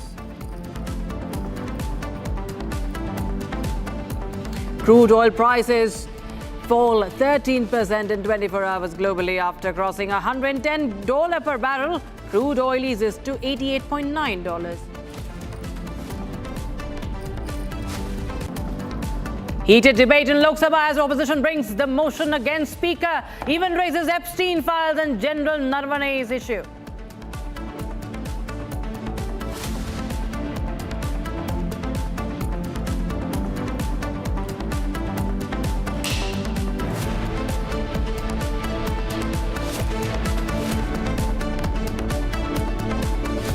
Right, we have breaking news coming in right now. Donald Trump has made a big statement right now amidst the war. He says that it's possible he could talk to Iran. Well, that's a big statement coming in from Donald Trump. Is he indicating a climb down? Well, that remains to be seen. Trump says he could talk to Iran. Trump tells the US media, could speak to Iran. Major Trump climbed down. Is it on the cards? That's what we are trying to understand. He's looking for ways to end the war now. Is he looking for ways? Because that's what he has said. But what's really the intentions? What's the indication out there is, of course, a matter of course, speculation and understanding. That's the update we have right now. Donald Trump saying he could talk to Iran after calling for surrender, no talks until surrender. And now he says that it could be very much a war that is completed. Defense expert Major Samar Paltur joins us in the broadcast. We'll connect with him in a bit.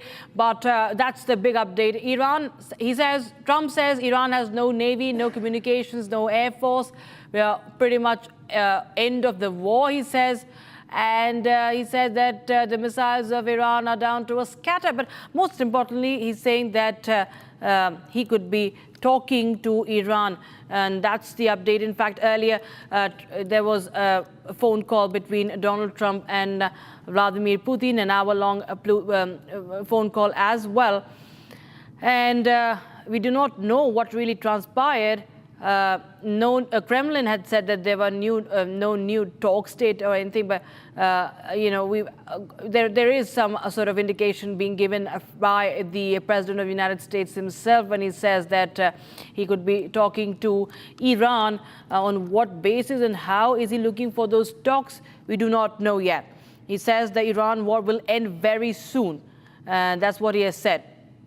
Major Samar Paltur joins us on the broadcast. Major, how do you read this latest statement that has come in from Donald Trump? Rakshita, you see the amount of damage that Iran has caused all the natural gas and energy suppliers to the West. I think Iran has made it very clear that if Iran's oil cannot be sent to the world, then Iran will also not allow any other Gulf coordinating countries' oil to go to the West. So with the destruction of the commercial infrastructure of the companies which are providing these energy, oil and gas to the West, I think it's been a real massive hit back to the Americans. And with President Putin again threatening to stop all natural gas going to Europe immediately with immediate effect. So that is again going to put a lot of pressure on the Americans from the Europeans. So basically, America is now surrounded commercially by its own allies who are heavily dependent upon, oil by the Gulf countries. And Iran has done a very smart move by incapacitating these infrastructures which were providing the resources to USA mainly. And as a result, I think it's a win-win situation for Iran, because Iran, despite it having lost its navy, basically the main motive of Iran is, attrition, destruction, collateral damage, and it has, sufficiently achieved that by deploying its missiles. And as of now, they've not even come to Khorramshahr or the upgraded versions of the missiles. They've been actually emptying the old stockpiles of the missiles. They have overwhelmed the air defense systems of the West. The batteries have been exhausted. They do not have interceptors at many locations. The vulnerability is increasing. And other than that, the blow that has come to the US is that Qatar has given a statement today morning that GCC countries of the Gulf are not willing to go to war against Iran. Why? The Qatari minister has said that once the GCC gets into war with Iran, Americans will move out and Americans will end up selling their weapons to both the sides, and this conflict will never have an end. It will be an endless conflict. Right. As a result, the sensible and wise Gulf country leaders are taking a call not to fight against each other on the behest of the Americans. And the Americans are actually blinded all over the Gulf. Their radars are gone. The infrastructures have been decimated. And probably Iran has sent out a message to the Gulf countries that, if you accommodate or help anyone who's attacking or getting harm to Iran, will also be a target. So the message has been very amply clear to the other Gulf nations. And I strongly feel that it is the end to the war. It will not go ahead. And few of the stock markets have opened up on a positive note today. So they are not in favor of this war at all. And they are moving ahead towards normalization. So I certainly feel that Trump has been left out. And I think TACO is in effect, which is the trending term that Trump always chickens out. So this is what's happening now. So Americans at the receiving end, Israel is also at the receiving end. And you see the ground reality, Rachita, you have to have the, troops on the ground if you want a decisive victory. Without any troops on the ground, it can go on for 5 years, it can go on for 10 years. But until you do not have your own military on the ground, there is not going to be a concrete outcome to this. Right. So I certainly feel that the Americans are under pressure. No option and for moreover, Trump. there is a news that there has been a plane full of mortal remains of American soldiers, which has landed at a certain Air Force base in US. The details are not being disclosed much, but it has been covered by CNBC News. And that was very cryptic. And after that, they blacked out that news. But however, the clippings are out, the captions are out, and people are talking about it. So yes, I think with coming few days, the momentum of this war should die down, should reduce. Rakshita. Right.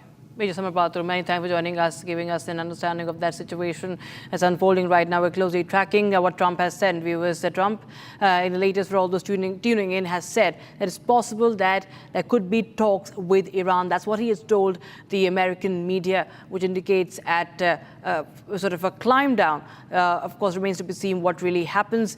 Meanwhile, we're trying to get you more updates as far as the war in West Asia is concerned. In fact, the US-Israel-Iran war has entered the 11th day, with the conflict showing no signs, at least on ground, of slowing down. Even as massive air raids rocked Tehran overnight, Donald Trump claimed the war could end soon, while also warning Iran of devastating retaliation if it attempts to disrupt global oil supplies. And at the same time, Iran has ruled out returning to the negotiation table despite international mediation efforts. Here's a report on how the conflict is intensifying across the region.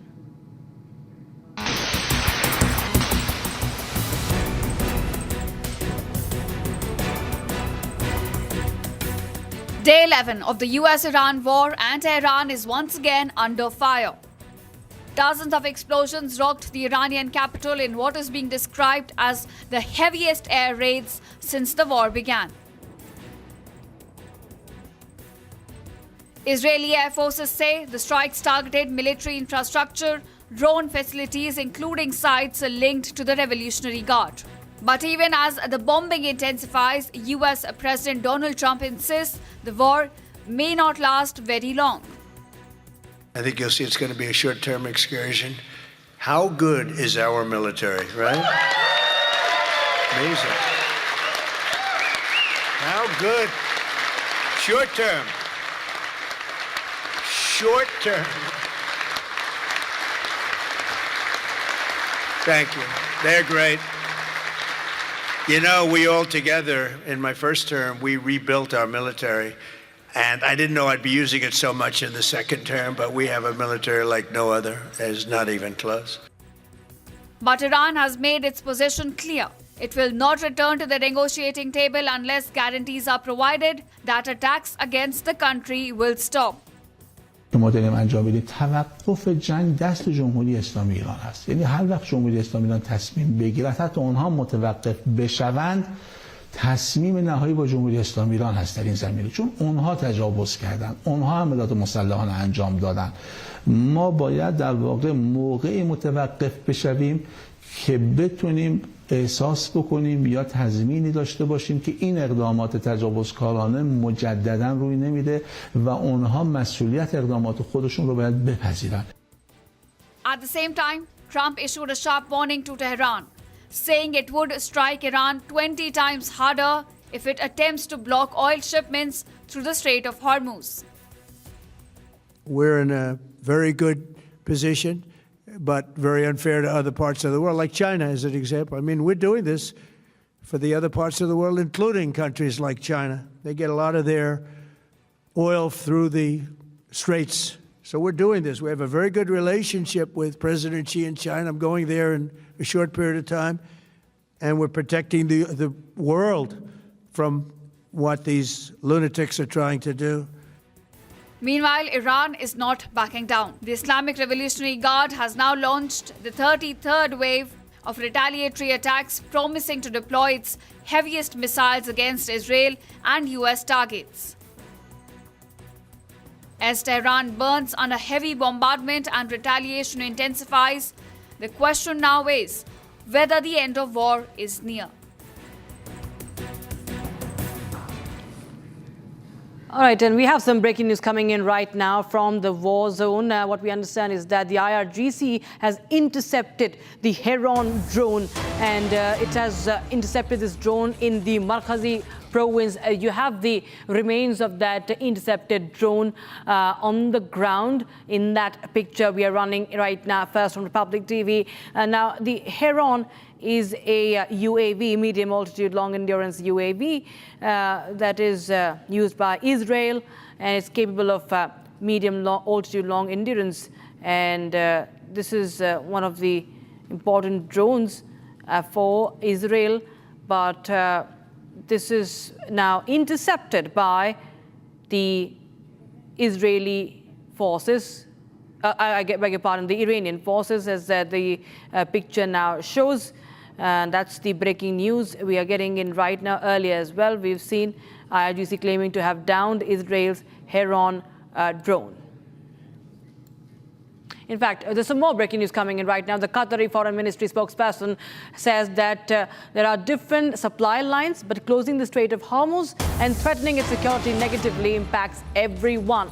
So this is on the situation right now, the energy crisis that's unfolding amidst the war and the blockage at the Strait of Hormuz. Now, Qatar says that no one can dictate to us with whom we deal diplomatically. Qatar saying no one can dictate them the terms, and that the Strait of Hormuz closure has affected energy scenario, the security across the globe. And that is the breaking news we have right now. Of course, we've seen that this is a widespread impact has been witnessed because of the closure of Strait of Hormuz.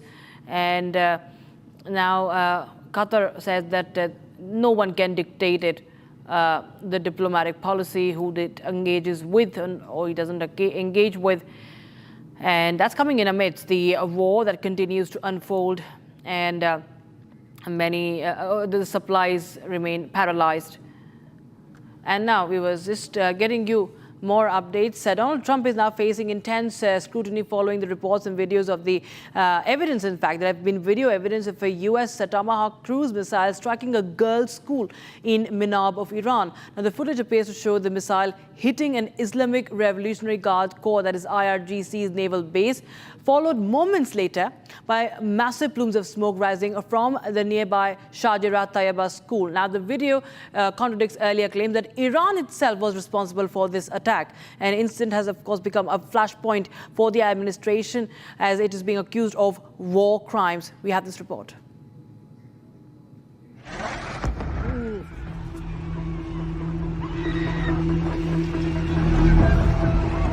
Shocking new visuals are raising serious questions about a deadly strike in southern Iran. A video now circulating online appears to show a US Tomahawk missile hitting an Iranian military facility next to a girls' elementary school where scores of children were killed.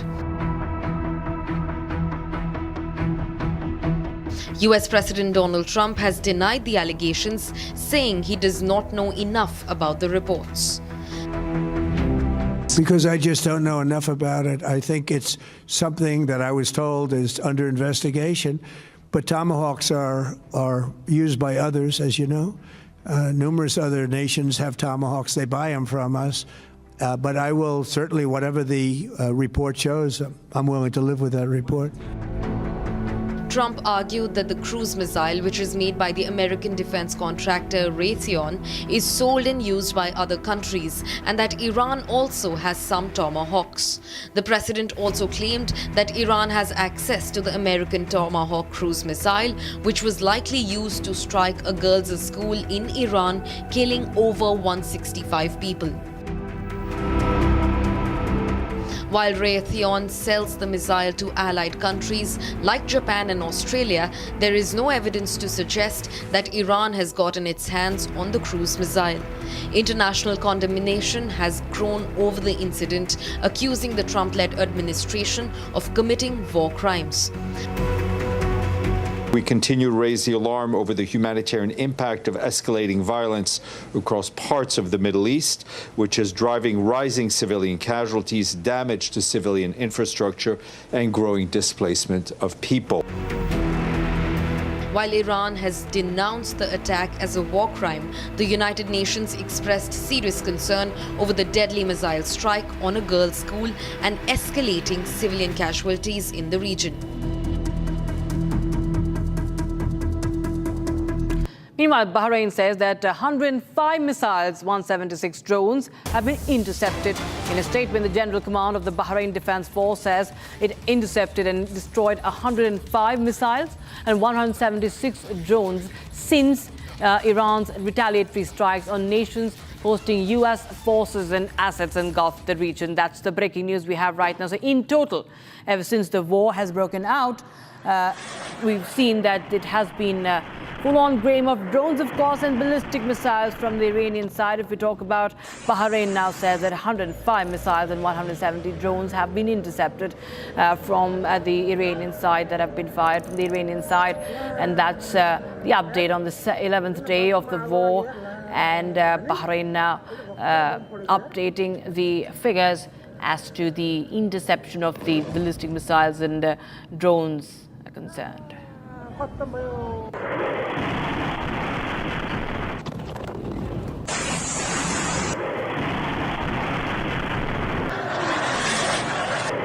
All right. Now, Australia has granted humanitarian asylum to 5 members of Iran's women's national football team who were in the country for a tournament when the Iran war began. The move comes after just days of pressure from Iranian groups in Australia and calls from US President Donald Trump urging Canberra to protect the athletes. Here's a full report. Before the war began, Iran's women's national football team had arrived in Australia for Women's Asian Cup. But they could not go back as the war had begun by then. Australia has now granted humanitarian visas to 5 of these women. Athletes have been moved from a hotel on Australia's Gold Coast to a secure location. Visas have been finalized after players requested protection from Australian officials. Late last night, we issued 5 humanitarian visas to members of the Iranian women's soccer team. Australians have been moved by the plight of these brave women. They're safe here and they should feel at home here.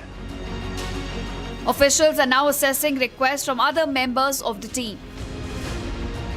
Australian Home Minister says the offer of protection remains open to other members of the Iranian squad. The same opportunity is there. Australia has taken the Iranian women's soccer team into our hearts.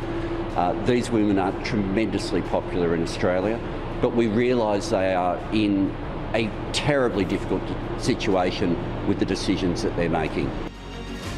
Earlier, the athletes drew international attention as they chose to remain silent as Iran's national anthem played before their opening match. A symbolic protest against the Iranian regime. It also came after US President Donald Trump urged Canberra to grant the team protection. Trump criticized Australia earlier this week for allowing the players to return to Iran. In a social media post, he warned they could face serious danger if forced to go back. With the war now in its 11th day, uncertainty continues for the rest of the Iranian squad.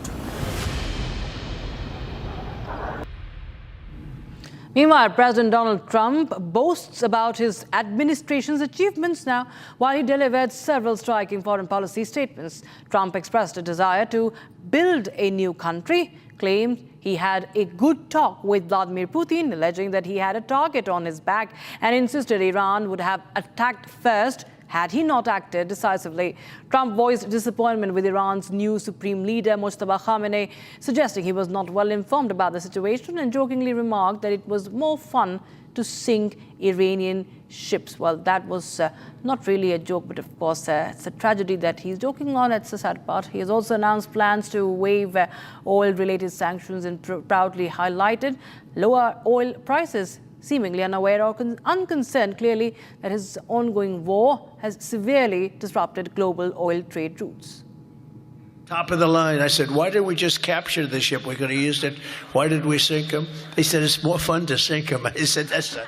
This morning, I'm thrilled to announce that we have reached a breakthrough trade deal with the United Kingdom. Well, I think you could say it both. It's the beginning of building a new country. But they have no Navy, they have no Air Force, they have no anti-aircraft equipment. It's all been blown up. They have no radar, they have no telecommunications, and they have no leadership. It's all gone. So, you could look at that statement. We could call it a tremendous success right now as we leave here. I had a very good call with President Putin. We had a lot of people on the line from our side, from his side. We were talking about Ukraine, which is just a never-ending fight. And there's tremendous hatred between President Putin and President Zelensky. They can't seem to get it together. But I think it was a positive call on that subject. And we obviously talked then about the Middle East. And he wants to be helpful. I said, you could be more helpful by getting the Ukraine-Russia war over with. That would be more helpful. But we had a very good talk, and he wants to be very constructive. Hey, look, I had a target on my back because, as you people wrote pretty well, they caught the assassin that was after me. So we just got them first, but they caught the assassin. They have him now in custody that was after me. So they would have come in after us because I see the Democrats trying to justify it, and they're failing because the voter on the street is saying, you've got to be kidding. But I see where they're going, where they're always saying, no, there was no reason. Well, I'll give you the best reason of all. Within a week, they were going to attack us 100%. They were ready. They had all these missiles, far more than anyone thought, and they were going to attack us. But they were going to attack all of the Middle East and Israel. And if they had a nuclear weapon, they would have used it on Israel. You mean the new supreme leader? You mean the son? How can there be an Iran? Well, I don't want to say that, but I was disappointed because we think it's going to lead to just more of the same problem for the country. So I was disappointed to see their choice. You just suggested that Iran somehow got its hands on a Tomahawk and bombed its own elementary school on the first day of the war. But you're the only person in your government saying this. Even your defense secretary wouldn't say that when he was asked, standing over your shoulder on your plane on Saturday. Why are you the only person saying this? Because I just don't know enough about it. I think it's something that I was told is under investigation. But Tomahawks are used by others, as you know. Numerous other nations have Tomahawks. They buy them from us. But I will certainly, whatever the report shows. Iran's drone and missile capability is being utterly demolished. The Navy is gone. It's all lying at the bottom of the ocean. 46 ships. Can you believe it? In fact, I got a little upset with our people. I said, what quality of ship? Excellent, sir. Top of the line. I said, why didn't we just capture the ship? We could have used it. Why did we sink them? They said, it's more fun to sink them. I said, that's not...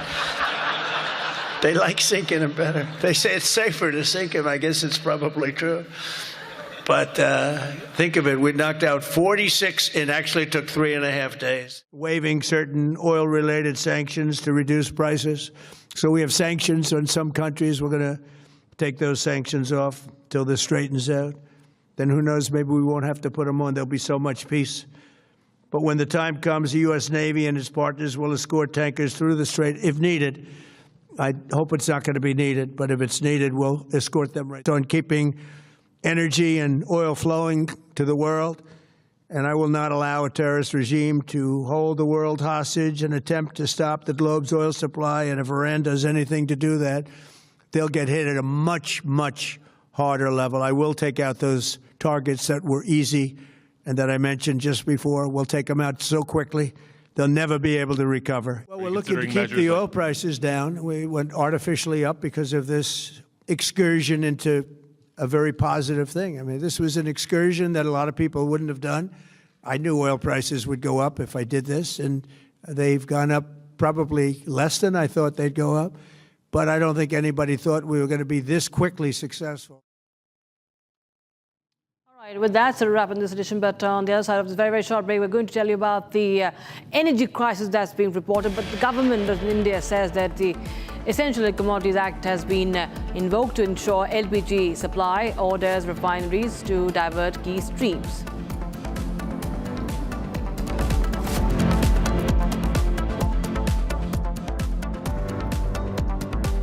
चमकी चाट से क्या बना है? आलू चाट या fruit चाट? स्वाद बढ़ाए चमकी चाट। क्या बात है? स्वादिष्ट पकोड़े और फरसान, अरे चमकी चाट है इसकी जान। असली स्वाद सिर्फ चमकी चाट। केसरिया से मन जोगी हुआ रे, दिल झूमे देखो मतवारा हुआ रे। केसरिया से मन जोगी हर पल मनाओ केसरी त्योहार। विमल, बोलो जुबान Kesari.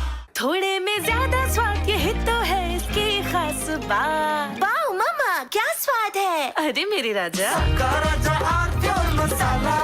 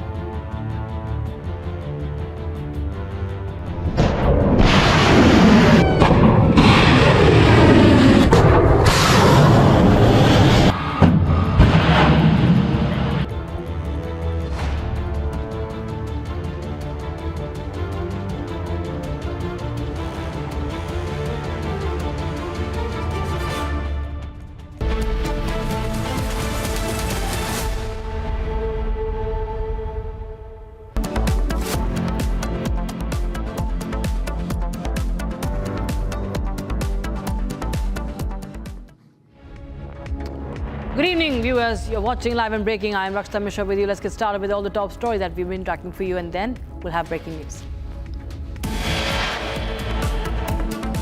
Saudi's largest oil producer, Aramco CEO, warns of global consequences and drastic domino effect on aviation and agriculture.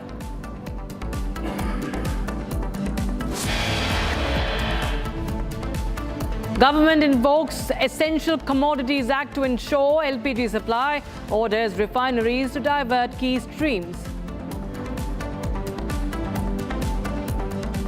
LPG committee constituted to review representations, panel to review representations for supplies to hotels industries. Amid West Asia war, government issues orders to oil refineries for higher LPG production and using extra production for domestic LPG use.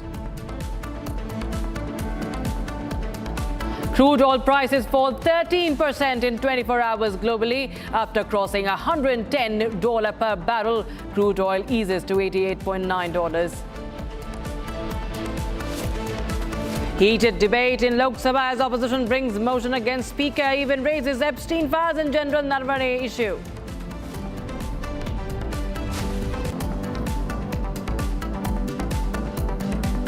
Let's start with the breaking news coming in right now.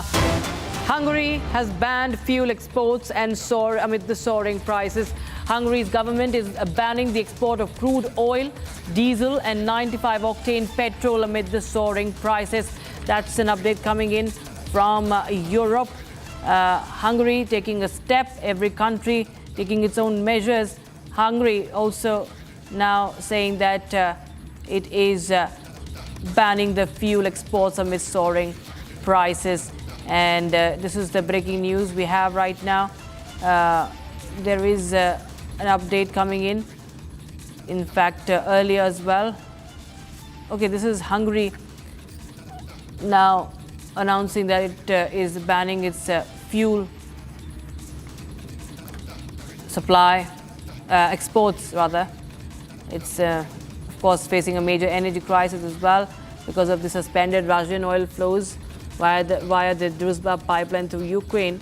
And now it has also banned the export of crude oil, diesel amid the crisis, not just in Russia, Ukraine, but also in Middle East. It's all, of course, now widening, and Hungary now limiting the fuel prices first. It also had asked earlier the European Union to suspend sanctions on Russian energy, but now it's banned the fuel exports.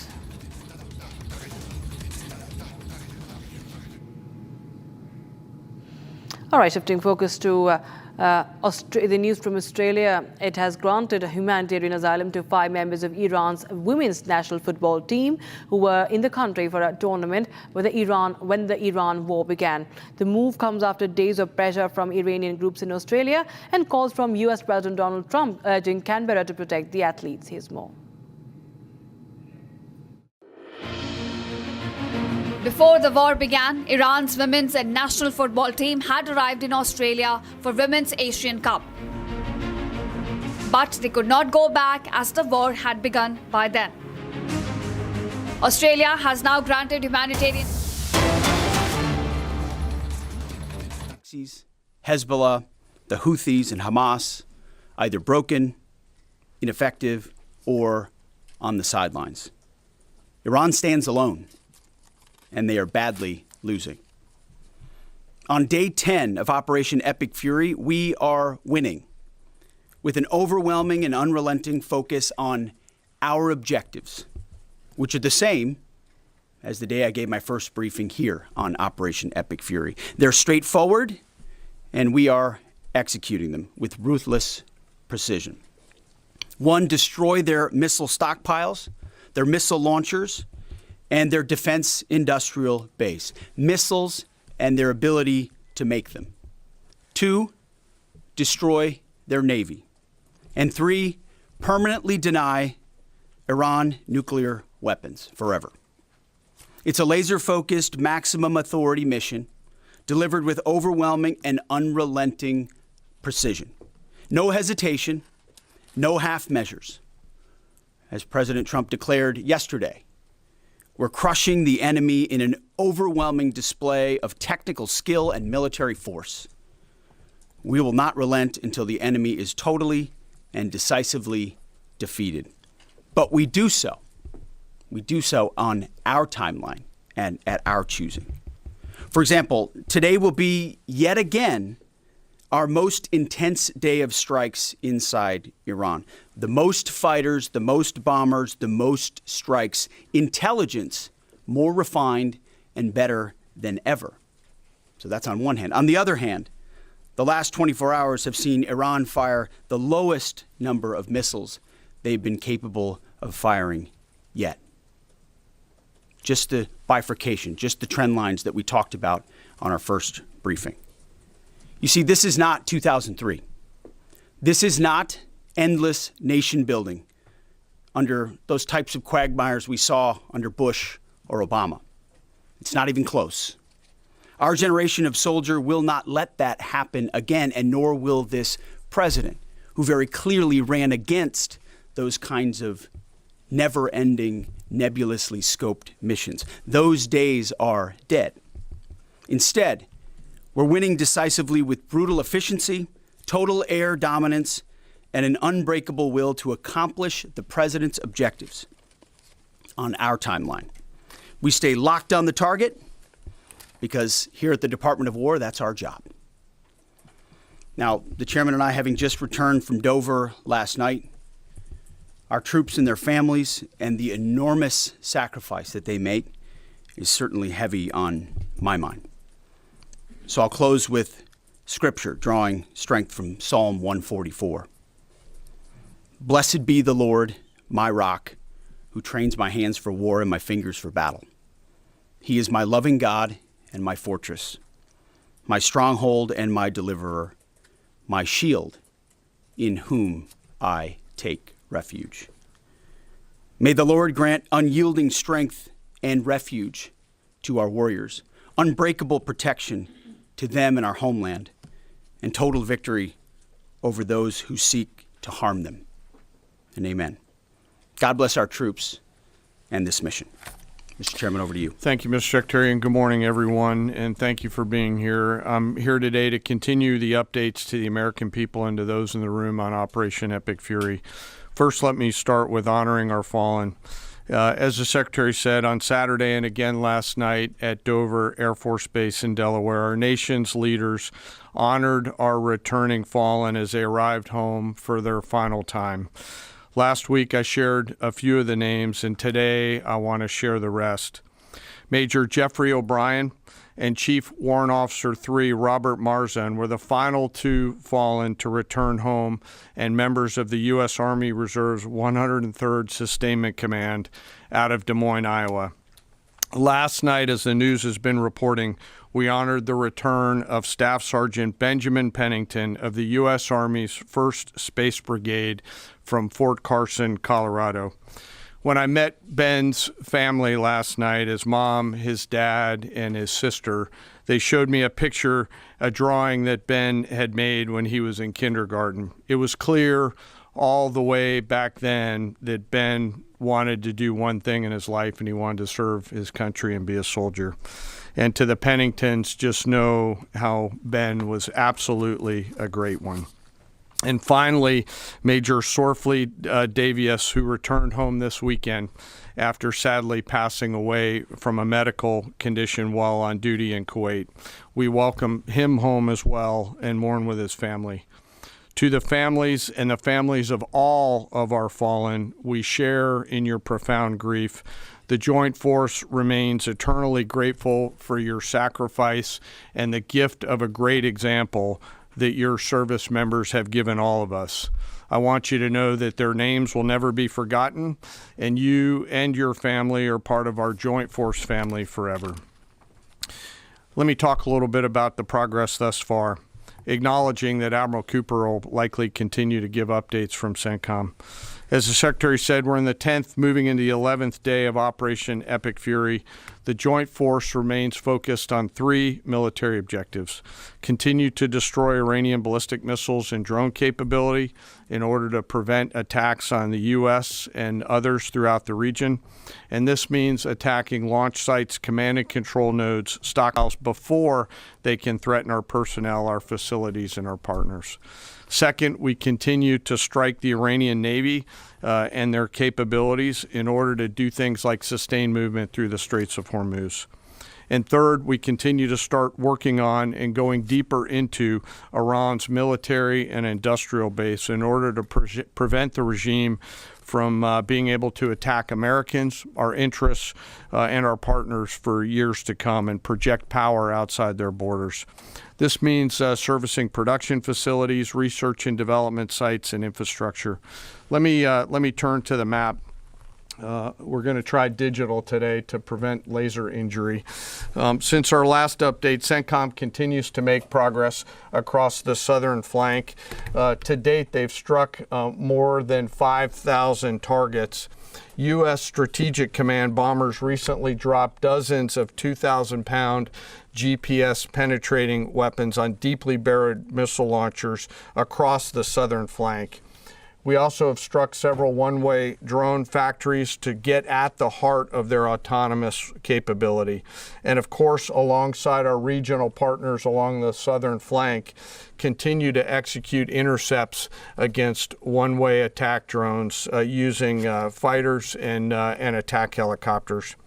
Our strikes mean we've made significant progress in reducing the number of missile and drone attacks out of Iran.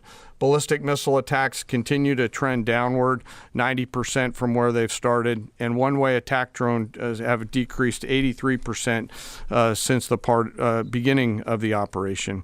A testament to our air defenders and our air defense systems, and as I said, our partners in the region continue to do great work as well. Second, we're making substantial progress towards destroying the Navy.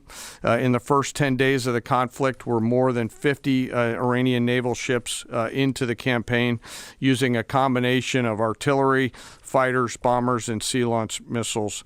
As Admiral Cooper noted last Thursday, we struck and sank an Iranian drone carrier ship, and U.S. CENTCOM continues today to hunt and strike mine-laying vessels and mine storage facilities.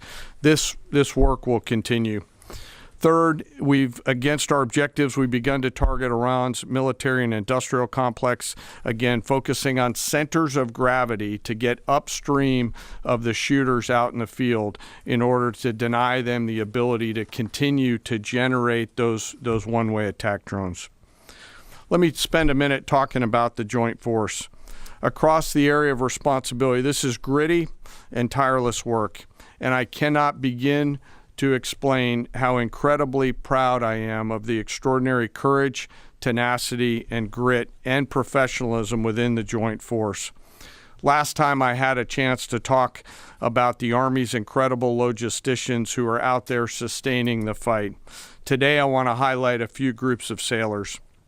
First, I want to thank the men and women of the Ford Carrier Strike Group and their families, and let all of them know how grateful I am for their leadership and service. The crews on board this strike group have already been endured months at sea only to get their deployment extended.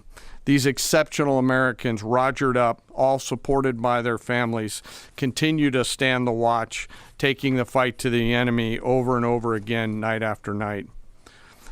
Aboard ships like the USS Ford and the Abraham Lincoln are a special group of sailors I want to highlight today. These are the men and women, the sailors up on the roof running operations on the flight deck. With an average age of the early 20s, these are the unsung heroes of naval aviation. These young sailors, known for wearing yellow shirts, are in charge of the catapults, taxiing jets around on the flight deck, shooting jets off the front end, and recovering jets off the back end. They are literally involved with every single movement on the roof on an aircraft carrier. They are the last ones that a naval aviator sees before getting shot off the front end, and the first one that a naval aviator sees after safely trapping on the back end. And just for a minute, imagine you're standing on that aircraft carrier flight deck. There's 30 knots of wind in your face. The deck is slippery, covered in grease. It's noisy. There are propellers spinning. There's jet blast everywhere. The helicopters are running. Your head is on a swivel, and you're trying to direct a multi-million-dollar fighter into a 1-foot square box so that those naval aviators can be shot off into the black of night to go do America's work. Those jets are fully loaded with missiles and bombs, and they are a world-class team combined with the naval aviation and the aviators in those jets. This beautiful symphony of American spirit is the definition of perfectly organized chaos, and these crews do it every single time the carrier is at work. Oh, by the way, in the middle of the night and oftentimes in the pouring rain. These are dedicated young people who take the road less traveled to serve their great nation, doing the deeds that we need them to do. America's enlisted force is the pride of every nation's military, certainly ours, and the envy of every other one as well. Each and every one of them out there across the joint force are extraordinary, and in particular today I want to highlight the yellow shirts. Ladies and gentlemen, our work continues. It'll continue to be difficult. I ask every American to keep our deployed force and their families in our thoughts. Combat deployments can be tough on the force and the families, and it's important that we continue to remember that. I remain deeply humbled by the 2.8 million members of the Joint Force, and I'll end where I started, and that's remembering our fallen and their families whose sacrifice will be felt forever. And with that, I'll take some questions with the Secretary. A beautiful symphony of American spirit. Well said, Mr. Chairman. Thanks, sir. And I will just note that no other country in the world is capable of executing what the chairman just described, day after day, night after night, unrelenting. Well said. Thank you. Yes, sir. Alexandra Ingersoll, One America News. You talked, Mr. Secretary, you talked at the conference in Florida on Thursday that there was a 90% missile capabilities degradation and 83% drone degradation, and I know the chairman just repeated those numbers. We've seen the most amount of fighting these past 5 days. Is there any update to those percentages? And also, are you able to give any quantification of degradation to the enemy's nuclear capabilities yet? What those numbers represent is a persistent low ability to respond, which is what we're looking for, right? It's if the enemy can simply wait and then project power, that's problematic. And we've seen some spurts here or there, but ultimately the trend lines, if you look at the charts that we look at every day, have gone like this down to a flat. It doesn't mean they won't be able to project. It doesn't mean our air defenders still don't have to defend. They do, but that is strong evidence of degradation, along with the battle damage assessment that the Joint Staff does, which takes time. You've got to look at imagery and recognize whether something's been simply degraded or it's been destroyed, or whether an underground facility has been collapsed or completely obliterated. So there's differences in how you evaluate that, but the numbers staying that low is a demonstration of the efficacy for sure. Yeah, Rhea. Thanks, Mr. Secretary. There's been reports that the new leader of Iran has been wounded. Do you know if this is true and what his condition is? And then another one, President Trump said he had a really good call with President Putin yesterday. Will Russia be aiding us in this conflict, and can you share anything on that? Well, the president, as I've said before, maintains strong relationships with world leaders, which creates opportunities and options for us in very dynamic ways. So the president said it was a good call. I was not on it, but those that were said it was a strong call, reaffirming hopefully the opportunity for some peace in Russia, Ukraine, and also a recognition that as it pertains to this conflict, they should not be involved. The first question was on the new leader of Iran. There's reports that he's been wounded. Oh, the new leader of Iran. He would be wise to heed the words of our president, which is to not pursue nuclear weapons and come out and state as such. As far as his status, that's not something I can comment on right now. Yeah, right here. Great. Mr. Secretary, Eric Schmidt with the New York Times. A question for you first. Last week you talked about this being the beginnings of an air campaign that could last 3 to 8 weeks. Can you give us your assessment on where we are now? And Mr. Chairman, in any conflict, the enemy or the adversary adapts to the tactics it faces. Can you talk about the most challenging adaptation the Iranian military has made to the U.S. military? What challenges are you facing most right now? Thank you. I appreciate the question. Where we are is in a very strong place, giving the President of the United States maximum options. And from the beginning, from this podium, we haven't stated how long it will take. Our will is endless. Ultimately, the President gets to determine the end state of those objectives, right? But what he's said continually, and I want the American people to understand, is this is not endless. It's not protracted. We're not allowing mission creep. The President has set a very specific mission to accomplish. And our job is to unrelentingly deliver that. Now, he gets to control the throttle. He's the one deciding, he's the one elected on behalf of the American people when we're achieving those particular objectives. And so it's not for me to posit whether it's the beginning, the middle, or the end. That's his, and he'll continue to communicate that. What we serve him as is we give him updates on a daily basis of exactly where we are so he can make that determination on the throttle. Mr. Chairman. Thank you for the question on adaptation. As you're right, no plan survives first contact with the enemy or Murphy. They're adapting, as are we. Of course, we have very entrepreneurial warfighters out there. I'd rather not, for operational security reasons, tell them what's working. So I'm not answer that question based on that. But we are watching what they're doing, and we are adapting faster than they are. Are they more formidable than you anticipated, General? I think they're fighting, and I respect that, but I don't think they're more formidable than what we thought. Secretary Airtech, thank you. Jordan Conrad's from the Gateway Pundit. Axios reported, citing U.S. and Israeli sources, that the U.S. was not happy with strikes on 30 fuel depots in Iran. While this is anonymous sourcing, it seems kind of congruent with what President Trump said yesterday, that there's certain spots they don't want to hit relating to energy infrastructure that would take a long time to rebuild. And whether this reporting is true or not, what's your message to Americans, those who supported the president and those who aren't really in favor of this war and who worry that Israel might be taking advantage of the U.S.'s backing? And then for Mr. Chairman, for you, I wanted to ask, when you say that we're moving inland, what capabilities does Iran have to shoot down jets over their land? And would that trigger some kind of rescue operation that could risk a bigger ground operation? Well, I would just state by saying Israel's been a really strong partner in this effort. Where they have different objectives, they've pursued them. Ultimately, we've stayed focused on ours. But what Iran has felt is the power of the world's two most powerful air forces. In that particular case, those weren't our strikes or that objective, or that wasn't necessarily our objective.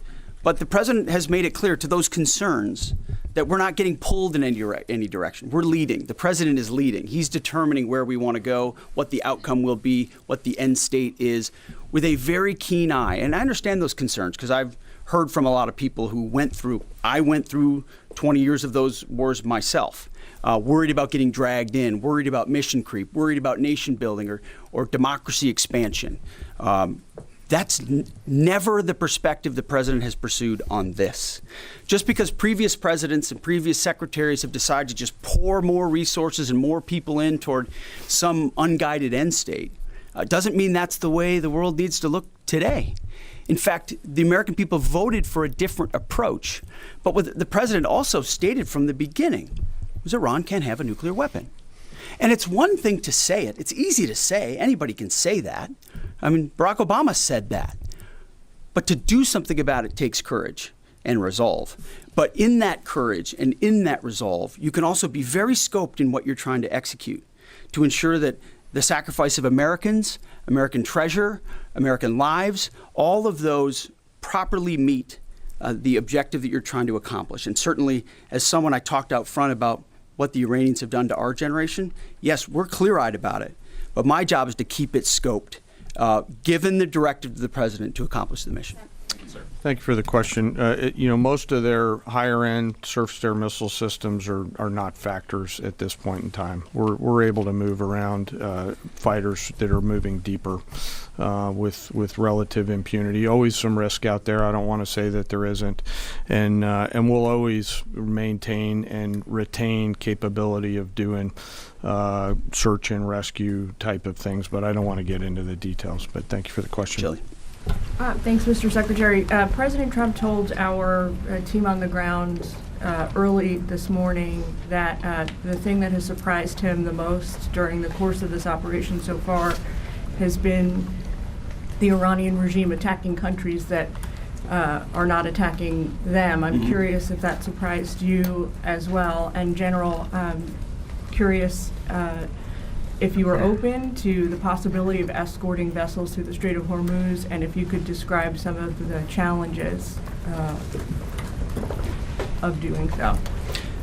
Big mistake by the Iranian regime to start targeting its neighbors right away, exposing who they are and what they're all about, indiscriminate targeting, flailing recklessly at the beginning. I can't say that we anticipated necessarily that's exactly how they would react, but we knew it was a possibility. And I think it was a demonstration of the desperation of that regime then and that regime now, that they still think their pathway out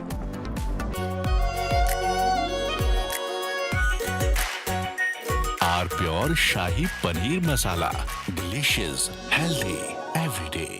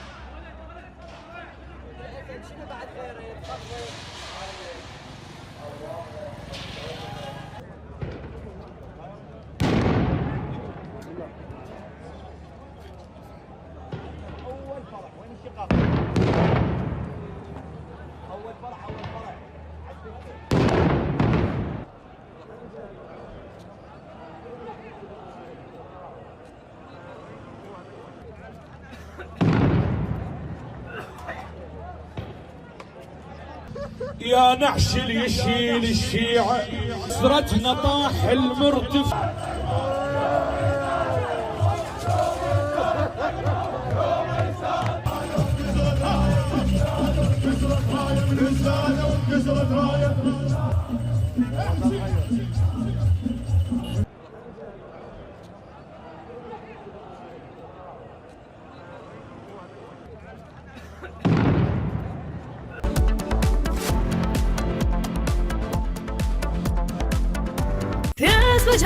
ठंडक लाए सबको भाई जीरा से MDH का जल जीरा जीरा से जीरा से असली रिफ्रेशिंग, असली स्वाद, असली मजा।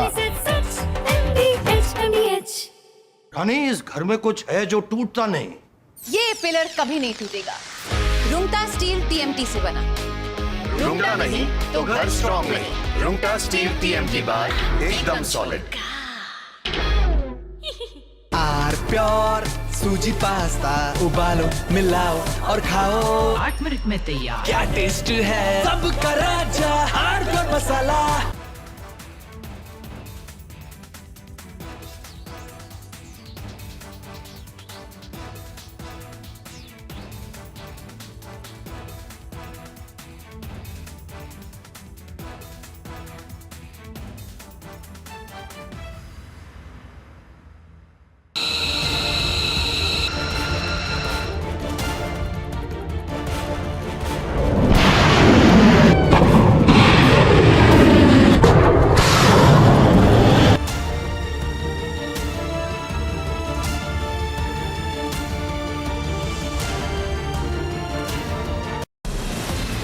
From Asia's largest news headquarters,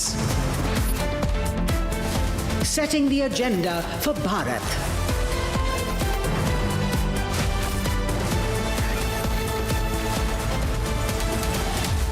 You're watching Republic.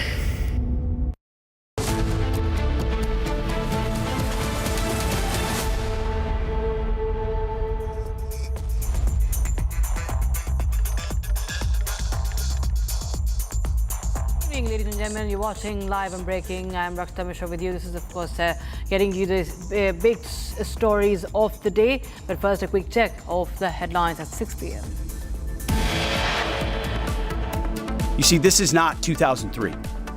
This is not endless nation building under those types of quagmires we saw under Bush or Obama. It's not even close. U.S. Defense Secretary Pete Hegseth briefs the media on the war in Iran, says military operations against Iran will not lead to an endless war and that the aim was to destroy Tehran's missiles, navy and other security infrastructure. Trump tells U.S. media that he could talk to Iran after he claimed that the war will end very soon.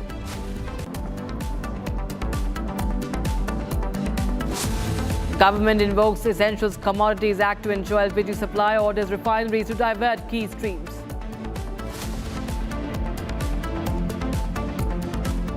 LPG committee constituted to review representations, panel to review representations for supplies to hotels and other industries.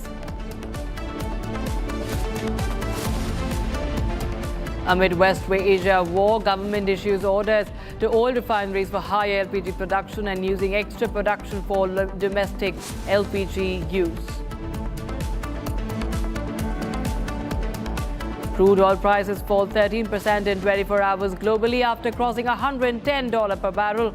Crude oil eases to $88.9.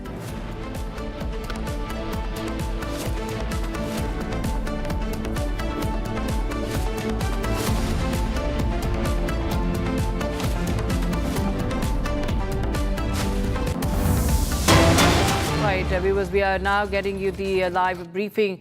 U.S. Defense Secretary Pete Hegseth saying that military operations against Iran would not lead to an endless war. Okay, that was Hegseth, the war secretary, and said that the aim of America was to destroy Tehran's missiles, navy, and other security infrastructure. In fact, the chief of staff, Joint Chiefs of Staff, General Dan Kin, in fact, said that U.S. is destroying Iran's navy. More than 50 vessels have hit. More than 50 vessels have been hit, and a drone carrier has been sunk by America. CENTCOM continues to hunt and strike mine-laying vessels and storage facilities. So that's the breaking news we're starting this show with. Listen in. On day 10 of Operation Epic Fury, we are winning, with an overwhelming and unrelenting focus on our objectives, which are the same as the day I gave my first briefing here on Operation Epic Fury. They're straightforward, and we are executing them with ruthless precision. 1, destroy their missile stockpiles, their missile launchers, and their defense industrial base, missiles and their ability to make them. 2, destroy their navy. And 3, permanently deny Iran nuclear weapons forever. It's a laser-focused, maximum authority mission delivered with overwhelming and unrelenting precision.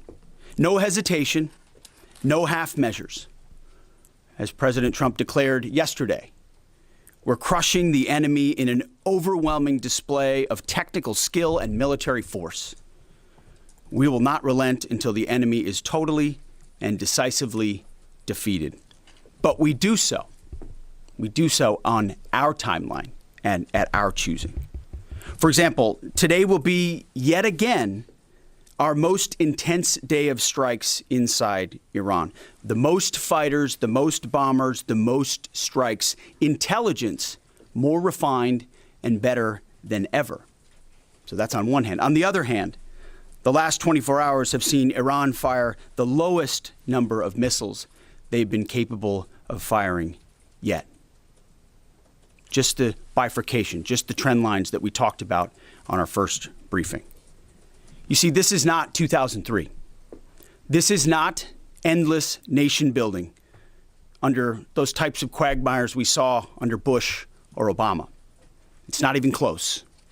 Our generation of soldier will not let that happen again, and nor will this president, who very clearly ran against those kinds of never-ending, nebulously scoped missions. Those days are dead. Instead, we're winning decisively with brutal efficiency, total air dominance, and an unbreakable will to accomplish the president's objectives on our timeline. We stay locked on the target because here at the Department of War, that's our job. So this war has ended its 11th day, and the conflict is showing no signs of slowing down. Even as massive raids hit Tehran overnight, U.S. President Donald Trump claimed that the war could end soon, while also warning Iran of devastating consequences if it attempts to disrupt the global oil supplies. While Tehran continues to be adamant on the blockage, meanwhile, Iran also rules out returning to negotiations despite international mediation. Here's more.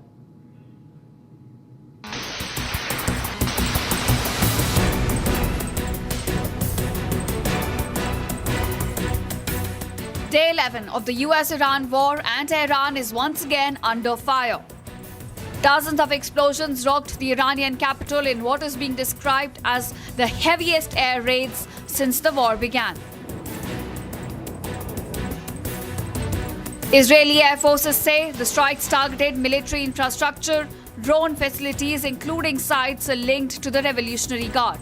But even as the bombing intensifies, US President Donald Trump insists the war may not last very long. I think you'll see it's going to be a short-term excursion. How good is our military, right? Amazing. How good. Short-term. Short-term. Thank you. They're great. You know, we all together, in my first term, we rebuilt our military. And I didn't know I'd be using it so much in the second term, but we have a military like no other. It's not even close. But Iran has made its position clear. It will not return to the negotiating table unless guarantees are provided that attacks against the country will stop. که ما داریم انجام بدیم توقف جنگ دست جمهوری اسلامی ایران هست. یعنی هر وقت جمهوری اسلامی ایران تصمیم بگیرد حتی اونها متوقف بشوند تصمیم نهایی با جمهوری اسلامی ایران هست در این زمینه، چون اونها تجاوز کردن، اونها حملات مسلحانه انجام دادن. ما باید در واقع موقعی متوقف بشویم که بتونیم احساس بکنیم یا تضمینی داشته باشیم که این اقدامات تجاوزکارانه مجددا روی نمیده و اونها مسئولیت اقدامات خودشون رو باید بپذیرن. At the same time, Trump issued a sharp warning to Tehran, saying it would strike Iran 20 times harder if it attempts to block oil shipments through the Strait of Hormuz.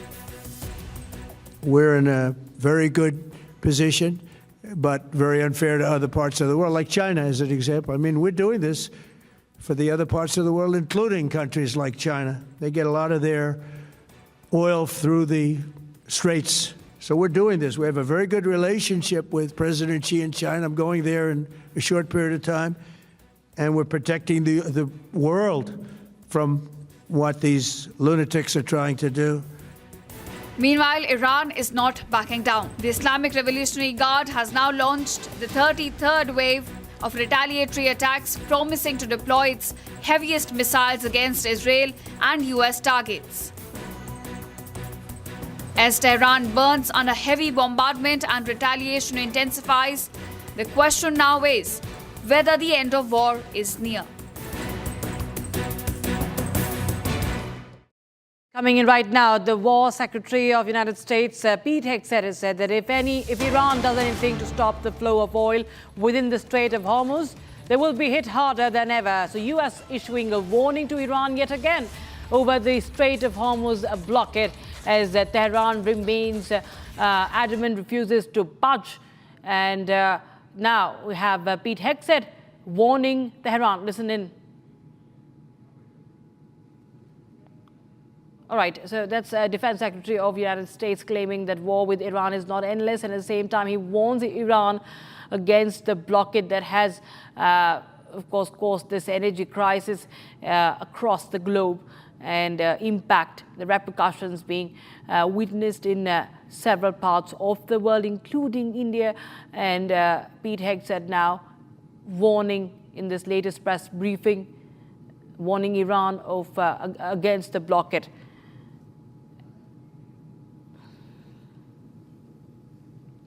All right, now what we are telling you is that Donald Trump continues to face intense scrutiny as well after reports surfaced, and also video evidence was shown of a US Tomahawk cruise missile striking a girls' school in Iran's Minab.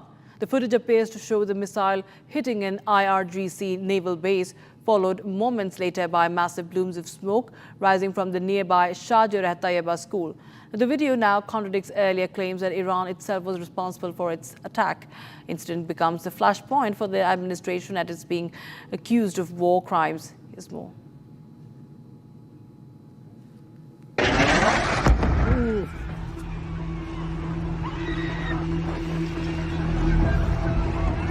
Shocking new visuals are raising serious questions about a deadly strike in southern Iran. A video now circulating online appears to show a US Tomahawk missile hitting an Iranian military facility next to a girls' elementary school where scores of children were killed.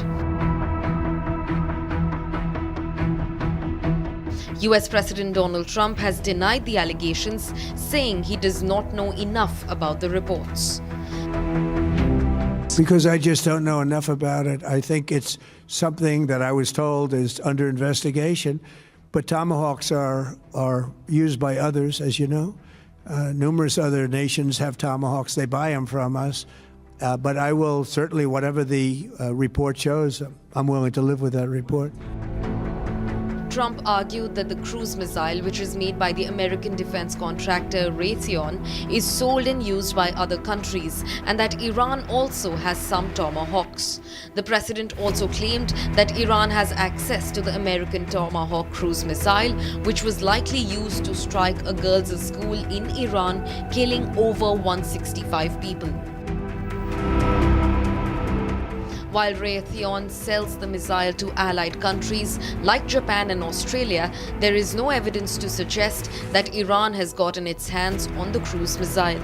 International condemnation has grown over the incident, accusing the Trump-led administration of committing war crimes. We continue to raise the alarm over the humanitarian impact of escalating violence across parts of the Middle East, which is driving rising civilian casualties, damage to civilian infrastructure, and growing displacement of people. While Iran has denounced the attack as a war crime, the United Nations expressed serious concern over the deadly missile strike on a girls' school and escalating civilian casualties in the region. Breaking news coming in right now. Union Minister Hardeep Singh Puri has posted on social media platform X, and I quote him, "In today's informal interaction with members of the media fraternity, we discussed that India's energy imports are continuing to flow in from different sources and routes. We've taken steps to ensure that 100% supply of CNG and PNG to domestic consumers is ensured, and other industries continue to get 70 to 80% of their supplies despite the war situation.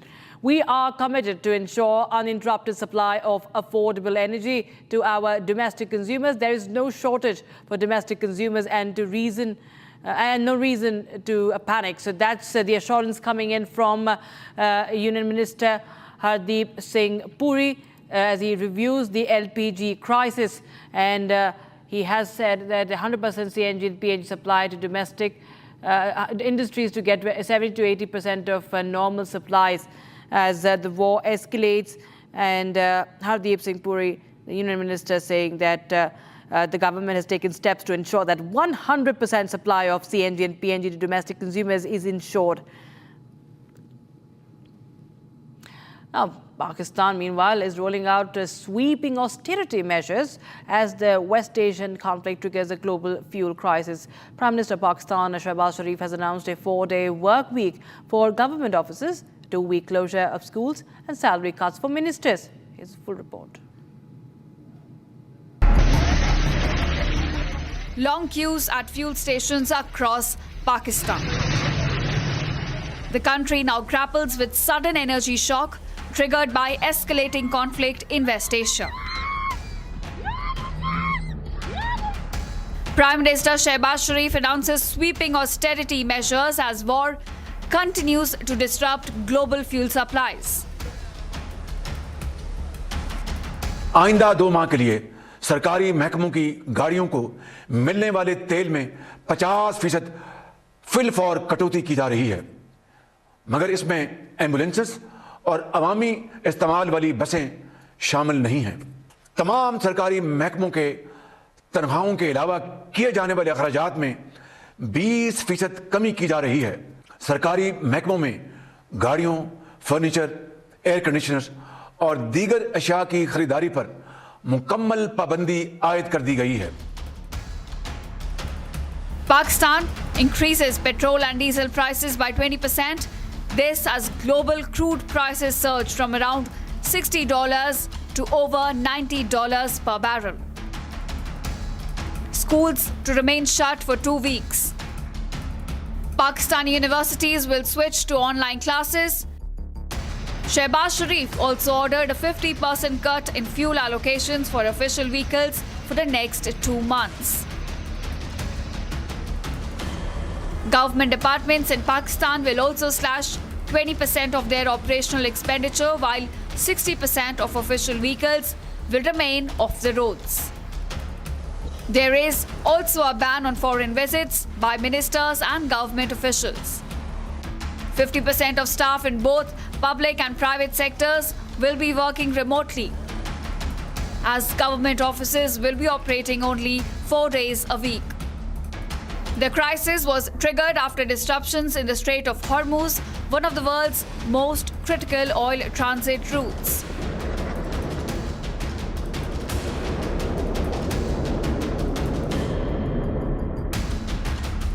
With shipping routes now affected, Indigo CEO has resigned. The CEO of Indigo India has resigned months after mass flight cancellation. CEO Peter Elbers has resigned from his position with immediate effect. He said he cites personal reasons, but this comes just months after mass flight cancellations left tens and thousands of passengers stranded and drew regulatory scrutiny. Indigo says its managing director Rahul Bhatia will manage the company in the interim until a replacement is hired. So CEO of Indigo resigns after the row over mass cancellations. That is the big breaking news we are getting in right now. Peter Elbers, he served as the CEO of Indigo from the September 2022. And now he has resigned. My colleague Harsha, tracking the aviation sector, is joining us for more. Harsha, tell us more details about the resignation. So yes, Peter Elbers has submitted his resignation today, and it has you can see this resignation of the Elbers as he has served the CEO of the low-cost airline since long, and it's a significant leadership change at India's largest domestic carrier. And then the news was circulating since long that Peter Elbers is going to come down as the CEO of Indigo since the time of the crisis of the domestic aviation began in the Indigo in the month of December, when Indigo faced a major aviation crisis.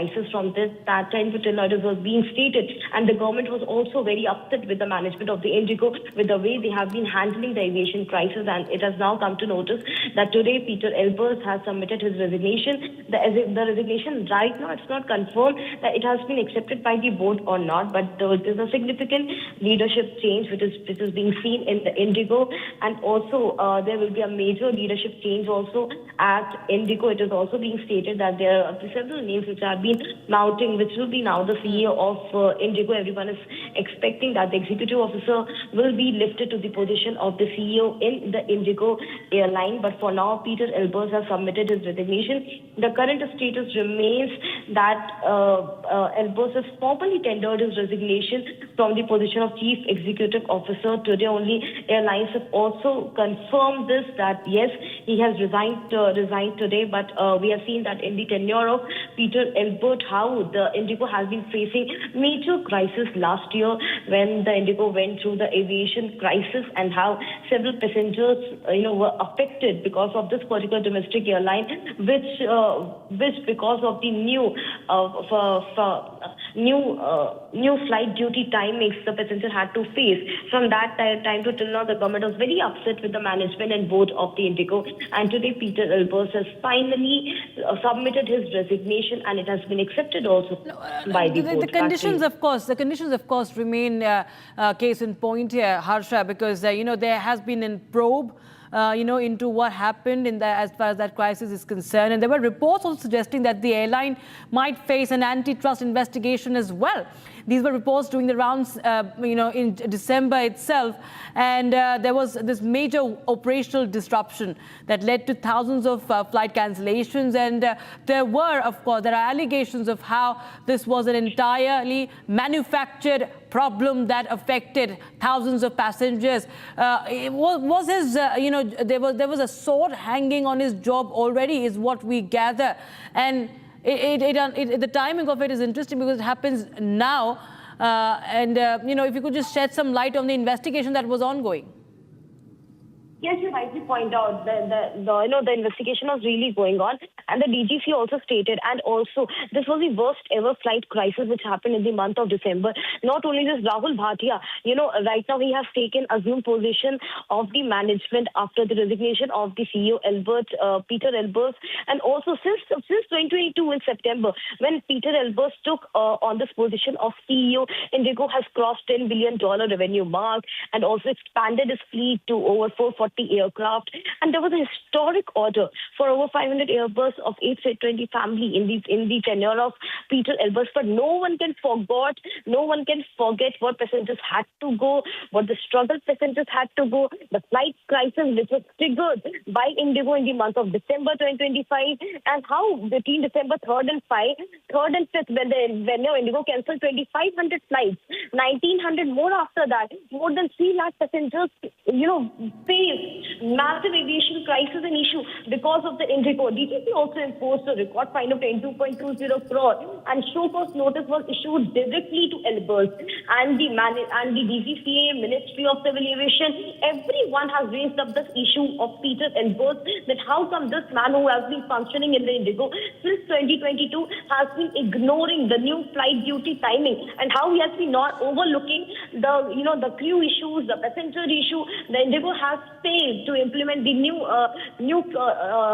FTTL, and that was a major reason why government was very upset with Peter Elbers, and the fine was also imposed, and also initially survived calls for his resignation at the time of the crisis, because at that time the airline was trying to improve its reputation for punctuality and different things. But right now, when things have been stable, and what was promised by Indigo that in 10th of February, the entire operation will go smooth, and it will be certain relaxation will come, and the new FDTL will be successfully implemented on 10th of February. From that time to till now, it was being stated that Peter Elbers will soon resign from his designation, and finally today Peter Elbers has submitted his resignation, which has been accepted by the board. Back to you. Thanks, Harsha. We'll come back to you after this very, very short break that we are going into. Viewers, we will be continuing to get you more updates on this developing story, as Indigo CEO, 3 months after the crisis, the aviation crisis, has now resigned, citing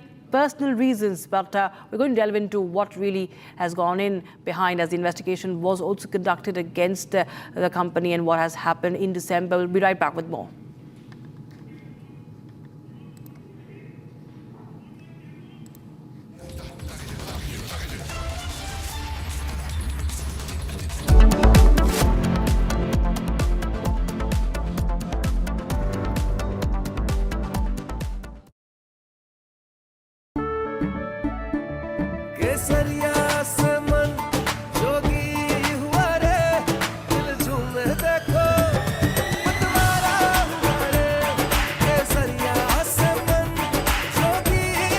हर पल मनाओ केसरी त्योहार। विमल, बोलो जुबान केसरी।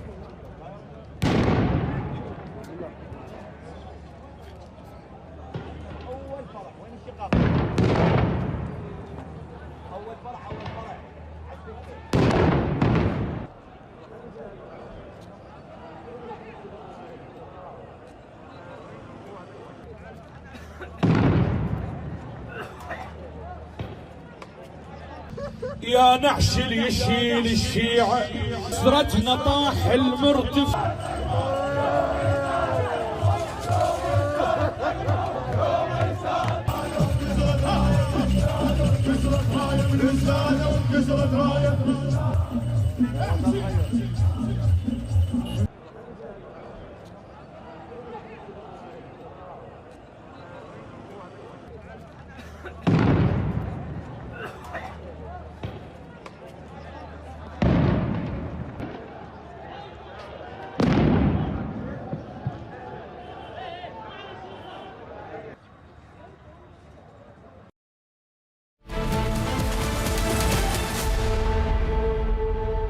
थोड़े में ज्यादा स्वाद ये हित तो है इसकी खास बात। वाओ मामा क्या स्वाद है, अरे मेरे राजा। 13,000 placements last year. At Amity, we are committed to nurturing passionate, hardworking and proactive professionals. चमकी चाट से क्या बना है? आलू चाट या फ्रूट चाट, स्वाद बढ़ाए चमकी चाट। क्या बात है, स्वादिष्ट पकोड़े और फरसान, अरे चमकी चाट है इसकी जान। असली स्वाद सिर्फ चंकी चाट। केसरिया से मन जोगी हुआ रे, दिल झूमे देखो मतवारा हुआ रे। केसरिया से मन जोगी हुआ। हर पल मनाओ केसरी त्योहार, विमल बोलो जुबान Kesari.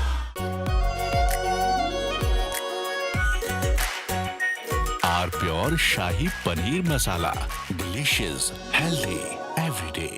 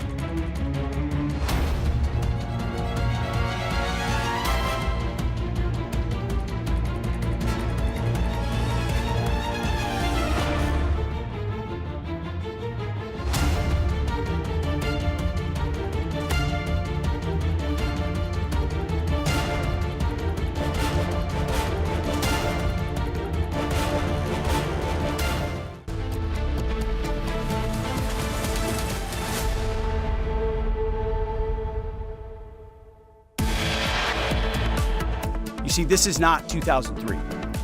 This is not endless nation building under those types of quagmires we saw under Bush or Obama. It's not even close.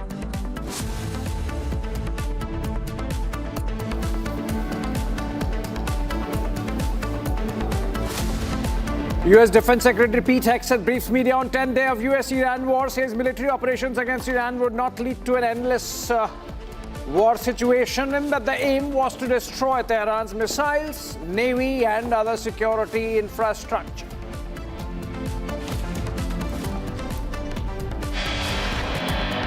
Trump tells U.S. media that he could talk to Iran after he claimed the war will end very soon. The government invokes Essential Commodities Act to ensure LPG supplies, orders refineries to divert key streams. LPG committee constituted to review representations panel to review supplies to hotels, industries and other sectors. Amid West Asia war, government issues orders to all refineries for higher LPG production and using extra capacity for domestic LPG usage.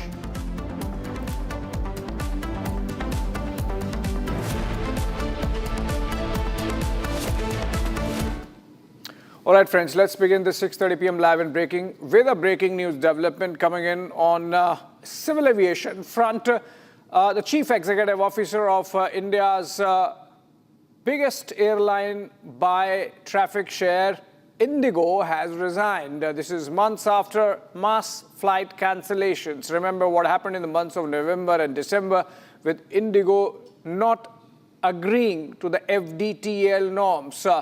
The CEO in question, Peter Elbers, has resigned from his position with immediate effect for personal reasons or on personal grounds. Months after this, the situation, the chaos that prevailed, left tens of thousands of passengers stranded and drew regulatory scrutiny. The airline said its managing director, Rahul Bhatia, would manage the company in the interim until a replacement of Peter Elbers is found. That's a big development and a shake-up happening in the civil aviation sector. It seems finally heads rolling for the kind of mess that was created with one airline taking FDTL rules for granted, taking the DGCA for a ride, and now it seems accountability is being fixed. Or is it? Let's try to understand. Harsha joins us over the phone, I believe, for more on this. Harsha, is this finally, can we say that heads are rolling, or is it that this development of Peter Elbers is not connected with the situation that panned out in November and December?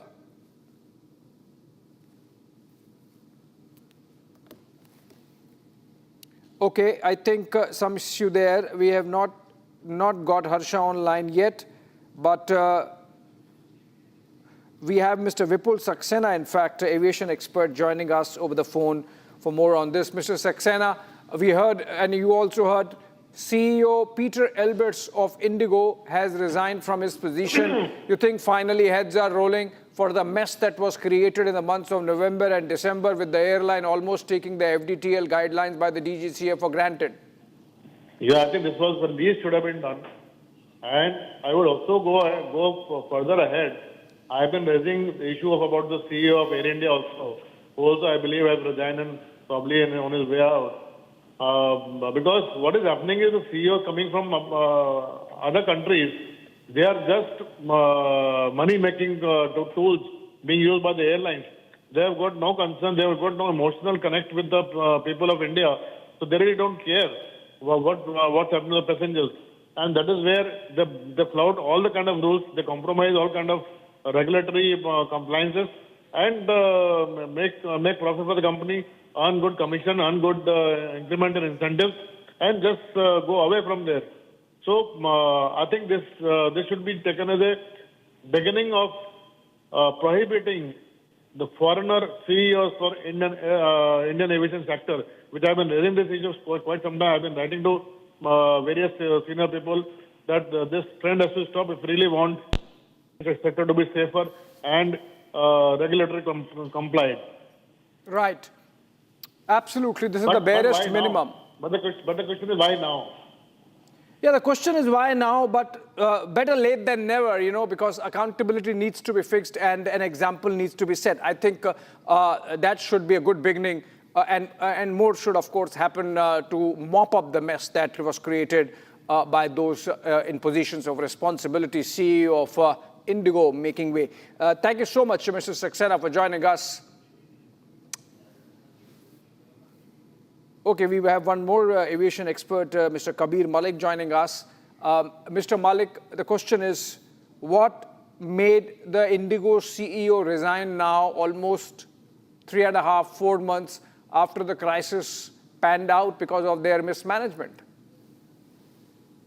Hi, see, I was in Hyderabad almost 1 and 2 months back when I spoke with Mr. Peter, and I asked him the same questions with him. He was very confident that time that he is not going to be resigned from this post because he is doing well. But in my opinion, when I discussed with him, I said it and just remind that the failure of your system in December, that almost 1,200 flights were cancelled because of your mismanagement, and people faced most of the worst situation in aviation industry.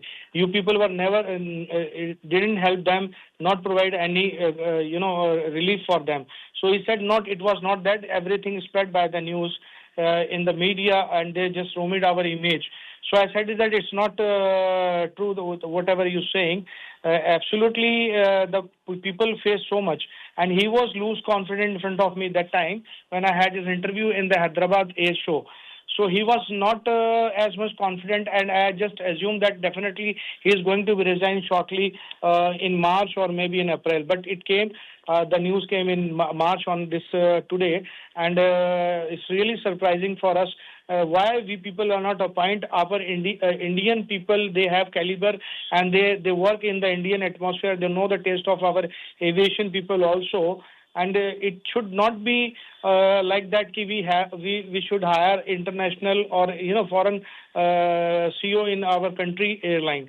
That is, it's a good news also that they are going to be hire our Indian CEO very shortly in Indigo, and let's see what will be happen. But I hope so. Hope for the best in coming time for the aviation sector, and upcoming time, whatever the CEO will come.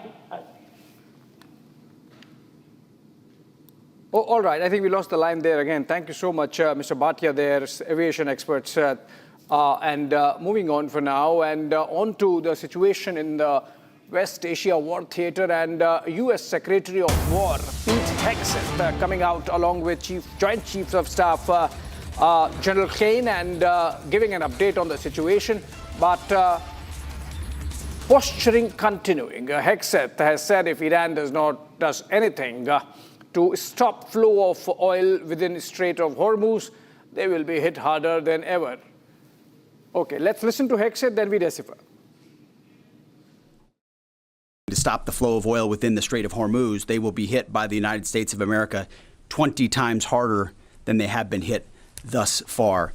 He goes on to say, death, fire, and fury will rain upon them. You've seen the truth and read it. But he takes very seriously the condition of that straits. We have capabilities that no other nation on earth has, and we're certainly working with our energy partners across the administration to control for that. That's part of that scoping of this. The world needs to understand this doesn't have, this isn't intended to be, nor is it something that will expand. We know exactly what we're attempting to achieve here, scoped properly, and the American people can count on that for sure. All right, that's Pete Hegseth. We'll decipher that in a bit, but more developments from the war theatre. The UAE has claimed that 9 ballistic missiles came their way, 8 were intercepted and destroyed, 1 fell into the sea. Then additional 35 drones were detected, of which 26 drones were intercepted, while 9 fell within the country's territory with some material damage being caused. And since the start of the Iranian aggression, the UAE statement claims 262 ballistic missiles have been detected coming to their territory, of which 241 have been successfully neutralized. 19 of them fell into the sea and 2 fell in the country's territory, causing some damage. So far as drones are concerned, 1475 Iranian drones, of which 1385 were neutralized and 90 fell in the country's territory. That's the latest statistic coming in from UAE authorities. That gives you an idea, because UAE geography-wise is small. 262 ballistic missiles Iran launching in the direction of the United Arab Emirates, which means they would have launched a similar number on Qatar and Kuwait and Bahrain, not Oman, because Oman has been mediating between Iran and the other side, and Saudi Arabia, of course, which means much more on Israel, which means if you club together 7 or 8 countries, Iran possibly has launched 2,000 plus ballistic missiles, and that gives you an idea of the kind of missile strength or storage Iran has. Moving on. All right, US President Donald Trump is facing intense scrutiny following reports and video evidence of United States Tomahawk cruise missile striking a girls' school in Minap earlier in the war. The footage appears to show the missile hitting an Islamic Revolutionary Guard Corps naval base, followed moments later by massive plumes of smoke rising from the nearby Sharjah. Okay, we are cutting out of this. There is a statement coming in from the government.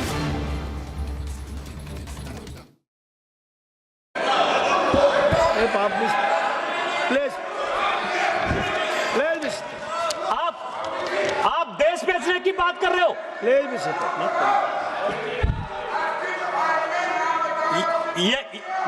मैं तो बात कर रहा हूं sir. Speaker sir 17 आदमी को मैं अब इतिहास की कहते हैं आपने कोई जो है उसका गारंटी नहीं लिया है। नेहरू जी देश के पहले प्रधानमंत्री थे।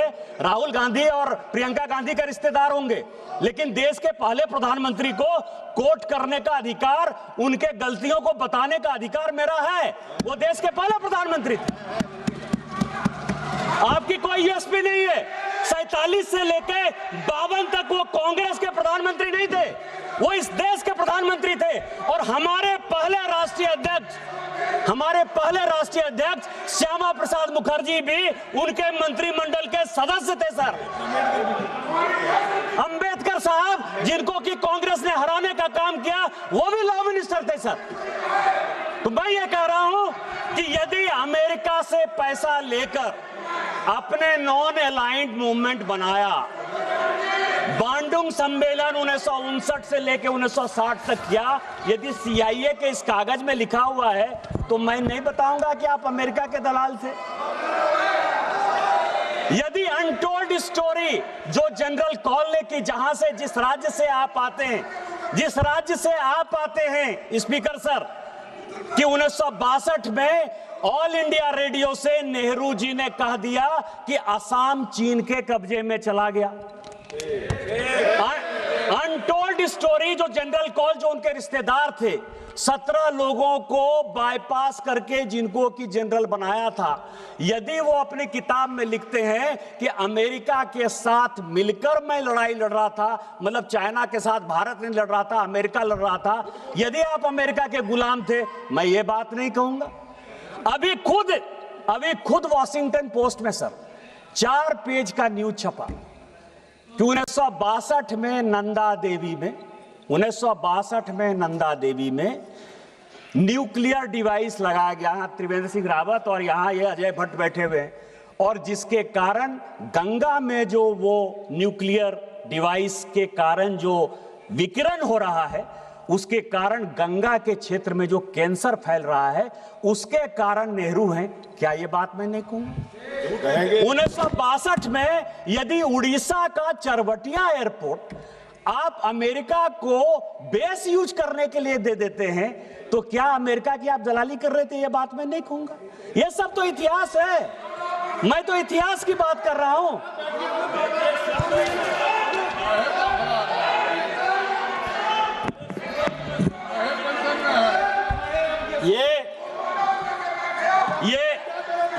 ये रिजोल्यूशन है सर, ये रिजोल्यूशन है और इस रिजोल्यूशन में लीडर ऑफ द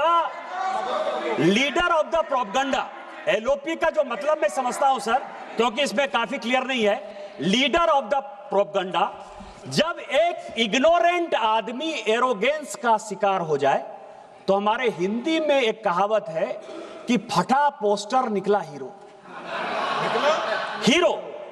फटा पोस्टर निकला हीरो। जब एक इग्नोरेंट आदमी एरोगेंस का शिकार हो जाए तो क्या होता है? वो लीडर ऑफ प्रोपगंडा होता है। और LOP के बारे में ये पूरा इसमें डिस्क्रिप्शन है सर। कॉल एंड सगदर ने लिखा है कि लीडर ऑफ द अपोजिशन कौन होगा और लीडर ऑफ द अपोजिशन के क्या अधिकार होंगे। आज चिल्ला रहे हैं LOP को बोलने देते हो, LOP को नहीं बोलने देते हो। मैंने भी सोचा कि इसमें जाया जाए कि एलओपी को बोलने नहीं देते हो? संविधान में तो एलओपी लिखा ही नहीं, कॉन्स्टिट्यूएंट असेंबली के डिबेट में हुआ ही नहीं। 47 से लेके 77 तक सर एलओपी कौन होगा इस देश का? मतलब क्या उनकी मानसिकता थी, तानाशाही की मानसिकता थी कि 1947 से लेके 77 तक इस देश में एलओपी के लिए किसी प्रकार की कोई सुविधा, कैसे एलओपी का सिलेक्शन होगा, कौन एलओपी होगा, कुछ था ही नहीं। चर्चा करते हैं 69 में राम सुभाग सिंह बने, राम सुभाग सिंह बने। मैं उस पर भी गया सर कि 77 में 69 में क्या हो गया, राम सुभाग सिंह हो गए। इंदिरा जी ने अपनी पार्टी तोड़ दी, सिंडिकेट ने उनको पार्टी से निकाल दिया। कैंडिडेट कांग्रेस पार्टी के राष्ट्रपति के नीलम संजीव रेड्डी जी हुए। इंदिरा जी ने अपना कैंडिडेट बीबी गिरी बना दिया। अंतरात्मा की आवाज पर वोट हो गया सर, और उस अंतरात्मा की आवाज में बीबी गिरी साहब जीत गए। कांग्रेस पार्टी 2 भाग में विभक्त हो गई। ऐसी सिचुएशन हो गई कि इस सरकार को गिरने के अलावा कोई उपाय नहीं था। तो शेखर गुप्ता एक बड़ी अच्छी किताब लिखते हैं, द लेफ्ट ओवर्स, कि कांग्रेस जब जब लेफ्ट होने की कोशिश करती है वो देश का कबाड़ा करती है और अपना कबाड़ा करती है। और उसने 1969 में अपनी सरकार बचाने के लिए लेफ्ट पार्टी का सहारा ले लिया। चूंकि कांग्रेस का जो दूसरा फैक्शन था, मतलब बाप बेटा पंच, बरदा का दाम 5 आना जो हमारे यहाँ कहा जाता है, तो राम सुभाग सिंह जो कि 1962 से लेके 1969 तक किसी न किसी, चाहे वो नेहरू जी हो, चाहे शास्त्री जी हो, चाहे वो इंदिरा जी हो, सभी के मंत्रिमंडल के वो सदस्य रहे sir. All right, that's the debate going on in Parliament on the no confidence motion that has been brought in by the opposition against Speaker Om Birla in Lok Sabha, that is. All right, moving on to another development connected with the war, but India's role in it. External Affairs Minister Shankar has spoken to Foreign Minister of South Korea. He has also spoken to German Foreign Minister Vadeful, and we are seeing these pictures from earlier of Shankar coming out of the South Bloc. The Ministry of External Affairs is no more there at the South Bloc. We have the Foreign Affairs, we have the External Affairs Minister working the phones. Remember, every day he's talking to his counterparts from around the world, engaging with them on how India's interests can best be served and protected, rather, in this war situation in West Asia. Okay, what's with Donald Trump and TACO? Trump always chickens out. Are there any signs that the United States might be getting a little bored, if nothing else, of the war in Iran? The US President, Donald Trump, has made a comment to the effect that this war is not going to go down for long. The conflict perhaps is showing signs of slowing down. And Trump claimed the war could end soon, while also warning Iran of devastating retaliation if it attempted to disrupt global oil supplies. So you have to really read between the lines, and not many experts of that craft available so far as Trump is concerned, but listen in.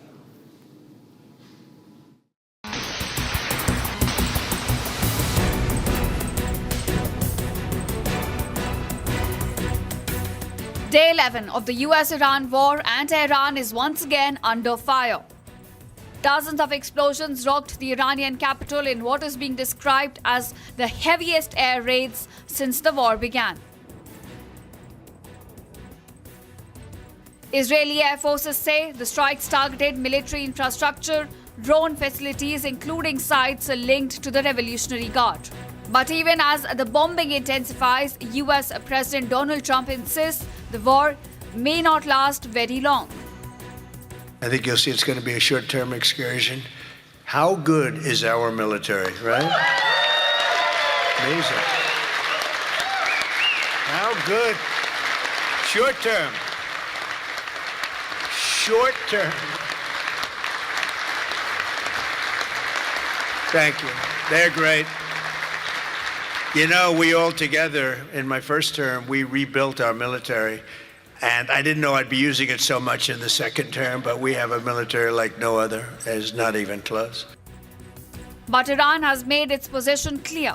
It will not return to the negotiating table unless guarantees are provided that attacks against the country will stop. ما داریم انجام بدیم توقف جنگ دست جمهوری اسلامی ایران هست. یعنی هر وقت جمهوری اسلامی ایران تصمیم بگیرد حتی اونها متوقف بشوند تصمیم نهایی با جمهوری اسلامی ایران هست در این زمینه، چون اونها تجاوز کردن، اونها عملیات مسلحانه انجام دادن. ما باید در واقع موقعی متوقف بشویم که بتونیم احساس بکنیم یا تضمینی داشته باشیم که این اقدامات تجاوزکارانه مجددا روی نمیده و اونها مسئولیت اقدامات خودشون رو باید بپذیرن. At the same time, Trump issued a sharp warning to Tehran, saying it would strike Iran 20 times harder if it attempts to block oil shipments through the Strait of Hormuz. We're in a very good position, but very unfair to other parts of the world, like China as an example. I mean, we're doing this for the other parts of the world, including countries like China. They get a lot of their oil through the straits. So we're doing this. We have a very good relationship with President Xi in China. I'm going there in a short period of time. And we're protecting the world from what these lunatics are trying to do.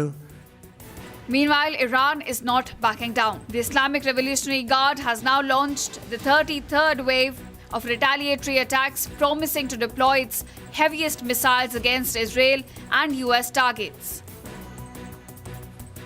As Tehran burns under heavy bombardment and retaliation intensifies, the question now is whether the end of war is near. Well, that's Trump's version of Kabhi Haan, Kabhi Na. We don't know what he really means till he acts. So we have to keep watching. On that note, we slip into a short break. Coming up on the other side, more on the war, with me being joined in by Shawan and Rakshita.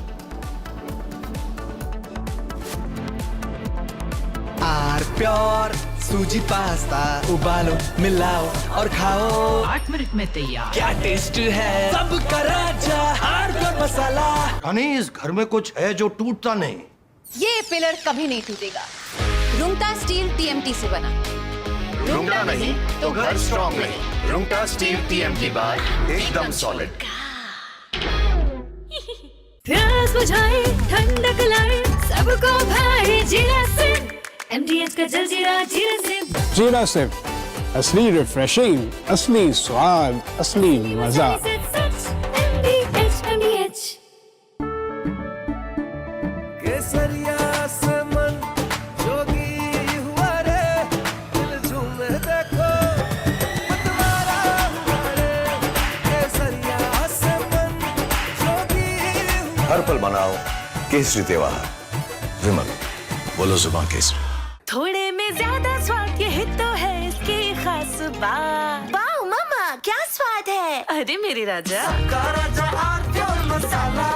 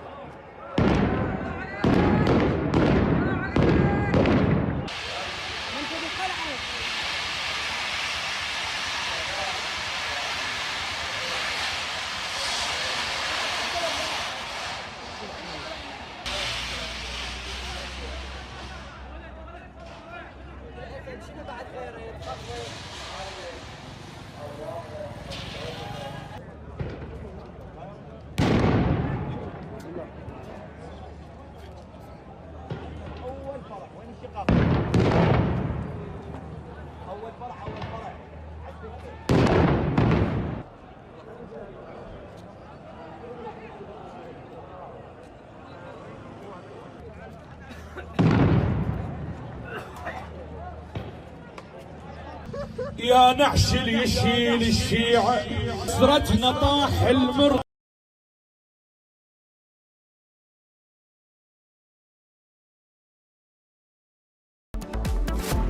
चमकी चाट से क्या बना है? Sandwich लस्सी और छाछ हर घूंट में चमकी चाट, ड्राई फ्रूट और दही बड़े, चमकी चाट से स्वाद बढ़े। असली स्वाद सिर्फ चंकी चाट। 13,000 placements last year. At Amity, we are committed to nurturing passionate, hardworking and proactive professionals.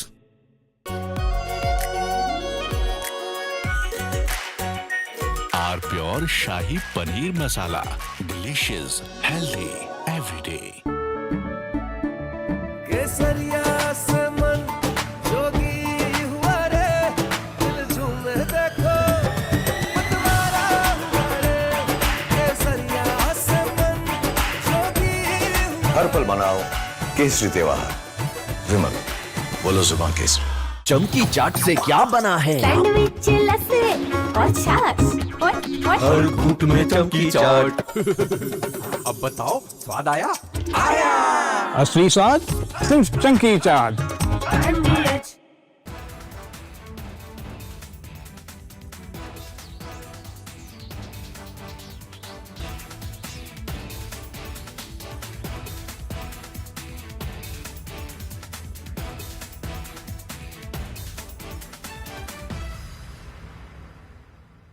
थोड़े में ज्यादा स्वाद, यही तो है इसकी खास बात। वाओ मामा क्या स्वाद है। अरे मेरे राजा, सबका राजा आग pure masala.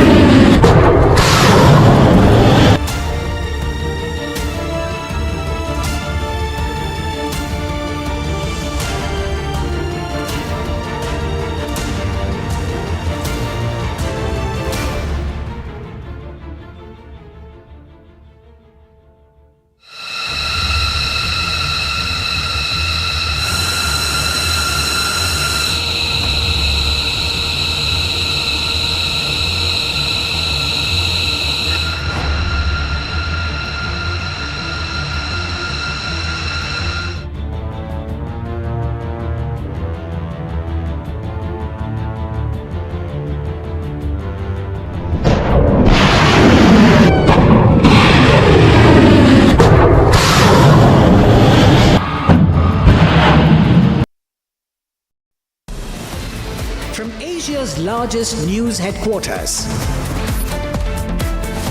setting the agenda for Bharat.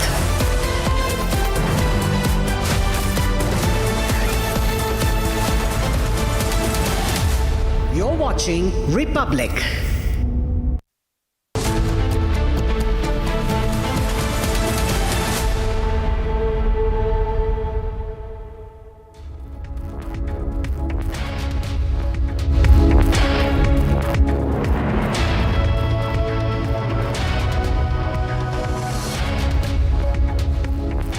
Very good evening, ladies and gentlemen.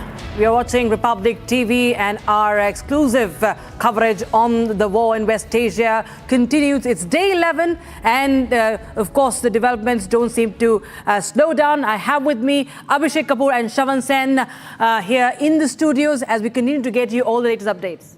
Well, yes, and let's tell the story through pictures. What's better than that, Shavan, right?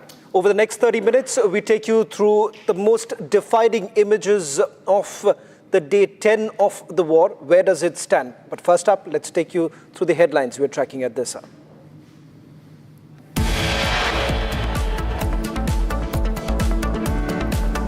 This is not endless nation building under those types of quagmires we saw under Bush or Obama. It's not even close. U.S. Defense Secretary Pete Hegseth briefs media on the 10th day of U.S.-Iran war, says military operations against Iran would not lead to an endless war, and that the aim was to destroy Tehran's missiles, navy, and other security infrastructure. Trump tells United States media that he could talk to Iran after he claims that the war will be ending very soon.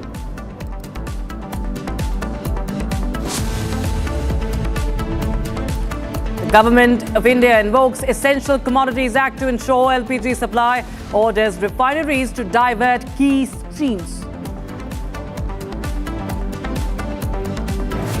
LPG committee constituted to review representations. Panel to review the representations for supplies to hotels and other industries. Amid the war in West Asia, the government issues orders to all refineries for higher LPG production and using extra production for domestic LPG use. Crude oil prices fall 13% in 24 hours globally after crossing $110 per barrel. Crude oil eases to $88.9.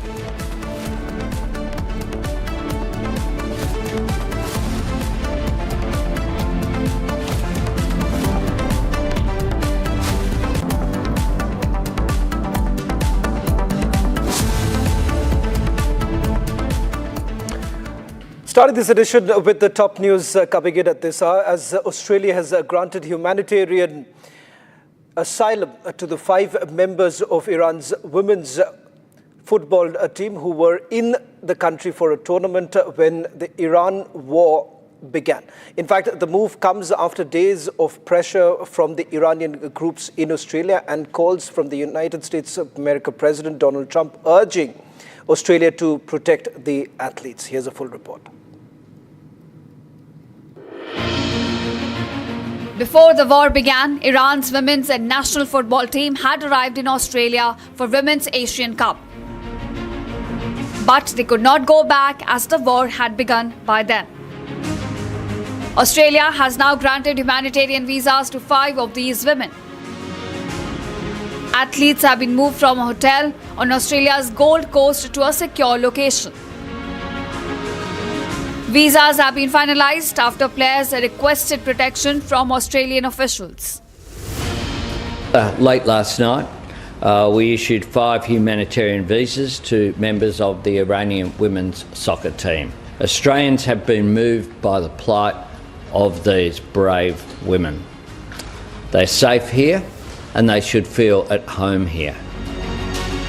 Officials are now assessing requests from other members of the team. Australian Home Minister says the offer of protection remains open to other members of the Iranian squad.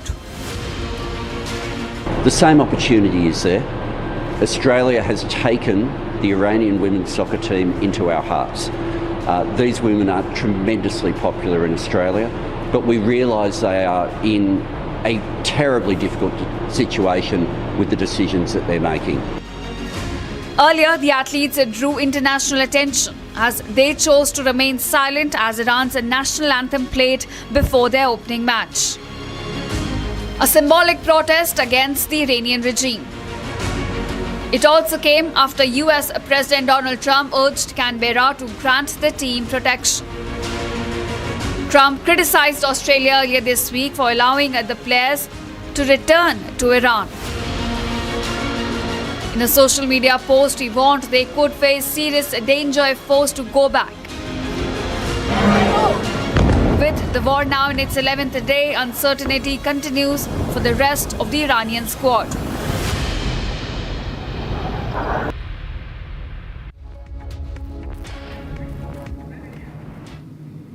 All right, will he, won't he? Is he going to press on the pedal or stop the war? That's on everybody's mind. President Donald Trump has said that this war might end very soon. And as if on cue, Pete Hegseth, his Secretary of War, has said this is not going to be an endless war. This is not going to be anything like what Bush or Obama gave. Which means, are we looking at tapering off for the Americans in this war? Let's take a look.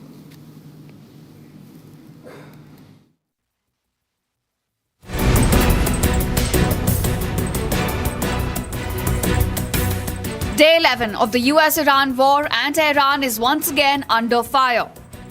Dozens of explosions rocked the Iranian capital in what is being described as the heaviest air raids since the war began. Israeli air forces say the strikes targeted military infrastructure, drone facilities, including sites linked to the Revolutionary Guard. But even as the bombing intensifies, US President Donald Trump insists the war may not last very long. I think you'll see it's going to be a short-term excursion.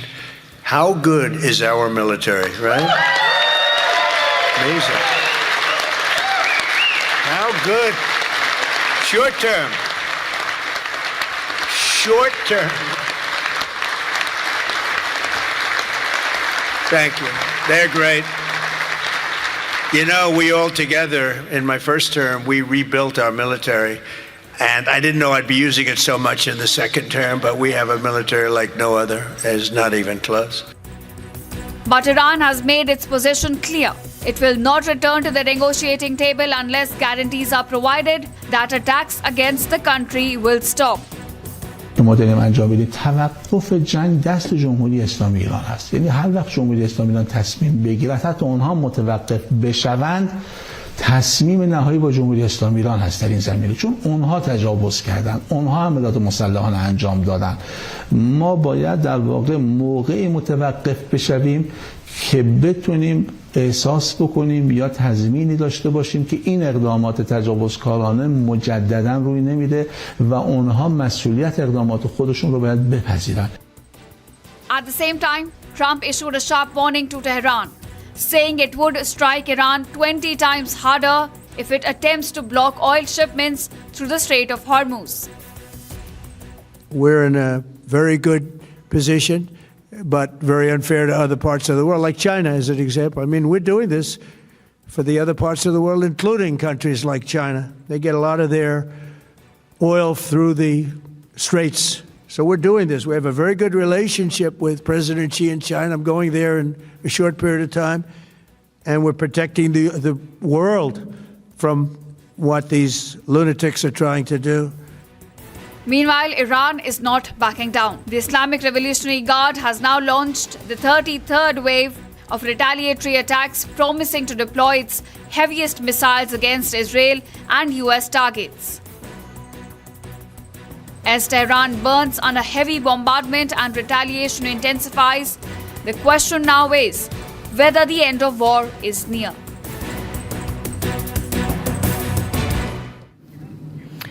And Donald Trump is now also facing intense scrutiny following the reports and, in fact, video evidence of a U.S. Tomahawk cruise missile striking a girls' school in Iran's Minab. Now, this footage appears to show the missile hitting an Islamic Revolutionary Guard Corps IRGC naval base, and it's followed moments later by massive plumes of smoke rising from the nearby Shajara Tayyaba school.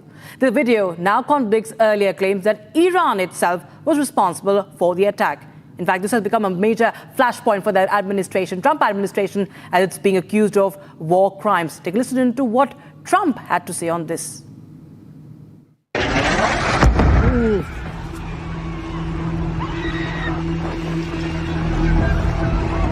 Shocking new visuals are raising serious questions about a deadly strike in southern Iran. A video now circulating online appears to show a US Tomahawk missile hitting an Iranian military facility next to a girls' elementary school where scores of children were killed. US President Donald Trump has denied the allegations, saying he does not know enough about the reports. Because I just don't know enough about it. I think it's something that I was told is under investigation. But Tomahawks are used by others, as you know. Numerous other nations have Tomahawks. They buy them from us. But I will certainly, whatever the report shows, I'm willing to live with that report. Trump argued that the cruise missile, which is made by the American defense contractor Raytheon, is sold and used by other countries, and that Iran also has some Tomahawks. The president also claimed that Iran has access to the American Tomahawk cruise missile, which was likely used to strike a girls' school in Iran, killing over 165 people. While Raytheon sells the missile to allied countries like Japan and Australia, there is no evidence to suggest that Iran has gotten its hands on the cruise missile. International condemnation has grown over the incident, accusing the Trump-led administration of committing war crimes. We continue to raise the alarm over the humanitarian impact of escalating violence across parts of the Middle East, which is driving rising civilian casualties, damage to civilian infrastructure, and growing displacement of people. While Iran has denounced the attack as a war crime, the United Nations expressed serious concern over the deadly missile strike on a girls' school and escalating civilian casualties in the region.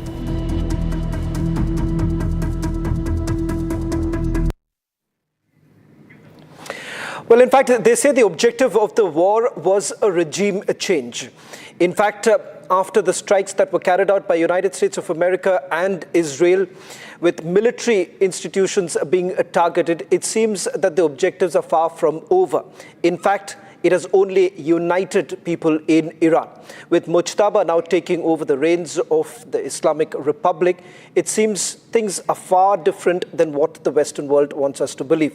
Now, here is a report from inside Iran, getting us a sense of what's really happening. How exactly are people rallying behind their new leader? Hello, I'm Sepper Sadami, CGTN correspondent. Today I'm here at Englava Square, where people have started gathering this afternoon following the announcement that Mujtaba Khamenei has been chosen as Iran's new supreme leader. The 56-year-old cleric succeeds his father, Ali Khamenei, marking a significant moment in the country's political history. It's around 4 p.m. here, and more people are gradually arriving at the square, which has often been a focal point for major political gatherings in Tehran.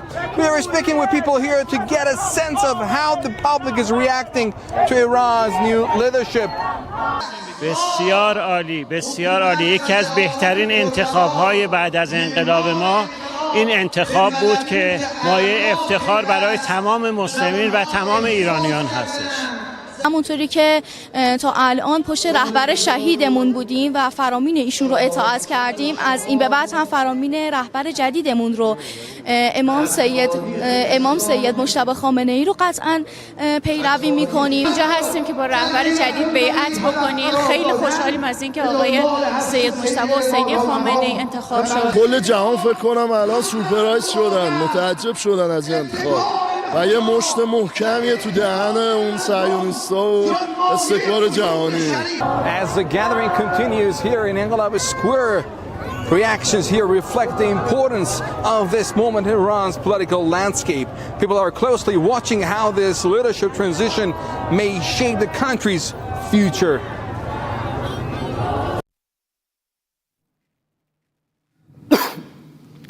Well, just a while back, Pakistan was selling oil, minerals and whatnot to the United States. Now it is struggling to meet even of its daily needs. Austerity measures include 4-day work week. Perhaps many would like it, but that's crisis. Pakistan kind. Take a look. Long queues at fuel stations across Pakistan. The country now grapples with sudden energy shock triggered by escalating conflict in West Asia. Prime Minister Shehbaz Sharif announces sweeping austerity measures as war continues to disrupt global fuel supplies. आइंदा 2 माह के लिए सरकारी महकमों की गाड़ियों को मिलने वाले तेल में 50% फिल फॉर कटौती की जा रही है, मगर इसमें एम्बुलेंसेस और अवामी इस्तेमाल वाली बसें शामिल नहीं हैं। तमाम सरकारी महकमों के तनख्वाहों के अलावा किए जाने वाले अखराजात में 20% कमी की जा रही है। सरकारी महकमों में गाड़ियों, फर्नीचर, एयर कंडीशनर्स और दीगर अशिया की खरीदारी पर मुकम्मल पाबंदी आयद कर दी गई है। Pakistan increases petrol and diesel prices by 20%. This as global crude prices surge from around $60 to over $90 per barrel. Schools to remain shut for 2 weeks. Pakistani universities will switch to online classes. Shehbaz Sharif also ordered a 50% cut in fuel allocations for official vehicles for the next 2 months. Government departments in Pakistan will also slash 20% of their operational expenditure, while 60% of official vehicles will remain off the roads. There is also a ban on foreign visits by ministers and government officials. 50% of staff in both Public and private sectors will be working remotely, as government offices will be operating only 4 days a week. The crisis was triggered after disruptions in the Strait of Hormuz, one of the world's most critical oil transit routes.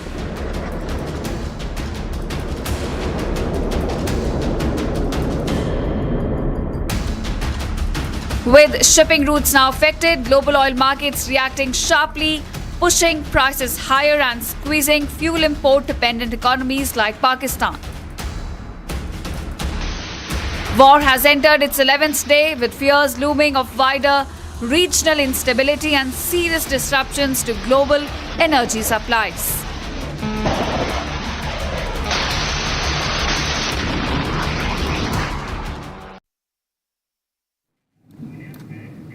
So as the world reels with the shockwaves of the Strait of Hormuz closure, alternate oil suppliers are now taking over the wheel, and it could be an opportunity for Moscow.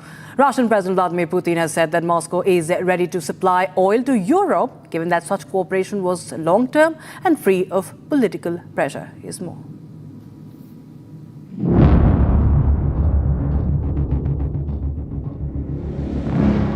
Oil prices have skyrocketed, with only a little ease coming in today morning.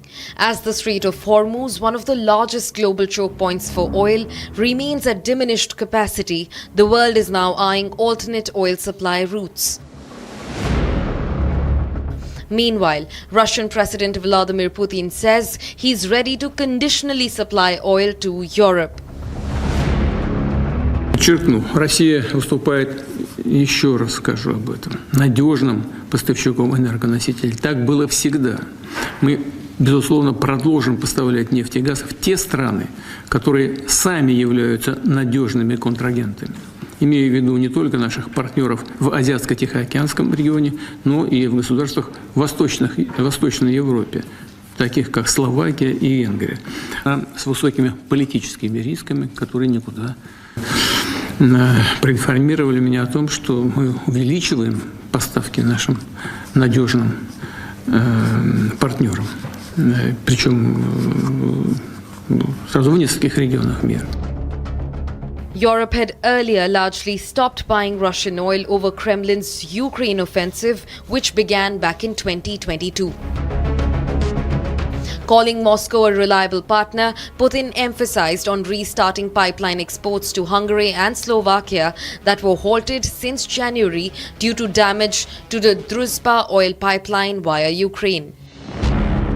Again, I emphasize Russia is a reliable energy supplier. This has always been the case, and of course we will continue supplying oil and gas to countries that are themselves reliable partners. And I mean not only our partners in Asia Pacific, but also states the Eastern Europe, such as Slovakia and Hungary. Meanwhile, he also reminded Europe that Russia has better markets to cater to and will only step in to help if asked. That EU countries from 25th of April plan to impose additional restrictions on Russian LNG and energy, all the way to imposing a complete ban on such supplies in 2028. In this regard, I've already instructed the government to evaluate the possibility of stopping energy supplies to the European market without waiting for the door to be shut in our face. And those volumes will be shifted to other markets that are more interesting and promising to us. As the war continues to climb, the world remains in frenzy over the oil and gas supplies, triggering a shift in global alliances and geopolitics.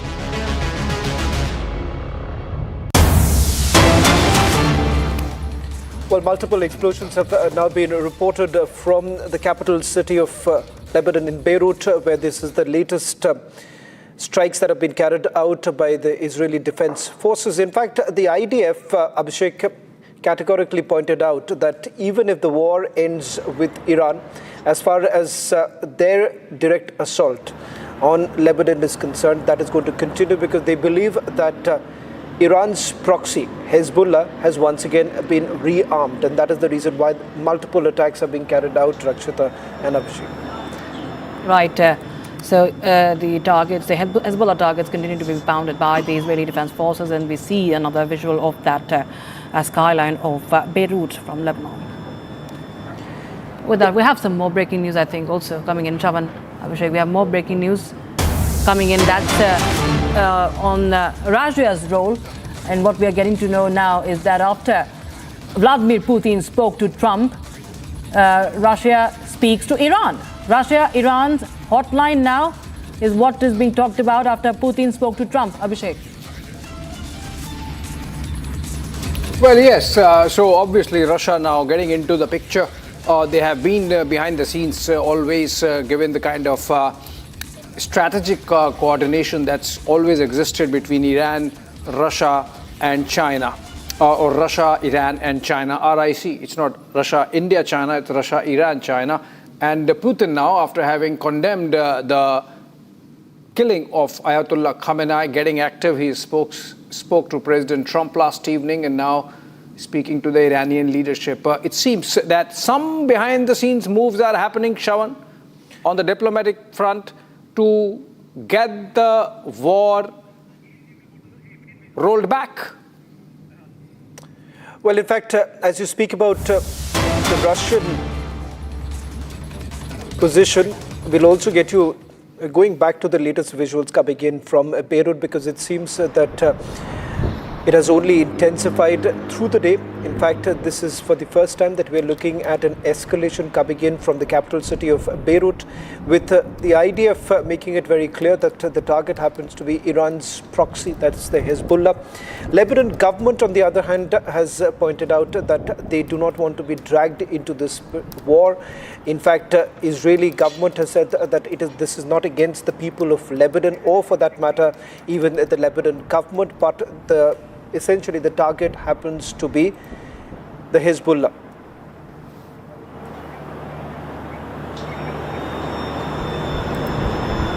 Right. Okay, shifting focus now to what's happening in a neighboring country of Pakistan. It's battling multiple crises at the same time, stretching its security forces and administration across several fronts. In fact, the country is dealing with clashes along the Afghanistan border, a surge in attacks inside the country as well, and the fragile economy of country feeling the pressure of the rising fuel prices and inflation. It's triggered, of course, by the turmoil in West Asia. And all of them combined that caused quite the ruckus for Pakistan, while raising concerns about stability inside the country. Here's more. Pakistan is now facing crisis on multiple fronts. As if the clashes with Afghanistan and TTP attacks in the rest of North were not enough, economic distress of West Asia war is now compounding. Pakistan was among one of the first nations to buckle and increase domestic fuel prices. हालिया दिनों में तेल की कीमतों में जो इजाफा करना पड़ा, वो बिलाशुबा एक इंतहाई मुश्किल और दिल पर पत्थर रखकर किया जाने वाला फैसला था, जिसकी मंजूरी देते हुए मेरे दिल और दिमाग एक कशमकश से गुजरे। दिमाग कहता था कीमत बढ़ाने के अलावा कोई रास्ता नहीं, मगर दिल कहता था कहीं गरीब न पिस जाए। The hike is expected to push transport and food prices even higher in a country already struggling with inflation. Pakistan has announced a jarring austerity plan to tackle the war fallout. Schools across Pakistan will remain closed for 2 weeks, while higher education institutions will shift to online classes. Also, half the workforce for Pakistan's corporate diaspora will now have to work from their homes. The government itself isn't exempt from this either, as salary delays for 2 months have been announced for the federal and cabinet ministers, while government offices will only operate for 4 days a week. आइंदा 2 माह के लिए काबीना के अरकान, वुज़रा मशीरान और मावनीन खसूसी तनख्वाह नहीं लेंगे। नंबर 4, अरकान पार्लियामेंट की तनख्वाहों में से 25% कटौती की जा रही है। नंबर 5, 20 ग्रेड और इससे ऊपर के ऐसे अफसरान जिनकी तनख्वाह 3 लाख से जायद है, इनकी 2 दिन की तनख्वाह की कटौती करके अवामी रिलीफ के लिए, यानी आपकी रिलीफ के लिए इस्तेमाल की जाएगी। Pakistan now finds itself navigating a complex and volatile moment with question marks on how it deals with the problems. Right, more breaking coming in, and this time it's off the war theatre but connected with it. Sri Lanka has called off its search and rescue operations for the roughly 20 Iranian naval personnel who are still missing since the US submarine torpedoed Iranian warship Iris Dana. In fact, Abhishek, we have just got more details right now of the roughly 135 sailors believed to have been on board. 85 died.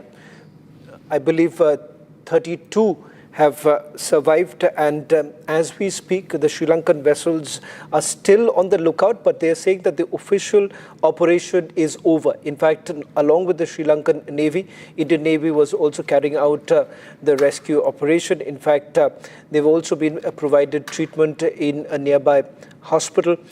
When this comes at a time when Sri Lanka has made their position very clear as far as this war goes, with Sri Lankan president saying that they are neutral, and more importantly, humanitarian assistance will be provided. And that's how, remember, the other ship which is docked in Sri Lanka has now also been provided to all facilities by the Sri Lankan government. But remember, this has become the major talking point as far as this war is concerned, several raising questions about the action of US forces carrying out the submarine hit. Okay. In fact, Abhishek, Shravan, we have some more breaking news coming in right now. Iran has destroyed 2 more Hermes drones in the skies of Lorestan and Qom provinces. That's the update coming in from the war zone. Iran claims to have destroyed 2 more Hermes drones, and that's the breaking news we have. This is from Iran's Lorestan province, and in fact, we've seen the Hermes being on target earlier as well. These drones now intercepted and destroyed by Iran. 2 Hermes drones destroyed by Iran. Earlier in the day, we had news of the Heron drones as well, and these are the Hermes drones that have been downed by Iran in the Lorestan and Qom provinces. So the game of drones continues between Iran and Israel, and Iran is now also destroying the Israeli drones. This is from the skies of Lorestan and Qom provinces. Visuals, of course, mostly released by the IRGC, the ones we are running, that's coming in as the Israeli drones are downed in the war zone. So that's the breaking news we have right now. And this is the LPG UAV, and that has been downed by, these are mostly designed for tactical missions and multi-payload, medium altitude, long endurance UAV that has been downed by Iran.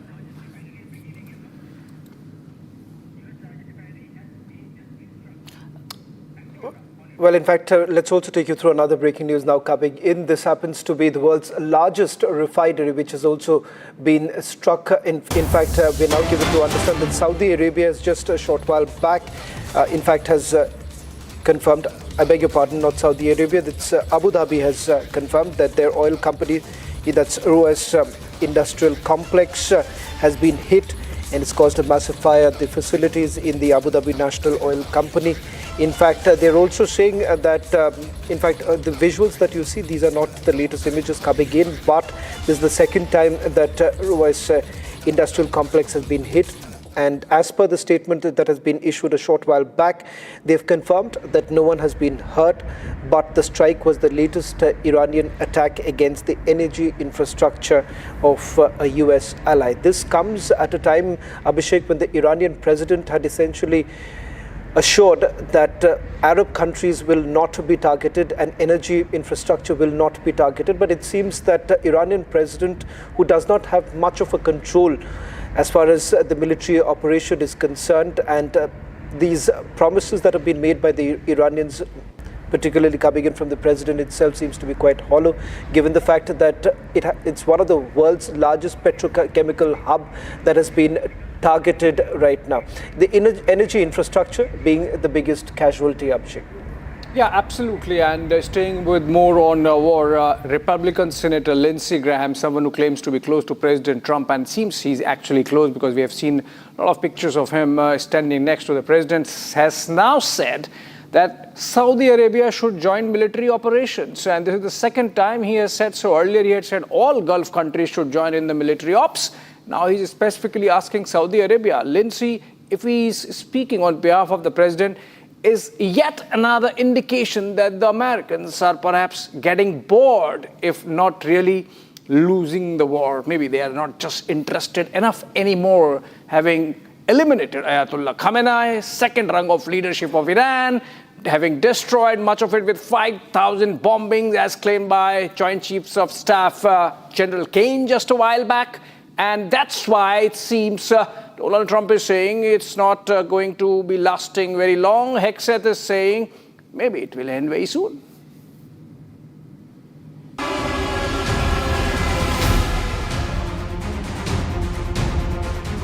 Republican Senator Lindsey Graham has warned Saudi Arabia of consequences if the kingdom does not join the war against Iran. He questioned whether the United States should honor the $142 billion defense agreement with Saudi Arabia after its refusal to join the military operations. He issued similar warnings to Gulf Cooperation Council, urging them to join the fight against Iran. Last week, the US Embassy in Riyadh was struck by drone attacks from Iran. While no casualties were reported, US has reportedly taken measures to evacuate its citizens. Earlier, Graham had also criticized Israel for targeting oil infrastructure of Iran. Seen as close to Trump, Graham's comments could be a sign of a rethink in Washington's ideology over the Iran war.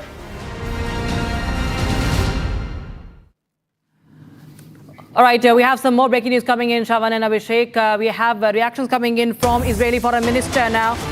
Lebanon, he says, has not dismantled the Hezbollah, despite its commitment to do so. Israeli Foreign Minister says that he calls on all countries to cut all ties with Iran. So two different statements coming in right now from Israeli Foreign Minister. And that is the breaking news we have right now. He says that Lebanon has not dismantled Hezbollah. Of course, we've seen that there have been Hezbollah has been, Abhishek, very, very active in this war. First time after the ceasefire, and there is heavy exchange of missiles. The firing that continues. Hezbollah targets continue to be pounded by Israelis. Now, Foreign Minister says that Hezbollah, the headquarters, the entire terror group has not been dismantled yet, and that the government of Lebanon is to be blamed for it. That's what he is insinuating. The current Minister of Foreign Affairs of Israel, Gideon Sa'ar, has also called on all countries to cut ties with Iran, seeking isolation of Iran amidst the escalating war. While we continue to get you more updates on that, this is the latest update from Israel. Okay, it's time to now take a look at the videos, viewers. We've been flooded with videos that have come in from the ground zero, and bringing you the visuals that speak for themselves about the situation that is happening. Shavan. Well, in fact, we'll just take you through the top 10 visuals. In fact, on your screens right now, this is the IRGC's missiles that were basically fired late last night. In fact, the target continues to be the military bases of US allies in the region. In fact, what you're seeing right now, these are strikes that have been carried out by the IRGC. Right. And in fact, we'll now shift focus to the Kerman airport, where we see the footage, in fact, that shows the shelling at the airport.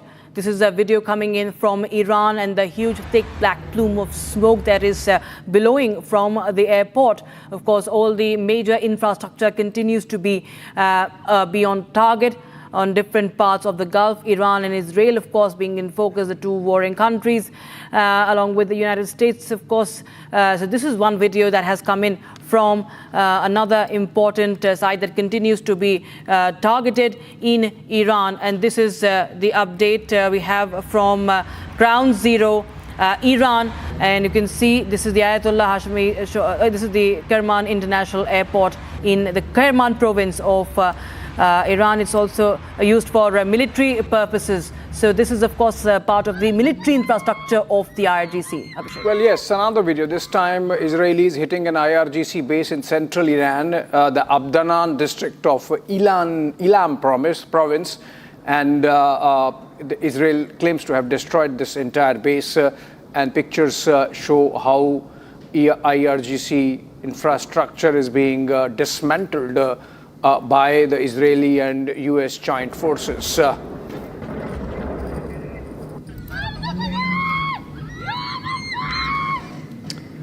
Well, in fact, this image coming in from the Israel Defense Forces, where we're given to understand that Hezbollah has once again been targeted. Israel saying that as part of the conflict, this is going to continue.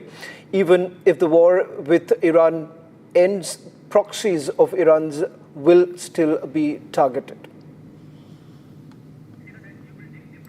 That's a strike on a Hezbollah target of one of the infrastructure of the Hezbollah, that is the Lebanese group that's backed by Iran. And viewers, now we bring you to video number 5 that is coming in from Tehran, that continues to be bombed, and different locations in fact have been hit by the US and Israeli Defense Forces. You have one video coming in from Tehran, this is the night sky that you see. Appears to be an area with a lot of residential colonies, and that has been struck. So there have been multiple areas that have been pounded by the Israeli and US forces in Tehran. It continues to be hit in a state of high alert. Yes, and when Iran is getting pounded, picture evidence that it is not backing off. These are pictures of Iranian drone strikes inside Israel at the Haifa port. In fact, some storage facilities targeted, and that's an Iranian claim, we don't know. But these pictures are coming in from the Iranian side. Well, it's also the interesting turn of events. Azerbaijan has now announced that they will be providing relief material. This comes at a time when drone strikes have also been carried out in Azerbaijan, and following which you've had Iranians too coming out in the open saying that these are false flag operations to have been carried out by the Israelis to blame Iran and target Iranian allies. Right. In fact, we have another video that is coming in right now. And this is from Azerbaijan again, where the citizens have been brought back. Of course, it's a humanitarian crisis that we are also looking at right now, Abhishek. And we have the visuals from the airport now.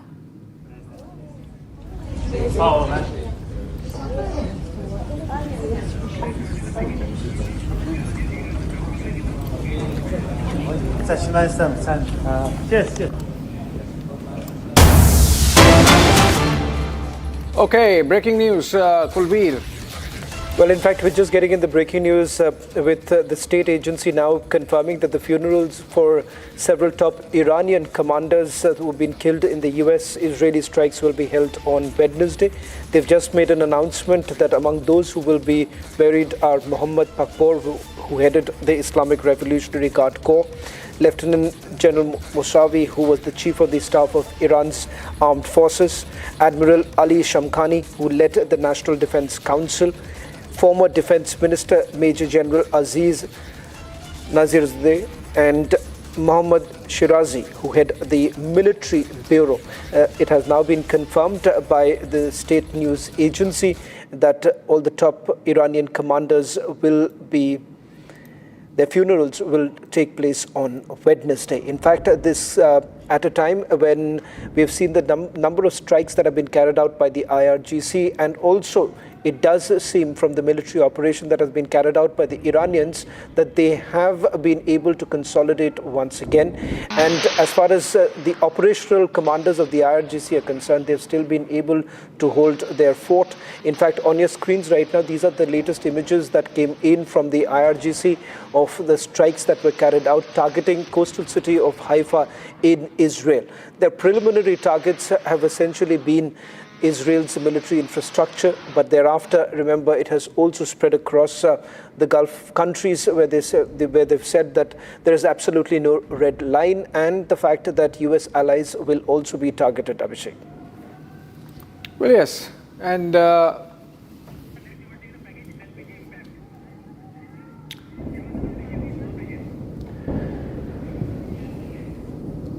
well, in fact, we'll be shifting focus right now of the impact that the war has had in India. As far as the LPG condition in India is concerned, the government has assuaged the fears by saying that they have full control of the situation. In fact, earlier today we were given to understand that alternative routes have also been developed and they've increased the production by another 10%. Now that's the position that has been taken by the government, saying that they've been able to take stock of the situation. Some tinkering has essentially been done, and the fact that with regards to rules and regulations are concerned, there have been certain changes that have been brought in. This report gives you a sense of what's the current condition like.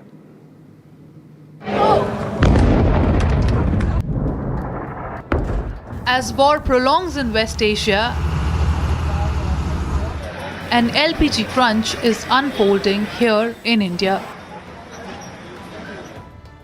From Mumbai hoteliers to hospitality bodies in Chennai, restaurants across multiple cities are now reporting shortages of commercial LPG cylinders. The situation is very bad. I can say it's horrible. From past Thursday onwards, we have been facing acute shortage and scarcity of cylinder supplies. Due to it, as of now, 20% of our hotels have already been closed, and if the same situation continues in the days to come, higher percentage of hotels will have to be forcibly shut down. Same reports came in from Srinagar in Jammu and Kashmir.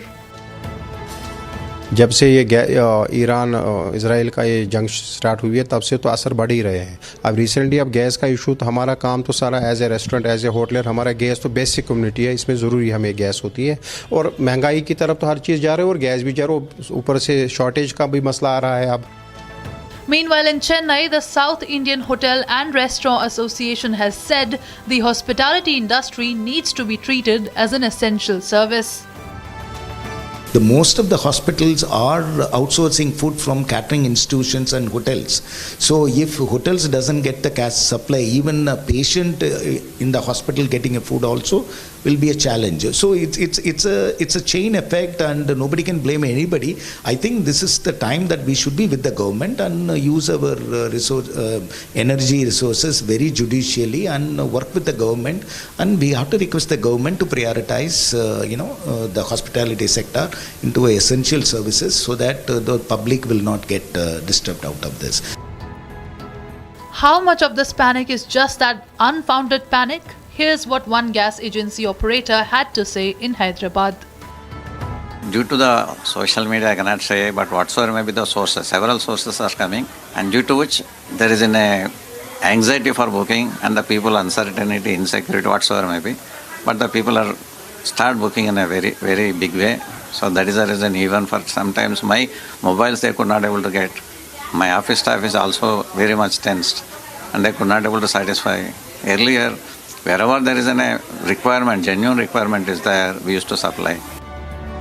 Amid this scarcity, Government of India has invoked the Essential Commodities Act, or the ECA, to address potential energy supply disruptions caused by the raging war in West Asia. The government invoked this act on Tuesday to regulate production and distribution of oil and gas supplies. Meanwhile, Karnataka Chief Minister Siddaramaiah has also written to Union Petroleum and Natural Gas Minister Hardeep Singh Puri, highlighting the shortage of commercial LPG cylinders in Bangalore. Amid growing concerns, External Affairs Minister S. Jaishankar and Petroleum Minister Hardeep Singh Puri were also seen meeting Prime Minister Modi in the Parliament today to review the developing situation. Prioritization of domestic gas consumers and hospitals has kept this panic from spreading across India. Government sources informed that LPG production is up by 10%, even as sourcing from non-Hormuz suppliers has increased by 15%. While India still remains in control, the situation is worrying.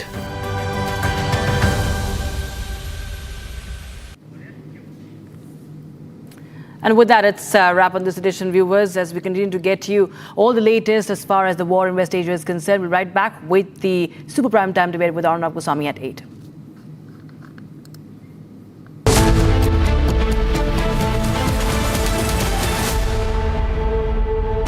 Pure सूजी pasta उबालो मिलाओ और खाओ 8 minute में तैयार क्या taste है सबका राजा R pure masala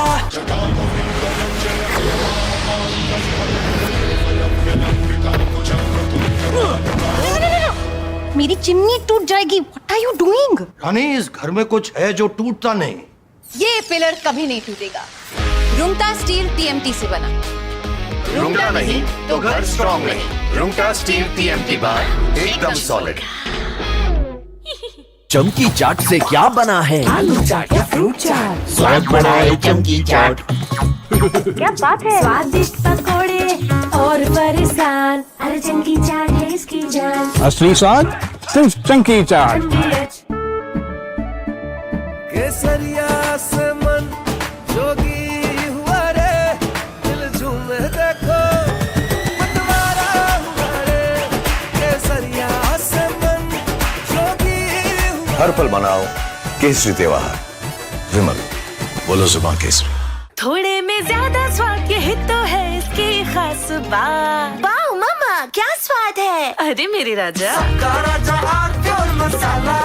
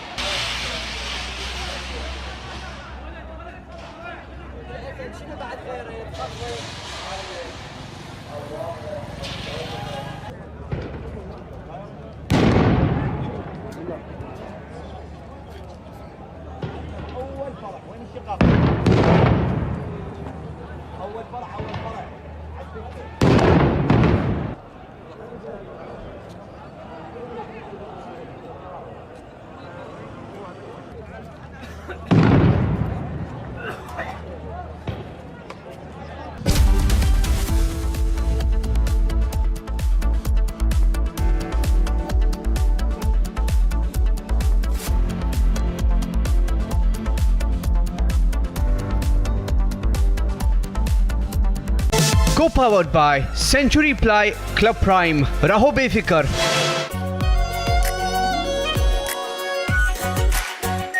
R Pure Shahi Paneer Masala.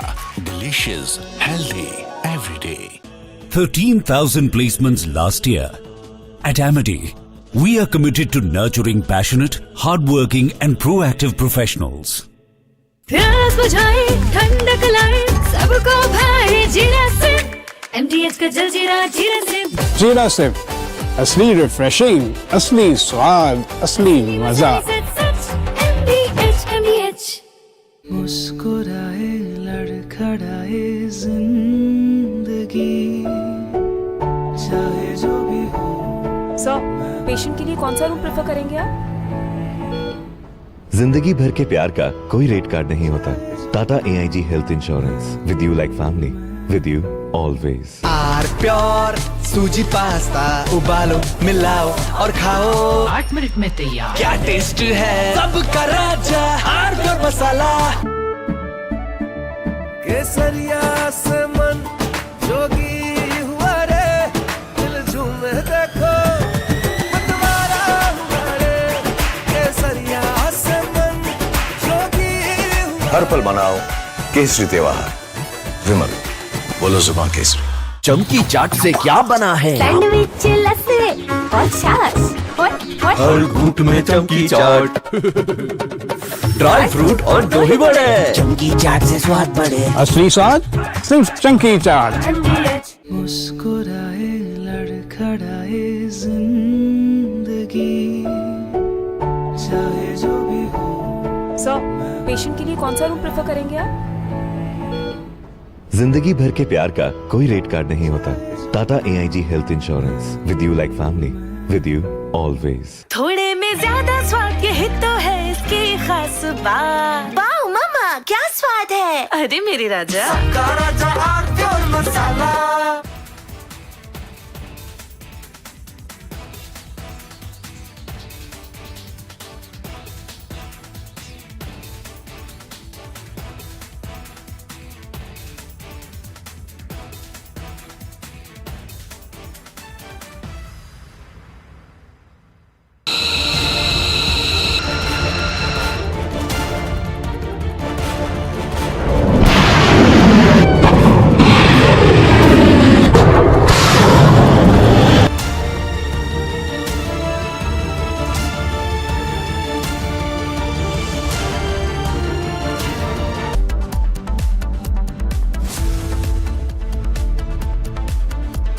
Co-powered by Century Ply Club Prime. रहो बेफिक्र। प्यास बुझाए, ठंडक लाए, सबको भाए जीरा से। MTH का जल जीरा, जीरा से। जीरा से असली रिफ्रेशिंग, असली स्वाद, असली मजा। MTH। मुस्कुराए लड़खड़ाए जिंदगी, चाहे जो भी हो। सर, पेशेंट के लिए कौन सा रूम प्रेफर करेंगे आप? जिंदगी भर के प्यार का कोई रेट कार्ड नहीं होता। Tata AIG health insurance, with you like family, with you always. R pure shahi paneer masala, delicious, healthy everyday. Please stop. झुमका तेरा झुमका, तेरा झुमका। नॉट देयर, मेरा काउंटर टॉप टूट जाएगा। तेरा झुमका।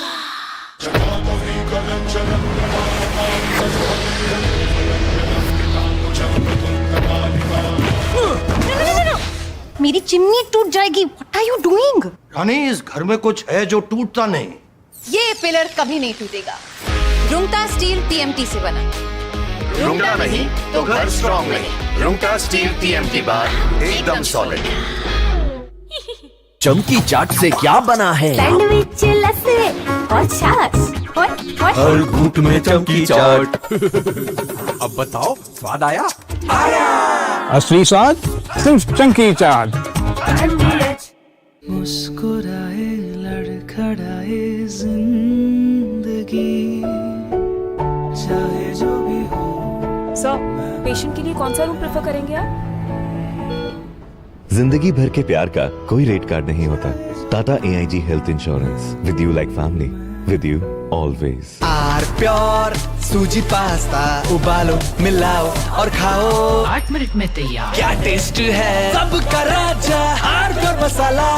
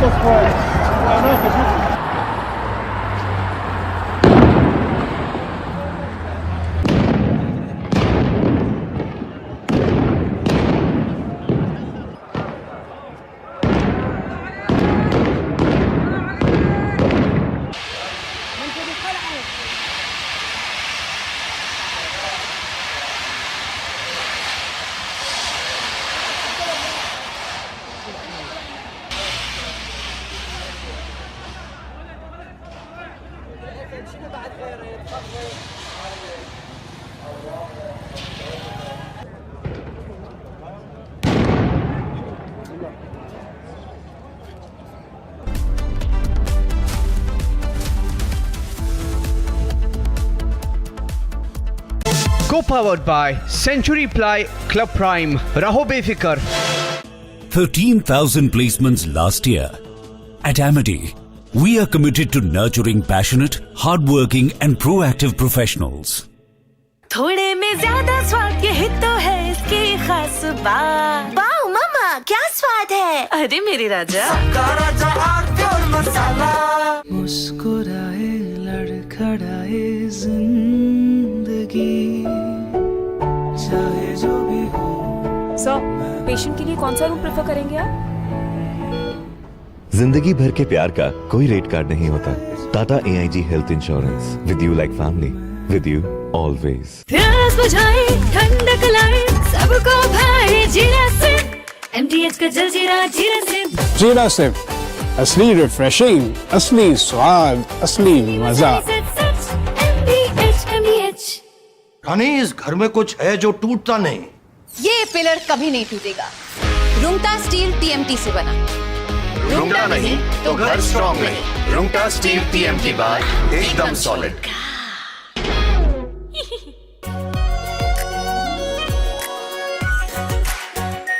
Are pure shahi paneer masala, delicious, healthy everyday.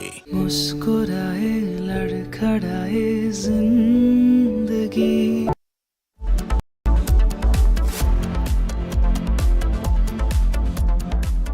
Co-powered by Century Ply Club Prime.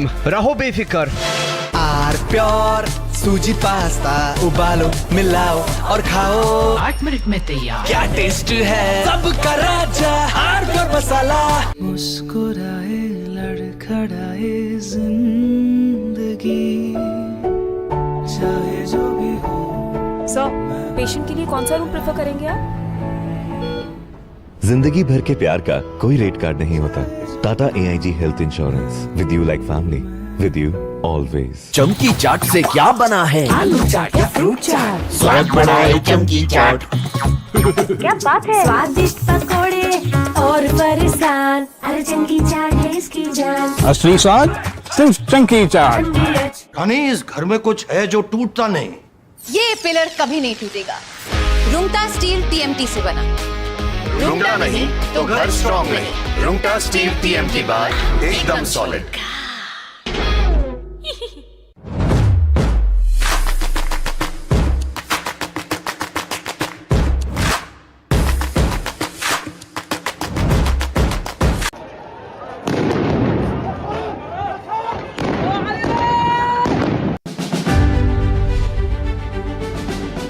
Indian Ocean region, if you see the region right now, it is becoming a place of contestation. How you view the increasing maritime contestation? 21st century is going to be Indian Ocean century. We have to be ready to deal with situations across the spectrum with our extensive maritime domain awareness and our reach and sustainability.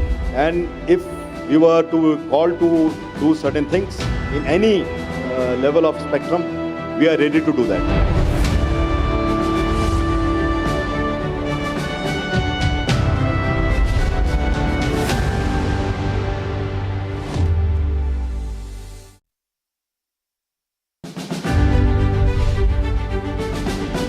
There are a swathe of people in our country, Admiral Tripathi, who today want to do something. They may not be wearing the uniform, and I believe that they want to help the country achieve the target you want. We created 2 standing task forces each under 2-star officers. So we said, you go out to the industry, you go out to the defense ecosystem, and you cull out what is it that is useful to us. And therefore, we can then engage with you. All those who are working in the defense ecosystem and you've got anything, any technology which you think is useful, could be useful for us, please reach out to us.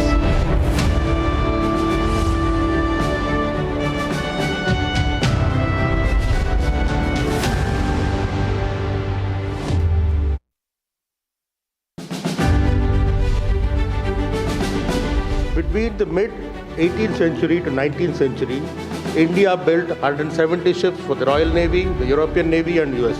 The major milestone was achieved in the Leander class projects when we designed and constructed the project in India, in Mazagon docks. Thereafter, there was no looking back.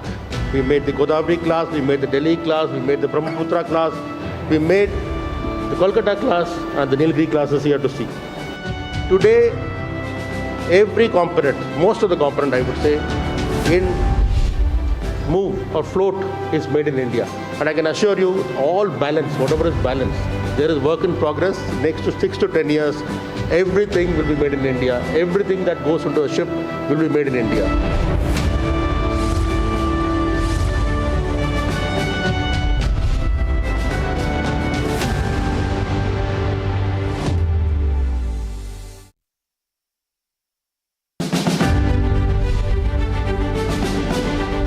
Our Navy, we've got 4 definite roles that our Navy is looking at. One is, of course, the benign role, the diplomatic role, the constabulary role, and then there's the high-end warfighting. The Navy is not a border defense force. It's got a much larger remit.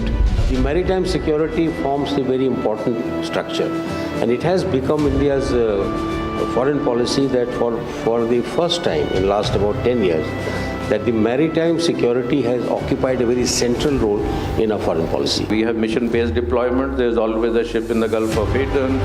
There's near the Strait of Hormuz, down off the coast of Africa, in the Central Ocean, Strait of Malacca, etc. And the aim is over there to develop maritime domain awareness, to be there to counter any requirement that might come up.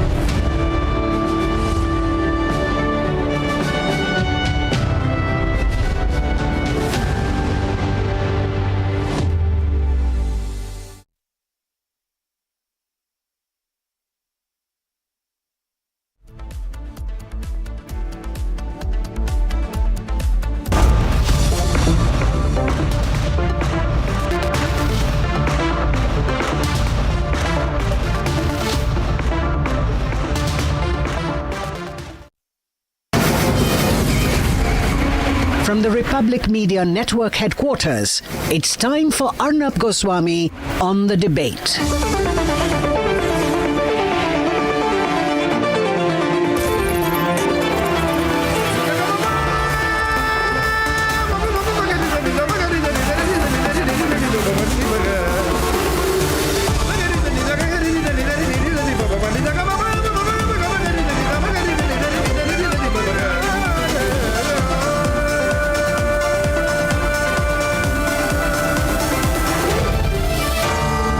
Arnab Goswami on the debate. On the show tonight, did Mamata Banerjee openly or directly or indirectly warn Hindus that if she's not chief minister, they'll be targeted? At 9 o'clock tonight, why I believe Trump is changing his goalposts.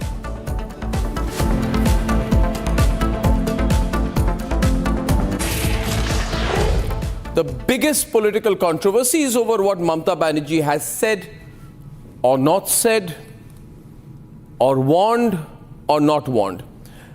Let me set the context correctly. Mamata Banerjee has made a speech. The BJP says that in that speech she has warned the Hindu community in Bengal that if she is not the chief minister of Bengal, then the Muslim community will target them. And if the Muslim community surrounds the Hindu community, they will have nowhere to go. And the BJP therefore says that Mamata Banerjee has warned Hindus and said that if they support the BJP too much, they should be prepared for the consequences of being targeted by the Muslim community once she is not in power, if she is not in power. In other words, the BJP claims that Mamata Banerjee is positioning herself as the only politician in Bengal who can control a radicalized part of the Muslim community should they choose to want to target the Hindu community. In other words, the BJP says Mamata Banerjee is playing upon a sense of fear or trying to create a sense of fear among the Hindu community of what will happen to them should she not be in power. And this comment is so provocative, allegedly, that it has gone completely viral. And therefore, what I did was I heard the entire speech in Bengali, in Bangla. And there's a very interesting subtext to what she has said. I believe, this may be my belief, that Mamata Banerjee is warning not directly the Hindu community. She, in my view, there's a great possibility she's targeting people from outside Bengal or non-Bangla speaking who are now settled in Bengal, and is telling them that they ought not to support the BJP. They ought not to blame her for opening the floodgates to Muslims from Bangladesh. They ought not to even to get politically involved against her in any way. If you support her, it's fine. If you're against her, she's warning them that they are going to face the consequences. Because in that speech, if you hear the entire speech, she warns a lot of people. She warns central government employees that if you do not support me, if you support the BJP, then remember what will happen to you when we come to power in Delhi, when politics changes in Delhi. So she's going through a series of warnings. And in that series of warnings, she eventually comes across and she says that I have heard, and I do not understand really much of this rambling speech, because like Mamata Banerjee's speeches, they lack logic, they lack substance. They're a diatribe, they're a rant, they're horrible to listen to. They don't seem informed, but that's Mamata Banerjee for you. Ladies and gentlemen, she goes on everyone and she says, see, CBI is against me, ED is against me, IT is against me, CISF is against me, BSF is against me, SSB is against me. And then she says that those people who want to live in a fool's world thinking things will change should remember that in 2026, despite all of this, the people of Bengal will say bye-bye to the BJP. Till this point, it's perfectly all right, because it's a political rant. Where it gets into the area of double speak, double meaning. And Mamata is very smart. She doesn't directly say Hindus will be targeted by Muslims if I'm not chief minister. She says, do you know what will happen if one community unites against you? She doesn't say directly the you doesn't mean Hindus, that one community can be a general reference. So she's left herself that legal leeway. And she's a master at doublespeak.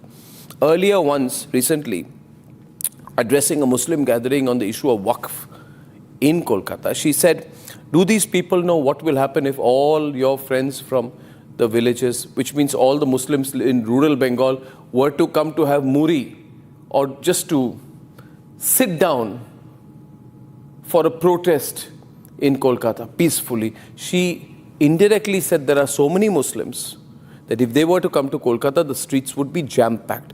Is that the language? Is that the language of a responsible politician who is now in a state of desperation started suggesting that Hindus can get outnumbered by Muslims? Because that was the subtext of what she said in that. There's no doubt about it. The point is, in this particular instance, this viral clip which the BJP is playing again and again and again, she can be seen to be warning A, outsiders, B, non-Bangla speaking people, because she makes a reference that you people may not know Bangla well. So that seems to be a reference to non-Bangla speaking people. And then she says, in a language of open threat, she says, do you know what will happen when one community unites and surrounds you? That's the verbal language of intimidation. It's a clear warning. Don't work against my political interests or else. Or else. Is this an attempt at trying to physically intimidate people who are influential and who may be against her? Is Mamata Banerjee coming down to open threats? It very much appears so, ladies and gentlemen. It very much appears so. But the bigger issue is this. This is also a narrative which works for the BJP, because the BJP needs to polarize the politics in Bengal in order to gain. Remember, in the last election, it was openly suggested that Prashant Kishore, who was then advising and strategizing for Mamata Banerjee, had given her a strategy that gets 70% of 30%. That means 70% of the 30% Muslim vote and 30% of 70%. which means 30% of the 70% Hindu vote if you are to win. This time, Mamata Banerjee needs 90% of 30%, which may be 35 to 40%.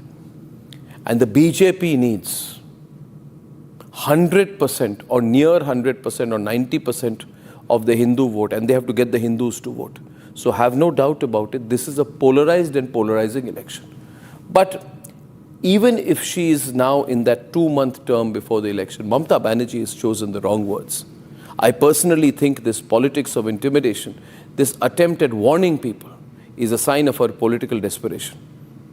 Why Mamata Banerjee is desperate is because there's a growing anti-incumbency against her. It's because the BJP is fighting her harder this time. And she realizes that if she loses, there's going to be no coming back. Therefore, it's a now or never situation for Mamata Banerjee. But can she threaten and intimidate and get away with it? Why has no case been filed against her so far? Why is the BJP only making statements against her? Why don't they go one step further and file a police case against her? Obviously, the Bengal police will never register a case against Mamata Banerjee. If anybody else were to say anything remotely critical of Mamata Banerjee, she files cases against them, against journalists and reporters. But when she says these things, can she get away with it? Food for thought, or should be challenged on every political forum possible, on every public forum possible. Should there be an intellectual challenge to what she has said, a constitutional challenge? These are the facts of the case tonight, and now we debate. The very controversial viral clip that is being debated across the country is from Kolkata on the 7th of March this year. The event is a political protest against SIR. In a rambling speech, Mamata Banerjee appears extremely provoked by the strong political challenge she's facing in these elections. যদি নিজেদের 13টা বাজাতে না চান বিজেপির অপপ্রচারে কেউ ভুল বুঝবেন না. She warns central government officials and says if they help the BJP, they will face the heat after the elections and when the government changes in Delhi. ওদের সাথে আছে ইডি, ওদের সাথে আছে সিবিআই, ওদের সাথে আছে ইনকাম ট্যাক্স, ওদের সাথে আছে সিআইএসএফ, ওদের সাথে আছে বিএসএফ, ওদের সাথে আছে এসএসবি, ওদের সাথে সব এজেন্সি ভাইরা আছে। কিন্তু যতই এজেন্সি থাকুক, আমরা বলি যতই দেখো ইডি সিবিআই 26-এর ভোটে করবে bye bye. And then she says what has gone viral in what the BJP says is an obvious reference to the Hindu community. She says this. আমরা আছি বলে না আপনারা সবাই ভালো আছেন, আর যদি আমরা না থাকি কোনোদিন সেরকম আসে 1 সেকেন্ড লাগবে, একটা কমিউনিটি যখন জোট বাঁধে না ঘিরে ফেললে 1 সেকেন্ডে দেবে একদম 12টা বাজিয়ে। যদি নিজেদের 13টা বাজাতে না চান বিজেপির অপপ্রচারে কেউ ভুল বুঝবেন না। For abundant clarity, we listen to the longer clip and it's clear that she is warning those who are pushing the BJP's agenda and that she seems upset with the growing perception that she opened the floodgates to Muslims from Bangladesh. Listen to the longer clip. আমরা আছি বলে না আপনারা সবাই ভালো আছেন, আর যদি আমরা না থাকি কোনোদিন সেরকম আসে 1 সেকেন্ড লাগবে, একটা কমিউনিটি যখন জোট বাঁধে না ঘিরে ফেললে 1 সেকেন্ডে দেবে একদম 12টা বাজিয়ে। যদি নিজেদের 13টা বাজাতে না চান বিজেপির অপপ্রচারে কেউ ভুল বুঝবেন না। জেনে রাখবেন বাংলা বেকারদের সাথে আছে, বাংলা হকারদের সাথে আছে, বাংলা রিক্সাওয়ালার সাথে আছে, বাংলা সঙ্গীতজ্ঞদের সাথে আছে, বাংলা টেলিউডের সাথে আছে, টলিউডের সাথে আছে, শিক্ষার সাথে আছে, সংস্কৃতির সাথে আছে, সম্প্রীতির সাথে আছে। সব কিছু সুরক্ষিত থাকবে। সব রাজ্যের মানুষ বাংলায় নিশ্চিন্তে ঘুমোতে যান, কেউ আপনাদের ডিস্টার্ব করবেন না। এটা আমাদের সোনার বাংলা। আর বিজেপির কথা শুনে যদি এইসব করতে যান, কথা কিন্তু আমাদের কাছেও আসে, সবটাই জানতে পারি। প্লিজ দয়া করে কাউকে হস্টাইল করার চেষ্টা করবেন না। ওদের ধর্ম আলাদা, আমাদের ধর্ম আলাদা। देखिए, ममता बनर्जी जी की जो क्लिप आज हम मीडिया में देख रहे हैं, सोशल मीडिया में भी चल रहा है, वो बहुत ही निंदनीय है, चिंताजनक है और धमकियों से भरा हुआ है। ममता बनर्जी जी का कहना कि मैं सरकार में हूं, हमारी सरकार है तो आप सुरक्षित है, अगर मैं हट जाऊं एक सेकंड के लिए तो एक कम्युनिटी आपको घेर करके सेकंडों में समाप्त कर देगी।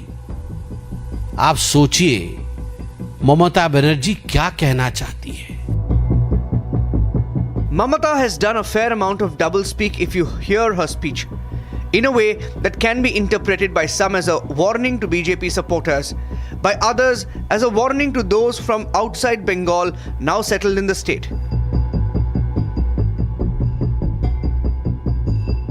To not be accused of directly targeting or warning Hindus, Mamata prefaces every veiled warning with talk of all communities living together.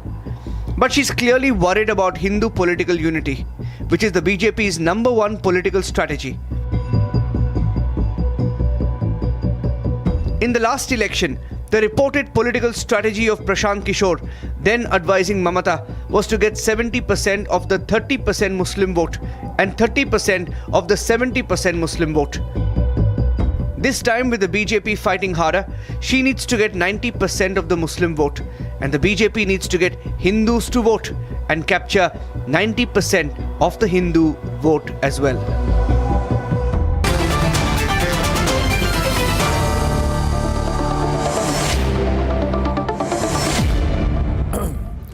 Did Mamata warn the Hindu community that if she is not brought back to power, then some sections of the Muslim community will unite and target them? Because she says, you know what will happen if one community comes together and surrounds you, then you'll be finished. Barota bajiye debe. Which means you will be destroyed. Which community? Words in her mouth. Arnab, you are putting words. Be quiet. Arnab, I don't putting words and not so smartly. Which community? No, Arnab, you said Bangladesh gates will be open. Mamata Banerjee does not control BSF. How can you say that she will open Bangladesh's gate? You mean to say Amit Shah will open what the Chief Minister spoke? When we just say one that minute. One will have to speak at a time. Priyanka, wait a while. Let him finish. I want this to be a very focused debate. We have enough time today. All she means is that BJP spreads hatred and mistrust, and people should not believe BJP. That's Thank you. what she said. Thank you for your opening remarks, Tausif. I now move to Niladri because I now move to Niladri. Tausif, thanks, because you don't have a comma in your that people should diction. not believe the BJP campaign. Thank you, Tausif. Now, Niladri, she says in Bangla, she says that we are there so you are safe. This is what the exact translation is. We are there so you are safe. If we are not there, we exist, that's why you are safe. If we are not there, then if a certain community comes together as a group and surrounds you, ghiriyedai, surrounds you, then they will finish you off in 1 second. Okay? So we are all clear that this is what she has said. There is no question of interpreting, misinterpreting, nothing. My question to you is, Priyanka, you can take this. Which community is she talking about when she says this community, if it unites and surrounds you, then Barota bajiye debe? First of all, this undignified language coming from a chief minister is so horrible to hear. My question is... Barota bajiye dibe. Yeah, one. This is very... Bajiye dibe because people like Niladri have kept their mouth shut. Because people like Niladri do not have... Wait, Niladri, let her finish. Niladri, let her finish. Let me speak today. Let me speak today. It is because of secular Hindus like Niladri, brother, that today the Chief Minister, who once said that I am very secular, I follow all religion, dharmo, Utsav Sabha, dharmo Sabha, and all that, whatever. But those were only in words. Because today we have seen exactly whom is she trying to, threaten? Whom is she trying to intimidate? That you are safe, you are existing because we exist. It is that Chief Minister who has ministers like Firhad Hakim who had said 50% of Bengal will speak Urdu. Now you understand the emotions. Okay, here's a question. Clear. Now, Priyanka, just to be clear, don't speak over each other. Sensitive subject. Now, my question is this, please.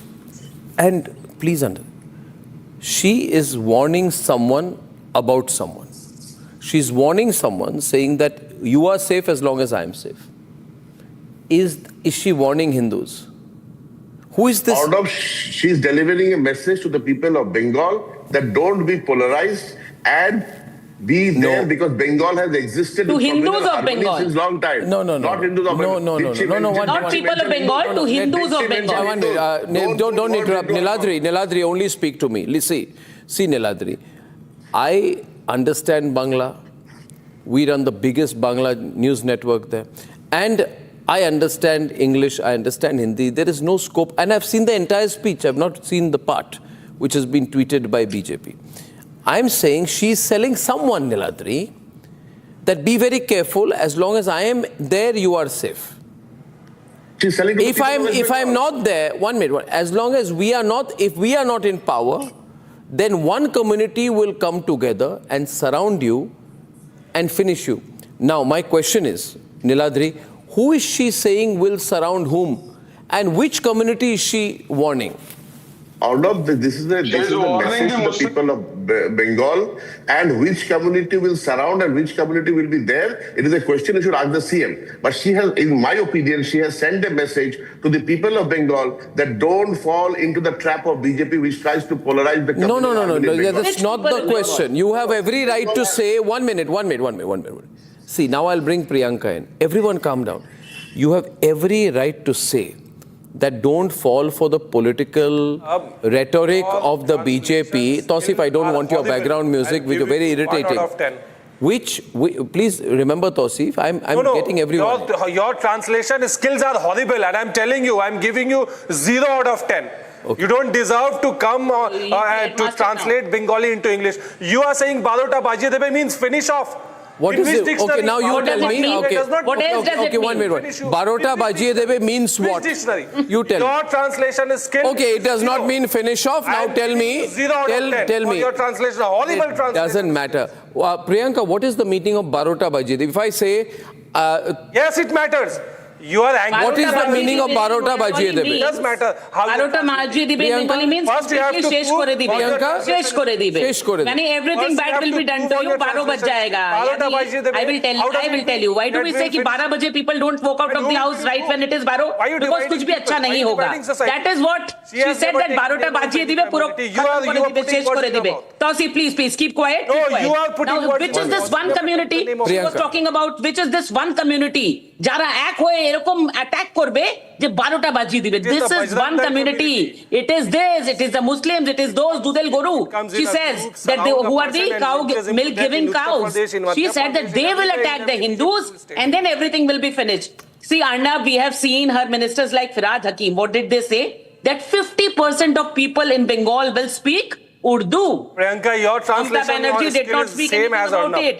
Now, Priyanka, I will give you 0 out of 10 for the Hindus in Horrible. Bhagirathi. That is what exactly the CM is supporting. She wants to show that, see, now that they are growing so much, they are becoming the majority slowly, and that majority will attack the Hindus. Why are you funding him then? If you are against, that majority will attack the Hindus. Why are you funding him? Why are you funding Humayun? Why are you funding that majority will attack the majority in Bengal. Okay, now Tuhin, I can bring in Tuhin into the debate so that there is no scope for misinterpretation. I'm bringing in Tuhin, and let's just don't give a parallel conversation here. I'm listening to everyone. I'm talking. I am concerned. And if you're watching my program tonight, ladies and gentlemen, people watching this not just in Bengal, but across the country should be very concerned. What are we seeing here? We are seeing an unhinged rant from a desperate politician who thinks that her political career could face ruin in this election. And what is she saying to him? She's saying, if I am there, you are safe. Now you are saying, when she's talking to you, she's referring to Hindus. One. Then she's saying, if I am not there, then a certain community will surround you and barota bajiye debe, which means you are saying there, she is saying, if the Muslim community will surround you, surround the Hindu community according to your interpretation, and barota bajiye debe to the Hindu community. Now, one minute. Now, Tuhin, they are saying, Trinamool is saying, she's not using the word Hindu or Muslim. Yes.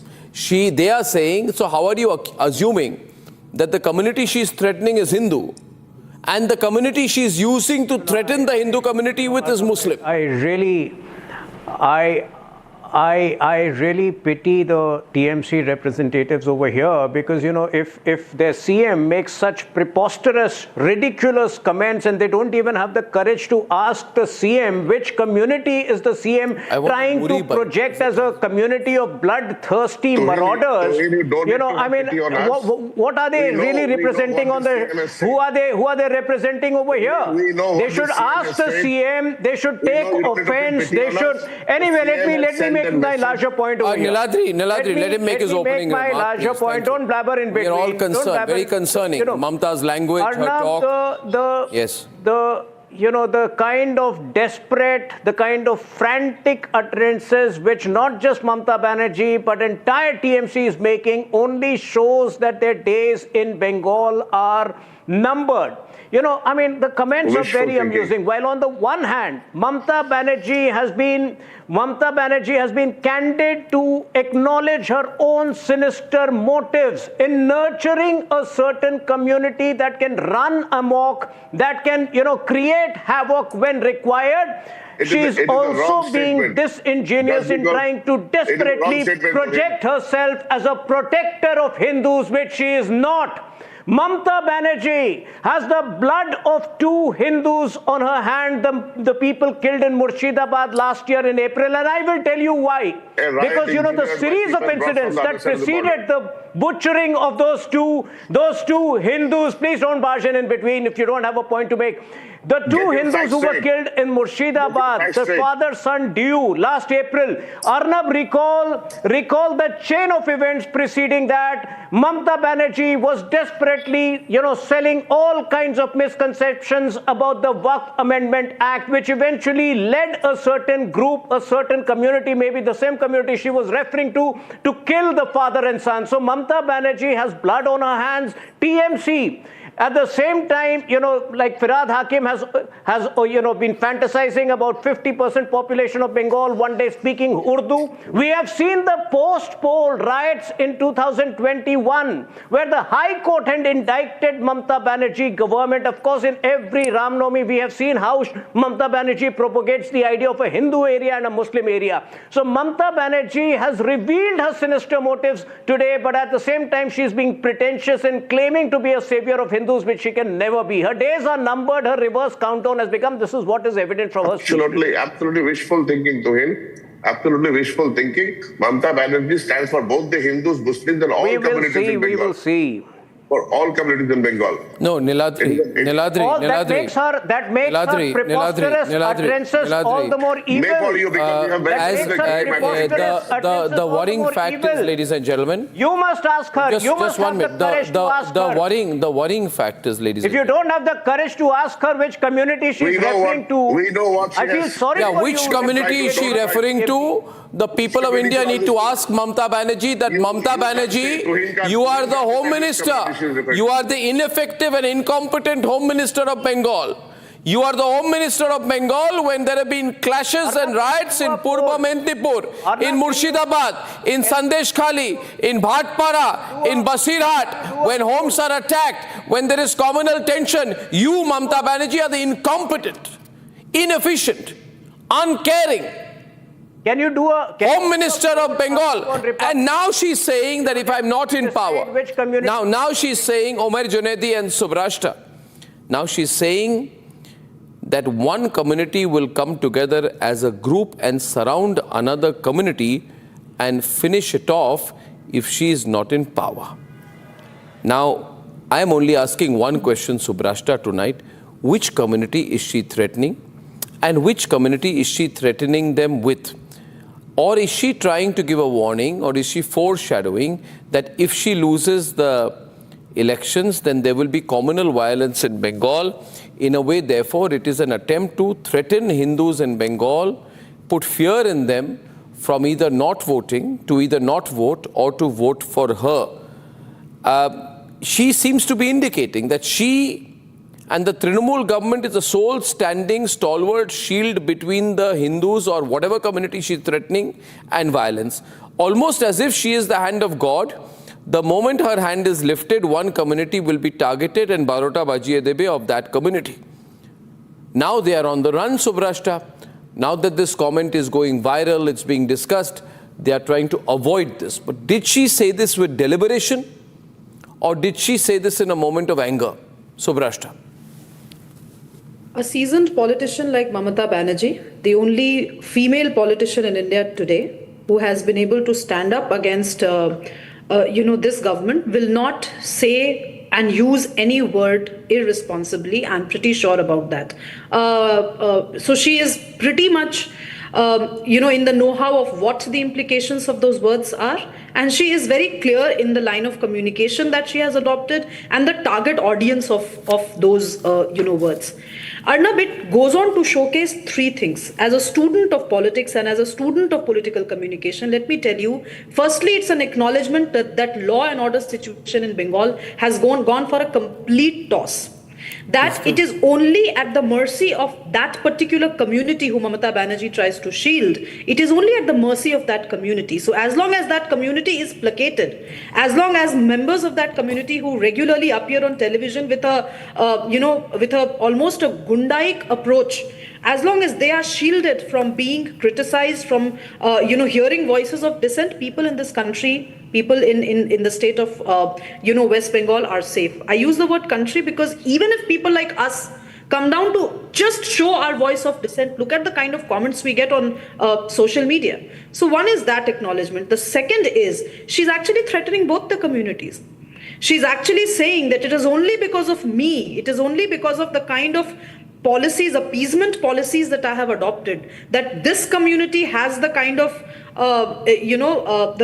courage to go and hit the other community, and vice versa. So I think it is not an innocent political speech.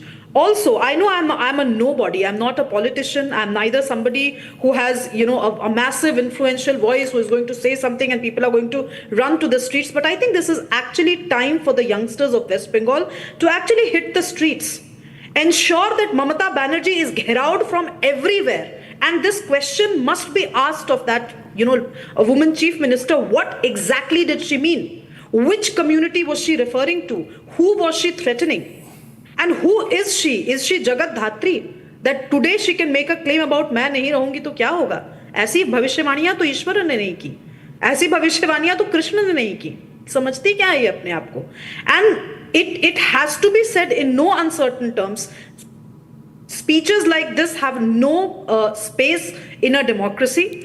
Speeches like this should not have a say, especially in a democracy, especially in a state as polarized as the state of West Bengal, the states of Assam, where we all know the kind of toll migration has taken